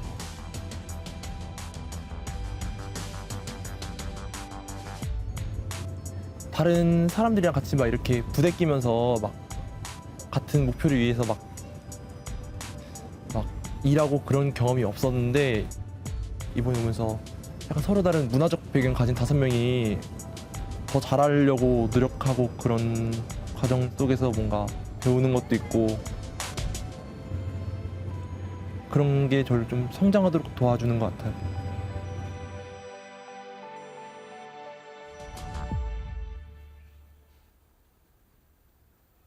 Just an incredible story, and I can speak to him as an individual, having had conversations with him. I always enjoy the thought that he puts into the way he interacts with other people. And I know that communication on their team is a big thing, and he is constantly talking about how for him, that's the thing he wants to focus on the most, is how is he going to communicate with his teammates and make them better. Yeah, he's an extremely passionate person. He wouldn't have come over here and taken this opportunity if he wasn't. He's hardworking, and he throws his heart out onto the Rift every time that he gets a chance to do so. So I love Rush still. I still love this guy so much. And he puts his heart on his sleeve. But then when he goes on the field, you said he's always thoughtful about his interactions. It doesn't look like he puts a whole lot of thought into how he approaches the interactions in-game, but they work sometimes. Exactly. Instinct as a player. Well, it's been an up and down split for them so far, but it does look like they are on the upswing. So let's send it over to the guys on the caster desk to get us into the game. Thank you very much, Dash. And guys, we are charging ahead to our final game of the day between Team Impulse and Team Dignitas. And Dignitas were going gangbusters. They were climbing all the way to first place, and the team lost 2 of the last 3 matches, and maybe they're losing a little bit of steam here. Yeah, they definitely want to turn things around, and one player that could help them do that is Shifter. I mean, Shifter's been a slow starter this split, and he has the lowest CS difference between him and his opponent in the entire league at 10 minutes. But now he does have a bunch of new toys to play. With Runeglaive out, he's already broken out the Diana and the Ezreal in the mid lane. So I'm excited to see where he goes with that and what he does with these new tools, because he definitely does have the potential to rise in the standings of mid laners. And we'll see how well he improves, because on the other side of the matchup, though, things have been trending actually quite well for Team Impulse. In practically every single week for the entire year, but every single week this split, they finished 1-1, except finally last week, they got a 2-0 week. They actually started climbing up in the standings. They beat a top team in CLG, and maybe the sky's the limit now. Yeah, plus they showed that they can do more than just snowball an early lead. In their game against CLG, Impulse mounted a comeback thanks in part to Xiao building a Medjay Soul Stealer while he was down 0-2. However, throughout that split, TSM, they've been pointing to communication issues themselves, and they even publicly announced that they started looking for a new support, mainly to deal with that communication issue. So I have to see how that affects Adrian, as he's still on the team now, yet they've already announced that they're looking at other options that could speak Korean. And I mean, sometimes it spurs you to do better. Link had a really good start of the split when they're like, we're going to replace our mid laner with the same guy, and he had like a really good start, so maybe Adrian gets better. I know it's the language. Start speaking Korean? I realize like my point dies after you mention the second half of it, but maybe it works out for him. Maybe it spurns him to great things. Who knows? But either way, we're going to check out the starting lineups. And on the blue side is Team Impulse. In the top lane, Impact. In the jungle, Rush. We talked about him for 5 minutes already. Xiao in mid, Apollo and AD carry, and Adrian on support with Coach Fly. And on the red side, it's Team Dignitas. Up top is Gamsu. In the jungle, Helios. Mid, Shifter. AD carry, Core JJ, and support Kiwi Kid. Elixia is going to be on stage with the boys today. I don't think anything necessarily happened to Rico. My understanding is he's still with the team, but just for whatever reason, at least today or maybe this weekend, Elixia is behind them.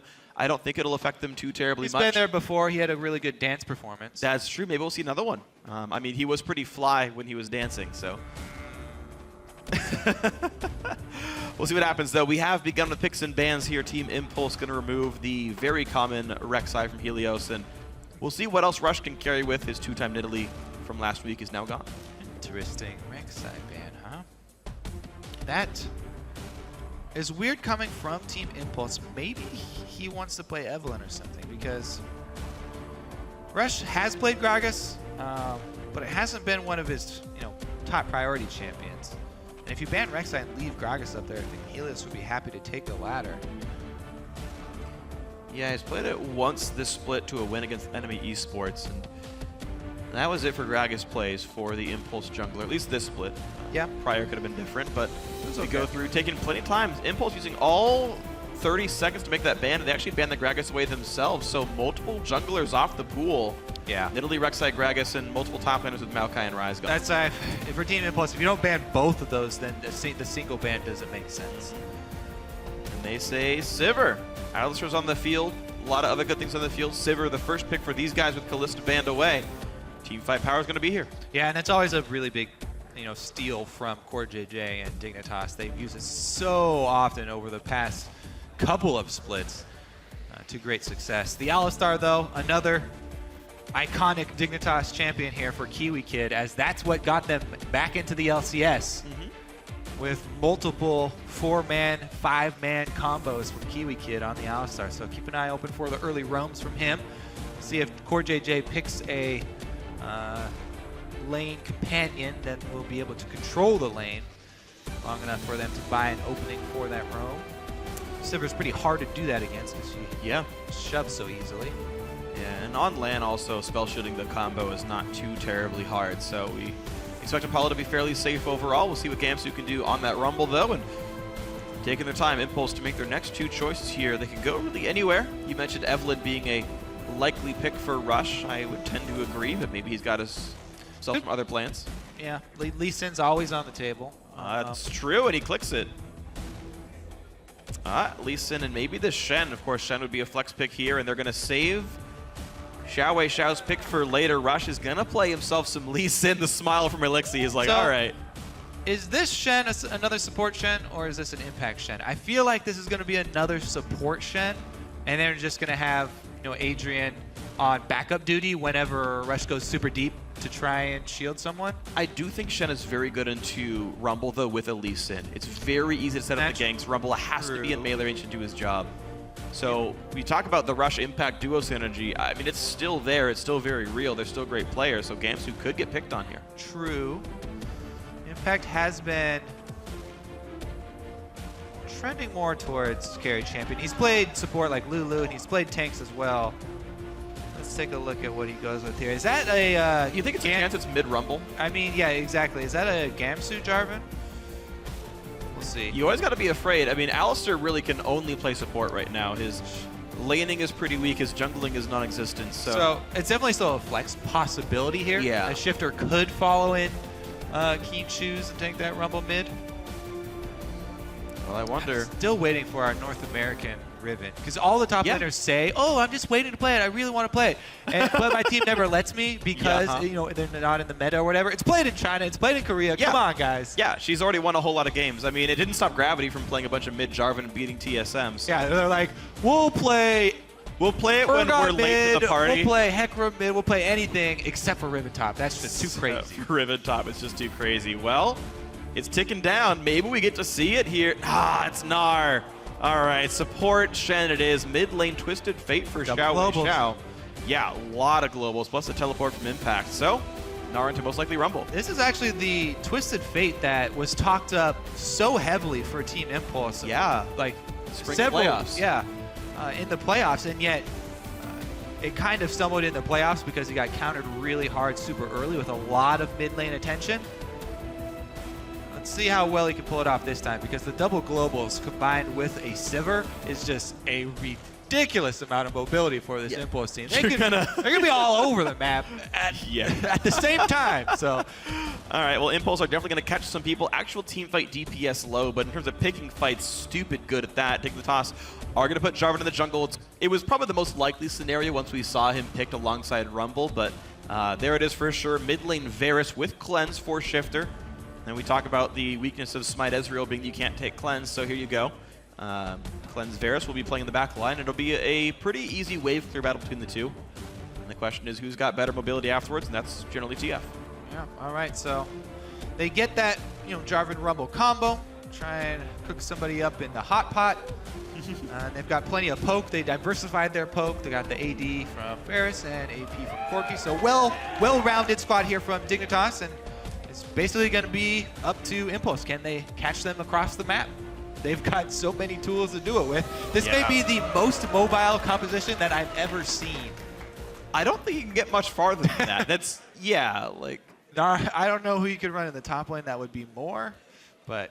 You're pretty much going to be crushing everyone. Rek'Sai in the jungle. If that Lee Sin was Rek'Sai, then you think actually you'd consider Rek'Sai more mobile? Because like ward hopping and stuff. Yeah, just because you of the ultimate. Okay, all right, I'll give you that one. Either way, guys, we're going to be checking in on the fan vote once we're in the game to see how you guys think this match will go. So tweet at LOL Esports with the hashtag TIPWin or hashtag DIGWin if you think Team Impulse or Team Dignitas will win this one. We are here with Think Memes in our 5th game of the day. Impulse only 2 games ahead right now of Team 8 for the playoff spot. Team Dignitas only 2 games behind first. Yeah, this game is really crucial for Team Impulse, as Team 8, they just won the previous game we had, and they play tomorrow. Yeah. So if Team Impulse lose this game, 1 game behind.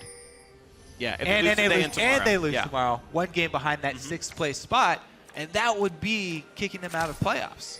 Exactly. They'd be 1-1 in the head-to-head, so it would just be Team 8 finding 1 more win to get that playoff spot that they desire. So Impulse can keep them at arm's bay by just winning a couple more games. We only have 6 to 5 games left for every team in the North American LCS here. Winding down towards the end of the summer split, the playoffs on the road to Worlds. Dignitas would sure like to be one of those teams again. Yeah, Dignitas know that Impulse are somewhere in the jungle. They don't have eyes on them currently, but they're looking to surround them. Even though they know they're in here, it's very dangerous to go for this. All right, who's going to be the one guy to split off? Apollo? Oh. He knows he shouldn't do it. He knows he shouldn't do it. Pulverize, flashes away, Ignite is on Apollo. Somebody still has heal. Helios not gonna Helios has get flash. caught out, but does he have the damage to kill him? If he gets an auto, okay, there's the heal. Summon heal popped, and out they go. So, 2 summoners lost for TIP, 2 summoners lost for Dignitas. And we go back to this load, nothing happened.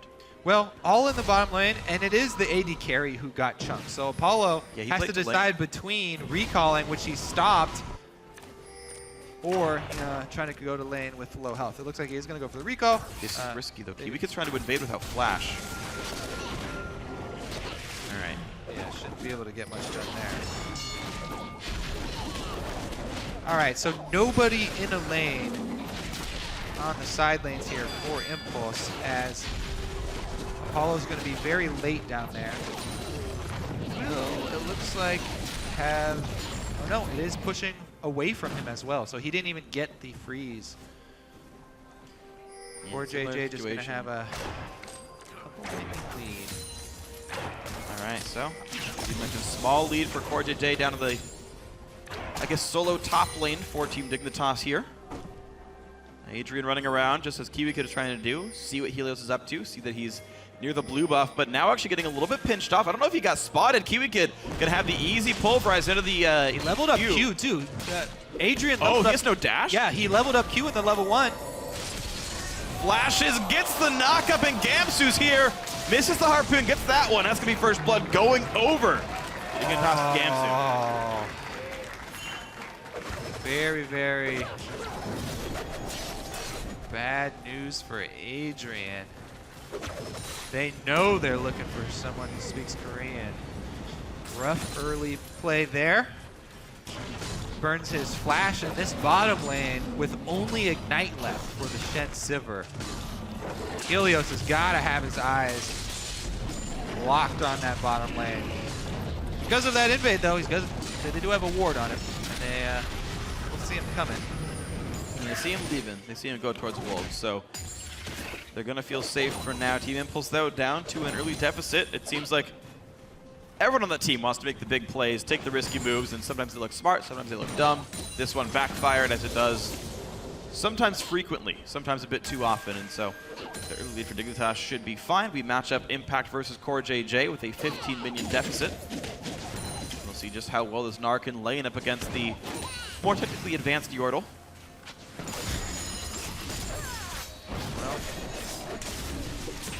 So far, so good for Core JJ. They're racking up this Corki. What they want to do is get Corki to level 6 as quickly as possible and then abuse that laning power spike. The level 6 Corki rocket's coming in. Wherever you move him around, he's going to be a big presence for Team Dignitas. Absolutely. So they're very happy with the opening to this game. Even if it does mean Gamsu has to share with Kiwi Kid, because there are no summoners on the Impulse bottom lane, they can't abuse any sort of range matchup. This is a kill lane with Alistar.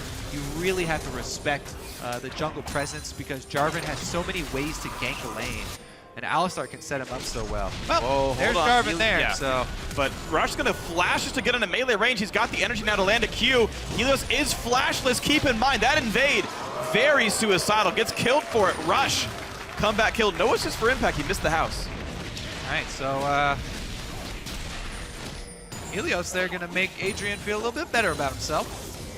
Invade kill for invade kill. As Rush is able to find an early kill. That could be very bad for Dignitas.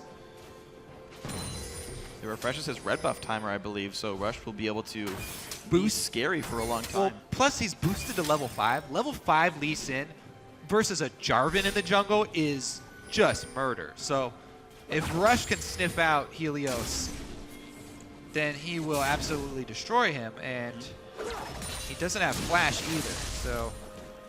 Yeah, I take it back. No red buff on Rush, though. Helios is going to have to play a lot more cautiously with any sort of ganks he does throw out.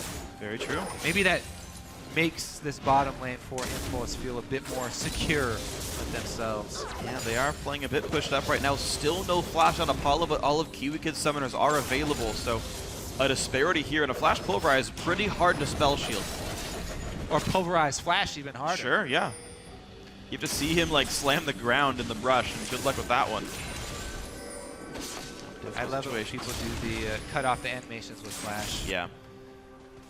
Try and do it whenever I remember, but it's just counterintuitive because I've been playing without doing that for so long. Sure, yeah. And I mean, you talk about how you're supposed to, I guess, do Vi Q flashes and whatnot. We have to finish casting Q. There we go, Xiao. Lands the gold card, chases on. House won't land. CoreJJ just walks away cleanly, burning a flash. Yep, solo lane. Corki got everything that he wanted, though. He got level 6 out of the solo lane. So CoreJJ not too sad about having to go back after that gank now. And the first ultimate from Xiao on Twisted Fate gets them only the flash off of champion with a built-in dash anyway. And it allows actually Shifter to have a bit of a lane lead here. Was able to recall back for Tyrion Longsword a while ago, holding a small CS advantage over Xiao in the meantime. There we go, nice spell shield in time. Apollo gonna stay okay, but Kiwi-Kid in a trade with Adrian loses half his health. Spam the heal, start chugging potions. Take a look. It looks like they just sent CoreJJ back up to the top. Oh, he's got 6. Can't find the combo, though. Kiwi could have stunned him under the turret, so nice try, but yeah, no game. They gave it away here because Xiao was also roaming down from the mid lane. So sometimes you don't want to overcommit resources there, and you know the mid laner just moving actually gives away Rush's gank.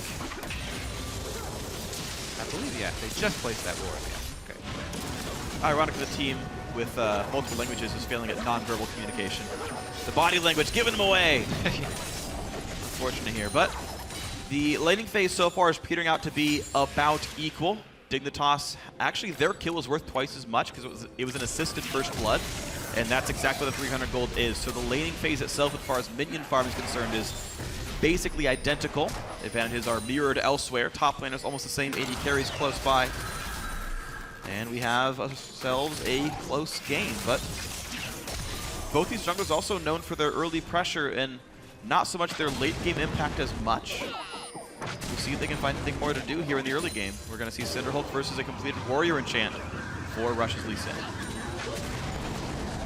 Yeah, that burst damage coming from Rush is going to be something we have to respect. Xiao's gone with the cooldown reduction boost, by the way, which has steadily been gaining popularity. Yeah, not just seems standard on him now. Yeah, not just Twisted Fate either. Let's see though if his second ultimate will be more consequence than the first. It's already back up. Well, he's got 2 minutes without Corki flash. True. Could try and go back to Corki. The bottom lane seems really, really difficult to go for, and they're roaming up right now anyway. Ooh, just out of range. Xiao not forced to burn any summoners. If that had landed, though, I think he would have died. Nice try for Chip. He could have R-flashed there, by the way. True. And that actually likely would have landed. Tell him how it is. Yeah, it's pretty much always worth it to go for the ability flash move as well, because at worst, they flash after your ability connects. So not only do you trade flashes, but you get the effect of your ability landing, which is the root and a big damage, maybe a root, maybe a slow, and oftentimes you'll even be able to secure the kill plus their flash. So, all right, well, Rush don't be looking aggressive, jumps the wall. gets called out by the pink ward he was on, and Dignitas run away. But keep in mind, their jungler and mid laner are coming. This could be a 3v4 shortly with Xiao Xiao showing up late. Rush is now cut off on both sides. His W is still down. Spell shield good, but the Pulverize still comes through. Apollo down to half HP already. TP comes in from Impact, and the kickback knocks down Gamsu. What a great kill picked up. Xiao Xiao's in, stuns Kiwi, but not the best target, of course. Impact still is too tired to be Mega Gnar, but the chain CC will lock down Kiwi Kid. He's going to try to flash over the wall. He gets away for a second, but still goes down to Impact at 2-0. That's that 5 members of Impulse can appear anywhere on the map factor that we talked about in Champion Select. That's what their whole team comp is built around, is that type of play. You could tell when Rush did not immediately try and run away. He just kind of hung around up on top of the ledge. They're not looking to run away. They're trying to bait you in and suck down as many members as they can. There goes the Dragon on top of it for Impulse. So Dragon plus turret plus the kills, and the globals pay off. And that's exactly why top laners bring teleport. Corky couldn't show up in this fight. He's running up there with heal. Exactly. Kiwi Kid does get the combo, and they get the equalizer, but just too many players on Team Impulse. Rush goes in, the kickback with his flash, take down the turret, and enables them to continue the charge here, grab the extra kill. All right, so beautiful stuff here in Team Impulse, now sitting on a nice, sizable lead here.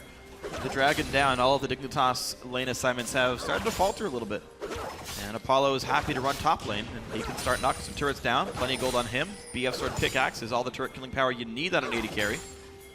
Remember, because Shen was bottom lane, they didn't even have to use the Shen ultimate in that last play either, so they still have another global to use. Rare miss there from Rush. Yeah, narrow sidestep as well, slightly by Kiwi Kid. I believe that was thrown through Fog of War. Got vision on it. This one lands. Psh. What happened to taking the Q, Rush? Take the risky play. Make it look cool. Well, he looks like he's going to go try and help Xiao Xiao. Xiao Xiao looks like he needs it too. 3 members converging on him. Will they hit the ultimate this time? Yep, there's the R-Flash. Shuttle comes in, but here comes Helios. Goodbye! Kill comes through, but Rush has arrived. Rush is going to kill Shifter, and now Dignitas are stuck on the wrong side of this one. The team is coming down to pin them off. Kiwi Kid's leading the charge, though. He's taking a lot of damage on the exit. He has ultimate, but a big combo to the back line. Apollo gets exploded. Kill goes to Helios. Gamsu arrives as well, and Dignitas ready to turn things around. 2-0 so far in this Xiao trade. Xiao has ultimate. Once he gets back up, he would have to like buy home guards or something to get back out there on in time. But got alacrity boots. Whoa, he's already upgraded them. Okay, so he's got flat move speed upgrade instead of distortion on a flash ghost. All right. Yeah, he's going. He really fast. They really talk about mobility for this. 418 move speed. I have to say though, the distortion for a double, flash ghost is there's so much value in that. But I guess he values the move speed all the time as opposed to having a ghost for it. So, oh wow, okay, Kiwi Kid not in the best of spots right now. Very low on health, stunned up, taunted. He's pretty low. Somebody heal buys a bit more time. A big pulverize, a lot of AoE.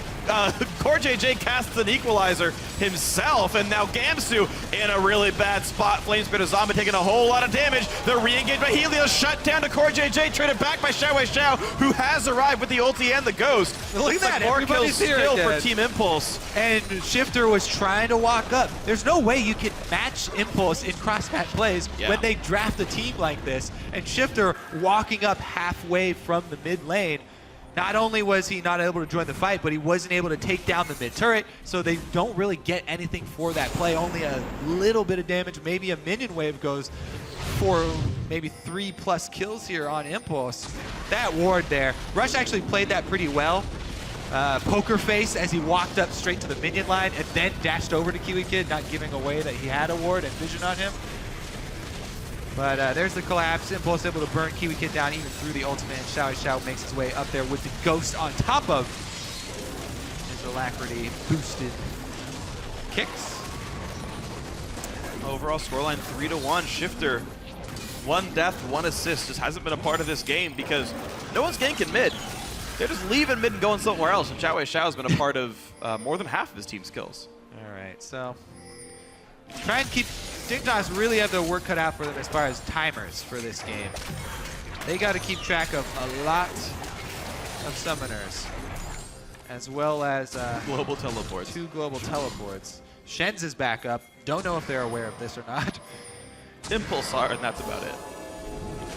Especially with the frequency with which Impulse start fights. This is pretty really creepy. hard to keep track of what was used. Helios is flashless. EQ are up. The whole They've got all team 5 is in people. for the invade. Yeah, They it looks just like have they're going to be everyone okay. for once. But here's the teleports coming in. Cortej already at half. Equalizer hits on the 2. Cortej goes down to Rush. That's Adrian also helping out with the Stand United. So far, Impulse are alive. A double kill for Rush. 1 traded back finally, but Helios is the 3rd kill. A triple for Rush, but he's going to kick him back. He's 1 hit away from dead. Shifter takes him down. A double kill for the Varus. Worth it. And here's the backline pressure. A kill for Apollo. Kiwi Kid has flash, but he's so low on health, he's not going to survive this one. A double kill for Apollo. Another big fight for Impulse. Yeah, CoreJJ with the nosedive into the back of the red buff pit. Impulse able to clean up in their own jungle. Woo! They finally had 5 people there. Shifter from the mid lane only had to walk 1 screen down, but the single arrow wasn't able to turn the tides there. Didn't keep track of his ultimate. I think it was still down. Who's? Shifter? Maybe it was used in that fight. Nah, Varus hold such a low cooldown that's up every fight. It must have been used on something. I didn't see it myself, but... Too spread out. That fight was drawn out over the entire red buff jungle. Let's see if we can spot it here. All right. So they got 4 people surrounded. Shifter's on his way.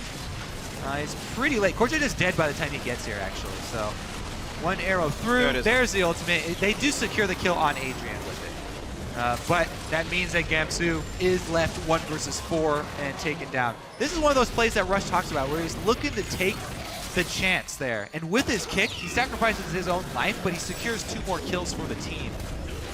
Yeah, really slick stuff. And a good chase down. So Team Impulse sitting on a 6-kill lead. They're up 3 turrets as well.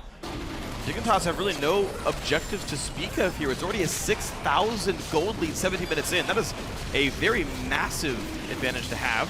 Yeah, and that was the last of the outer turrets that went down after that fight. So now the map is completely wide open for Impulse to make plays anywhere they want to. It's so difficult now for Team Dignitas to come back because they can't venture out onto Summoner's Rift without going as 5.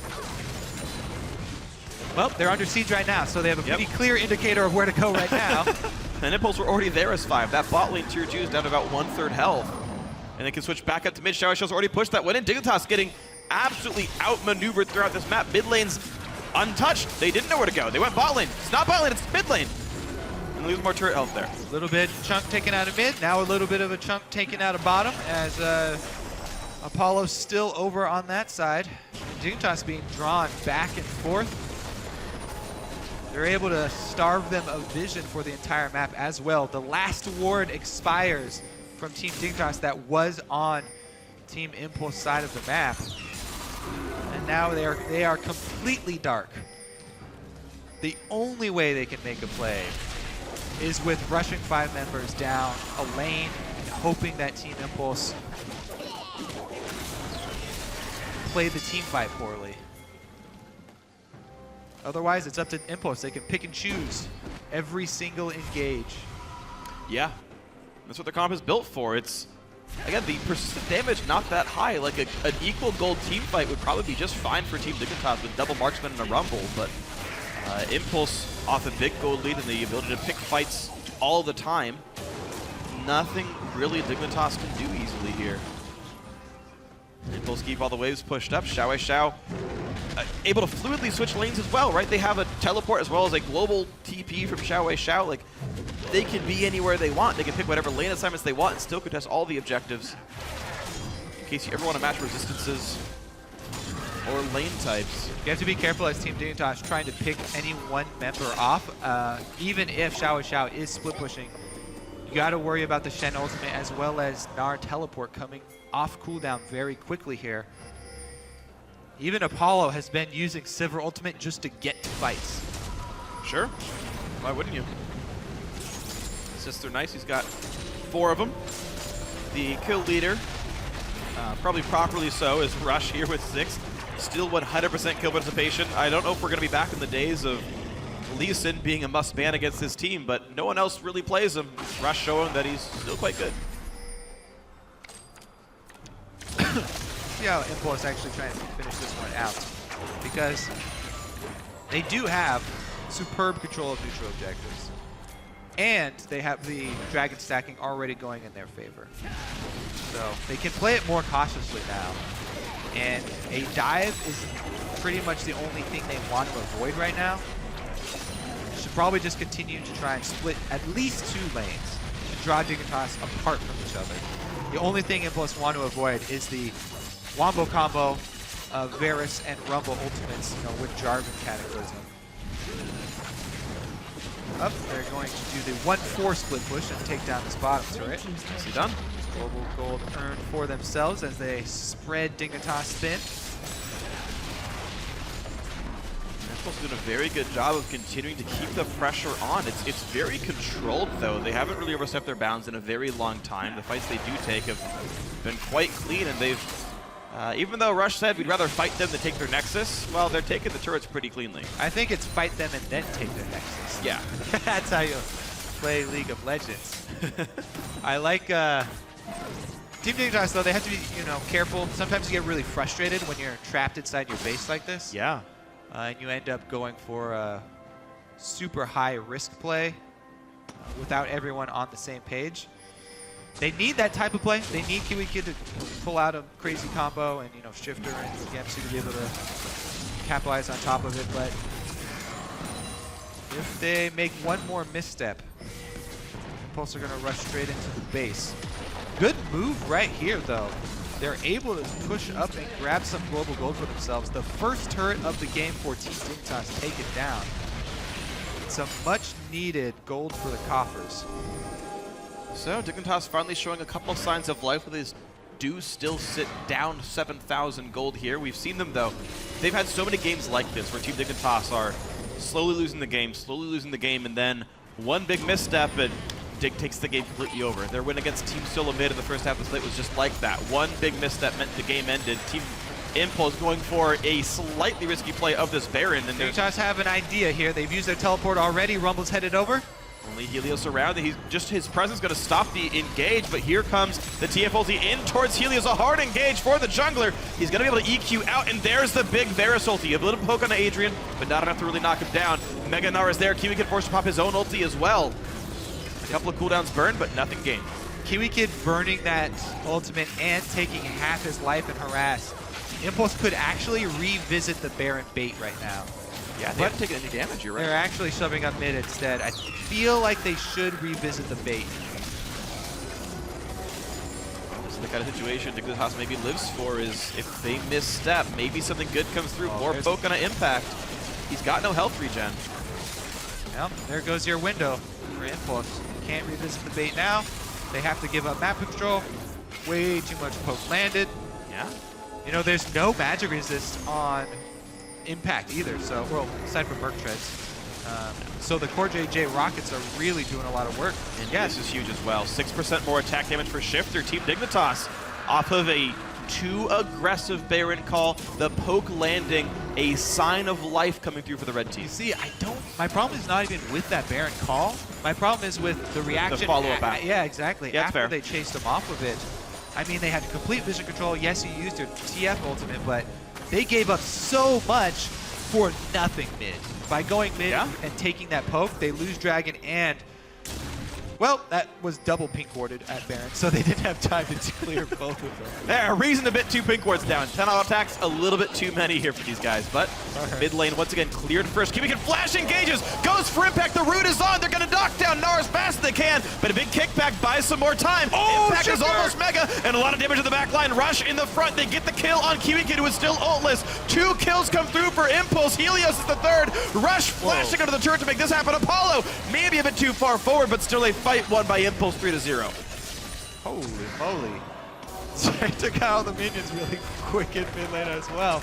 All right, well, that fight. Jeez, out of nowhere. Let's take that replay again, because Kiwi Kid with the initiation, I don't think Gemsu was immediately in range for the ultimate, because that's the combo they really want. If you get someone locked down in AoE like that, they want the Rumble immediately on top of them. Xiao Xiao flashed out, though, as soon as he regained control of his character. Yeah. He just ulted for a Valkyrie from the Corki, so nothing gained in this one. All right. All right. How far away is Rumble? Gamsu's right there. That's okay. a range. Yeah, he just didn't want to do it until Varus ultimate landed, I guess. It was still decent because he got Adrian and Rush, but everybody else was able to pull out. Apollo comes in and speed boosting the entire team. They're all running away here. Yeah. Except Shifter. All of Dignitas in evacuation mode. There's actually what I think is a big misplay by Helios. As full tank Jarvan tried to chase Impact, like put the ult on him, threw the EQ at him, threw a bunch of auto attacks at him. It's like, you're not going to kill tank Gnar who's stacking armor. Yeah, And they needed there for the rest of the team. They needed a front line to allow the double marksman full uptime on auto attacks. Yeah, they could have got the kill on Adrian probably with that. If you run double AD champions like that, you have to have a good front line that's able to buy them 100% uptime for DPS.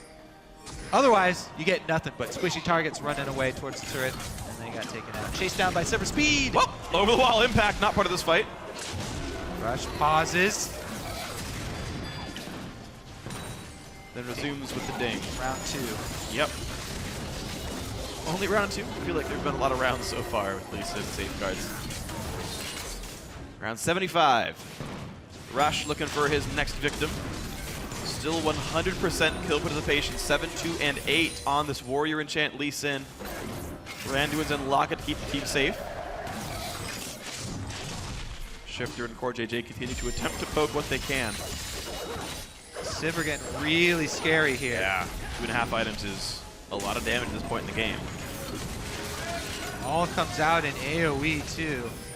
TF still pushing the top side. This top lane tier 2 is uncontested. This is going to be a free turret kill. Bottom, I mean, side wave controls is so easy with this team comp for Impulse, but yeah, they have it perfectly manipulated. Bottom draws down the teleport, so they get this top turret for free. Really nicely played. And the thing is, even true to Team Impulse, they still have 15 kills.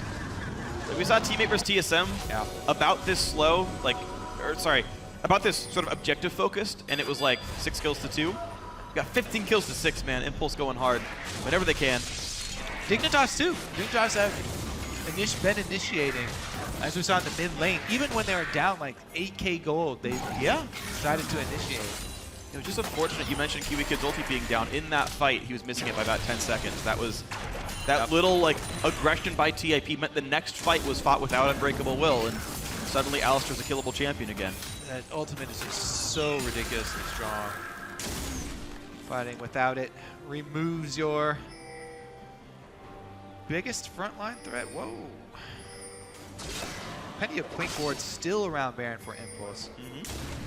Still unable to successfully bait Baron and draw out Team Dignitas for that TF engage. Man, but throughout all these movements around the map of the team fights, we're at an 11,000 gold lead for Team Impulse before 30 minutes. I mean, a absolutely massive margin for these guys to make up what they maybe could have lacked in team fight stats. Not going to be a difficulty for them here at all.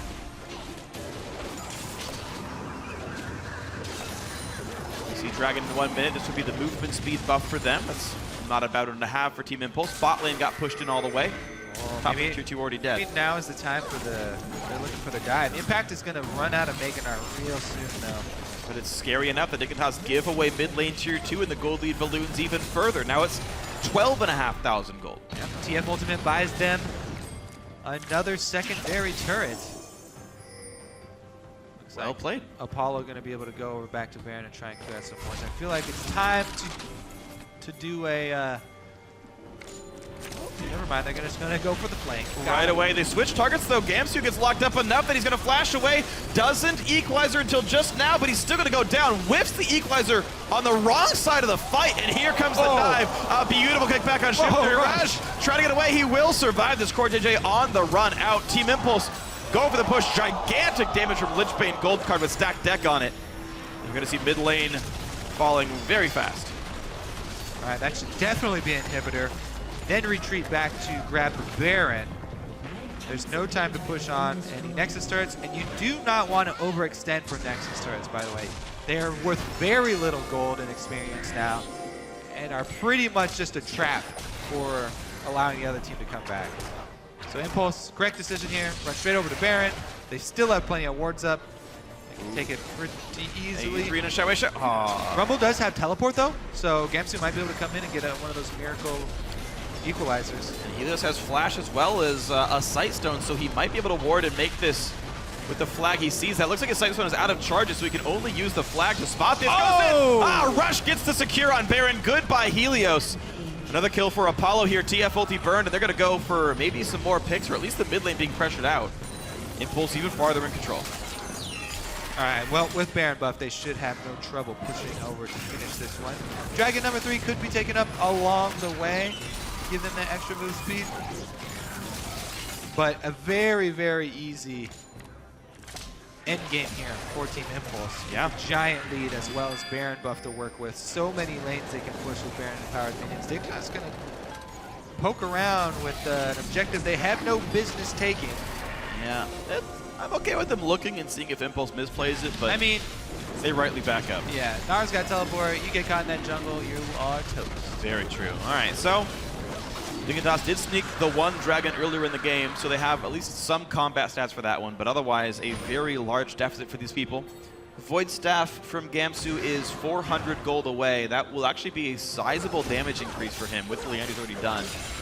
We are on 5.12 still this week, by the way, so the Leandry's changes and whatnot not in until next week's LCS games. This is not a 300 ability power rumble. It's only 216. Man, and just remember how important this game is for Team Impulse as well. With teammates win, hot on their heels. This game right now is Impulse keeping a hold of their playoff spot, trying to put more distance between them and the bottom teams. And it only puts them one win away from second place as well. They'll go up to 8, and where TSM and Liquid are at 9. That's true. Everybody's so congested up at the top. And it's going to be the jump in towards Goodbye. Goodbye, Gamsu. Goodbye. Ryan Pack's going to kill you. The jump back on a Xiaowei Xiao there with the taunt. Going to buy some time from Adrian. Still a shutdown goes to Core JJ, and Xiaowei Xiao maybe a little bit overextended. A kill for Kiwi Kid. Adrian still taunting up, and here comes the rest of the team. Apollo is here for his second kill. Can't quite find his third. Kiwi Kid buys some time, and actually kills keep trading back and forth, but it still ends up being, I believe, a triple kill for Apollo. The minions are here. The game is going to end. The 2 versus 1. Helios will not defend this, and Team Impulse knocked down another playoff team, their 4th win in a row. They have not lost a game in the last half of the split, and Team Impulse will win a 33-minute win. The final ace with Rush securing his 8th kill of the game. Smiting Helios down. 8-2-13 for that Rush Lee Sin with the Tiamat by the end. Oh, man. All right, that's just style. If you're getting that far ahead, then you will go more damage. All right, well, what a great game by Impulse. An aggressive one, a very fun one to watch. A fun one to cast as well, and this means they improve to 8-5 right now. Tied now with the Dignitas, who are also at 8 wins and 5 losses. Should put them all around 4th place here, as Team Liquid and Team Solamid sit at 9 and Gravity sits at 10. The top of the table kind of all just moved up a little bit today. I can't get over those Xiao glasses. I love it. New haircut, new glasses, he's styling. On the other side, though, Dignitas have lost now 3 of their last 4. They were the only win to give TDK a win. We thought maybe that means TDK is good. What if that means that instead it's Dignitas slipping? Their only win so far in the back half has been Team 8. And they're typically not difficult opponents, honestly. And they've lost to Team Liquid, they lost to TDK, they lost to Impulse. They play Cloud9 tomorrow. That is a game that Dignitas cannot afford to lose here. The playoff race still does exist. If Team 8 can play as well as they did today when they're beating Team Solamid, maybe they're a real contender. That's still only a 3-game difference between Team 8 and... They just took out the bottom side. The former #1 team. Yeah. Gravity now stand alone at the top. Yeah, it's 1 in first place, 2 tied for second, and then 3 all tied for 4th right there with Dignitas, Impulse, and CLG. And that is only a 3-game buffer between them and Team 8, who are right now the front runners of the out of that pack group, right? Trying to invade into the playoffs. 3 wins in 5 games is a tall order, though. Maybe these guys can feel safe if you assume they trade games back and forth, but you never know. The weird late game streaks can happen. So I feel like we say it every single time Impulse play, but Sivir for Team Impulse. Yeah.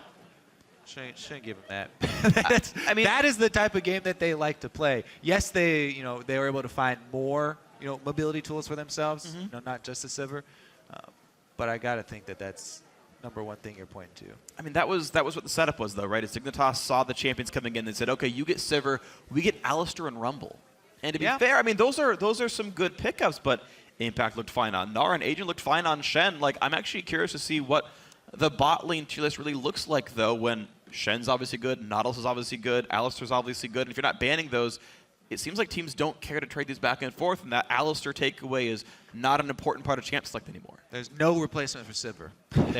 No, you're right. There is no replacement for Sivir. Ashe is the closest and does not really compare in that regard. So something maybe teams should watch out for. We should probably go back to Impulse Sivir bans. We'll see, though. But for more, we're going to send it down to Riv on the blue side. I don't know, man. Not if people like to ban Sivir against Impulse. These guys get it every time. Another one and another win coming out of the jungle. I'm here with Rush now for Team Impulse as he played in another amazing game. Rush, my first question to you is pretty much for the team. You guys have really patched things up in the early game. Where is this confidence coming from, and what's new with the team? You guys have been playing so well. 요즘 들어서 팀이 너무 잘하시는데 이런 자신감은 어디서 나오시는 거고 뭐가 달라졌는지 좀 설명해 주세요. 일단 저희 팀에 솔로큐 1등과 2등 선수가 있고 그냥 요즘 연습할 때도 다 열심히 하고 이제 어느 정도 커뮤니케이션 문제도 점점 나아지고 있어서 그런지 성적이 잘 나오는 것 같아요. So first of all, we have number 1 and number 2 in solo queue on our team, and secondly, we worked hard, practiced hard, and our communication improved a lot. So I think that's where confidence is coming from. Well, the hard work is definitely paying off. I want to ask you a question about your Nidalee and Lee Sin. Why are you so comfortable on these champions, and why do you think other junglers aren't going to pick them up for the competitive play? 왜냐면은 사실 제가 다른 렉사이나 그라가츠 같은 탱커형 정글러를 정말 못하는 건 아닌데 리신 니달리를 고집하는 이유는 이 챔피언들은 실수를 하지 않으면 정말 강력해요. 그러니까 뭔 소리냐면 실수를 하면 약해질 수 있지만 실수 안 하면 강해진다는 점이 저는 이걸 좋아하고 다른 선수들은 선호하지 않는 이유인 것 같아요. So it's not that I can't play Rek'Sai and Gragas, all these tanky jungle champions, but Lee Sin and Nidalee, if you can play them perfectly and don't make any mistake, like that's where the like competitive edge coming from, and I am confident that I can make those plays. Well, your confidence definitely shines through, as well as you said, with the team and your placement in solo queue and into the competitive games. Tomorrow, Team 8, they just took down Team Solo Mid. Rush, how are you feeling about that game? 사실 저희 팀이 스프링 때도 1라운드 때 4승 5패라고 2라운드 때 7승 2패를 했는데 그때 2패를 했던 팀이 우연인데 이게 정말 디그니타스랑 팀메이트예요. 근데 이번에 팀에서 다시 만나게 돼서 이번에는 그냥 다시 부셔주고 싶어요. 4승 5패랑 7승 2패 저번 시즌 1라운드랑 2라운드요. 1라운드 때 4승 5패하고 2라운드 때 7승. So last season in the first round we were 4 and 5, and then second round 7 and 2, and those two games that we lost were against Team 8 and Dignitas. So it's like what a coincidence. So yeah. Well, best of luck in your games. Congratulations on the victory today, and best of luck tomorrow. Thank you very much, Sunny, for the translation as well. We're going to throw it to the analyst desk to break down the rest of the day. Thank you, Riv and Impulse, as Kobe had mentioned, securing a very important victory for them as they make this run for playoffs. But I want to key into something that Rush said during that interview, which is that he looks at these aggressive champions like Lee Sin and Nidalee as an opportunity to gain an advantage if he can play them properly. And I think that's a really interesting way to look at these champions, whereas other junglers are shying away from them. Yeah, it's kind of the margin for error. If you play it perfectly, you're going to get a huge advantage, and you have to keep the pressure on for a very long time. That's the big thing about Lee Sin in Italy. You can't take your foot off the gas because then the other team catches up to you. Whereas other junglers, when you're tanky and caught out, you have a larger margin for error. You're not going to get blown up in team fights. And you can see Rush in a lot of those team fights got very low, and he even sacrificed himself sometimes to actually allow the follow-up. So he had to play perfectly, and this was a great example of a great game from him. He had 100% kill participation for the majority of this game. Up until that final fight. He fell off, but that was it. Otherwise, it's just an immaculate game from him, and we've seen a lot of those. So he's not afraid to take the game into his own hands, and I love seeing that in a jungler. Right, so it makes you wonder then, with this in mind, this idea that you can gain an advantage through playing, one of these champions very well, as we move into the postseason and you're going up against tougher opponents, naturally, and you're moving into best-of-5 series where teams have more time to adapt and adjust strategies. Is that a sustainable approach for a team to say, we're just going to go ham left and right and hope to execute perfectly? It is sustainable, but you have to execute it perfectly, and in a best-of-5 environment, there are counters to it. You can draft appropriately. You can draft it with safe lanes and make sure they aren't exploitable, but there's a lot of adaptation there. It is sustainable more so against bottom teams, but like I said, against the top teams, it's just the margin for error. Even just playing against top teams becomes smaller and smaller. You can't make mistakes or else the game is over. And we saw that last playoffs too. When he'd pick the Lee Sin, when he'd pick the Nunu, and it wasn't going for him, and he made these tiny mistakes, the game just gets out of hand. You're going to snowball either direction. And it's like he said in his feature, I look really dumb when I do these plays, or I look like a god. It's one or the other. And he's totally fine with that, and I love seeing that. Well, it seems or it appears that more often than not, he looks like a god. And it is working for them now. We'll see if they can expand their playbook as they move into the playoffs. Now, there are just 5 more games for each team to play, so let's take a look at the standings on that race to the playoffs. At the top of the table, we have a new leader. Gravity takes sole possession of first place with 10 wins and 3 losses. TSM drops into a tie for second with Team Liquid. Then in fourth, it's CLG, Team Dignitas, and Team Impulse. With their big upset today, Team 8 takes 7th, followed by Enemy Esports in 8th, and Cloud9 is in 9th place with Team Dragon Knights in last. We'll track all the movements after our 5 games tomorrow, starting with Enemy Esports versus Gravity. Then Cloud9 will take on Team Dignitas. In Game 4, Team Impulse will go up against Team 8, and we'll close out Week 7 with CLG versus Team Dragon Knights. Now, sitting in the 3 spot is our game of the week, TSM versus Team Liquid, in a battle for second place. So that's going to be a big one. That'll hit your stream tomorrow at noon Pacific, 9 p.m. Central European Summertime. Now for myself, the casters, and the entire live broadcast crew, thank you for watching, and good night.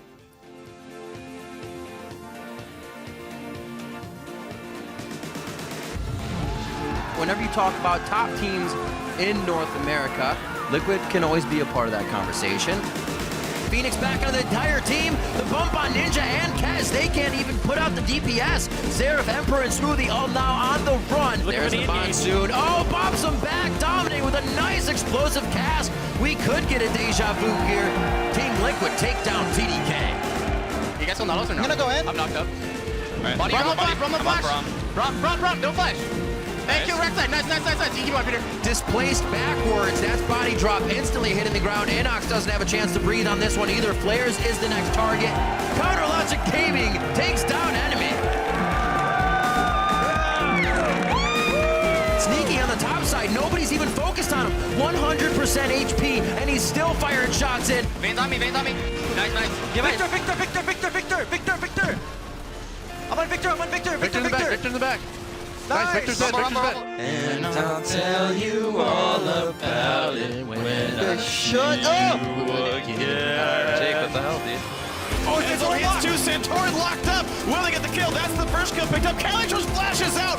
Porpoise survives as well. I got Ezreal. Ezreal. I can't. Nice. Kill there is. Can we go ahead? Kill turtle. Watch out. An impressive victory. Team A finally coming together.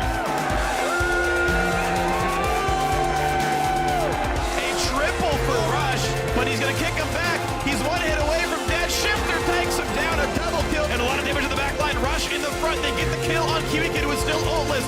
2 kills come through for Impulse. Helios is the 3rd. Team Impulse have not lost a game in the last half of the split.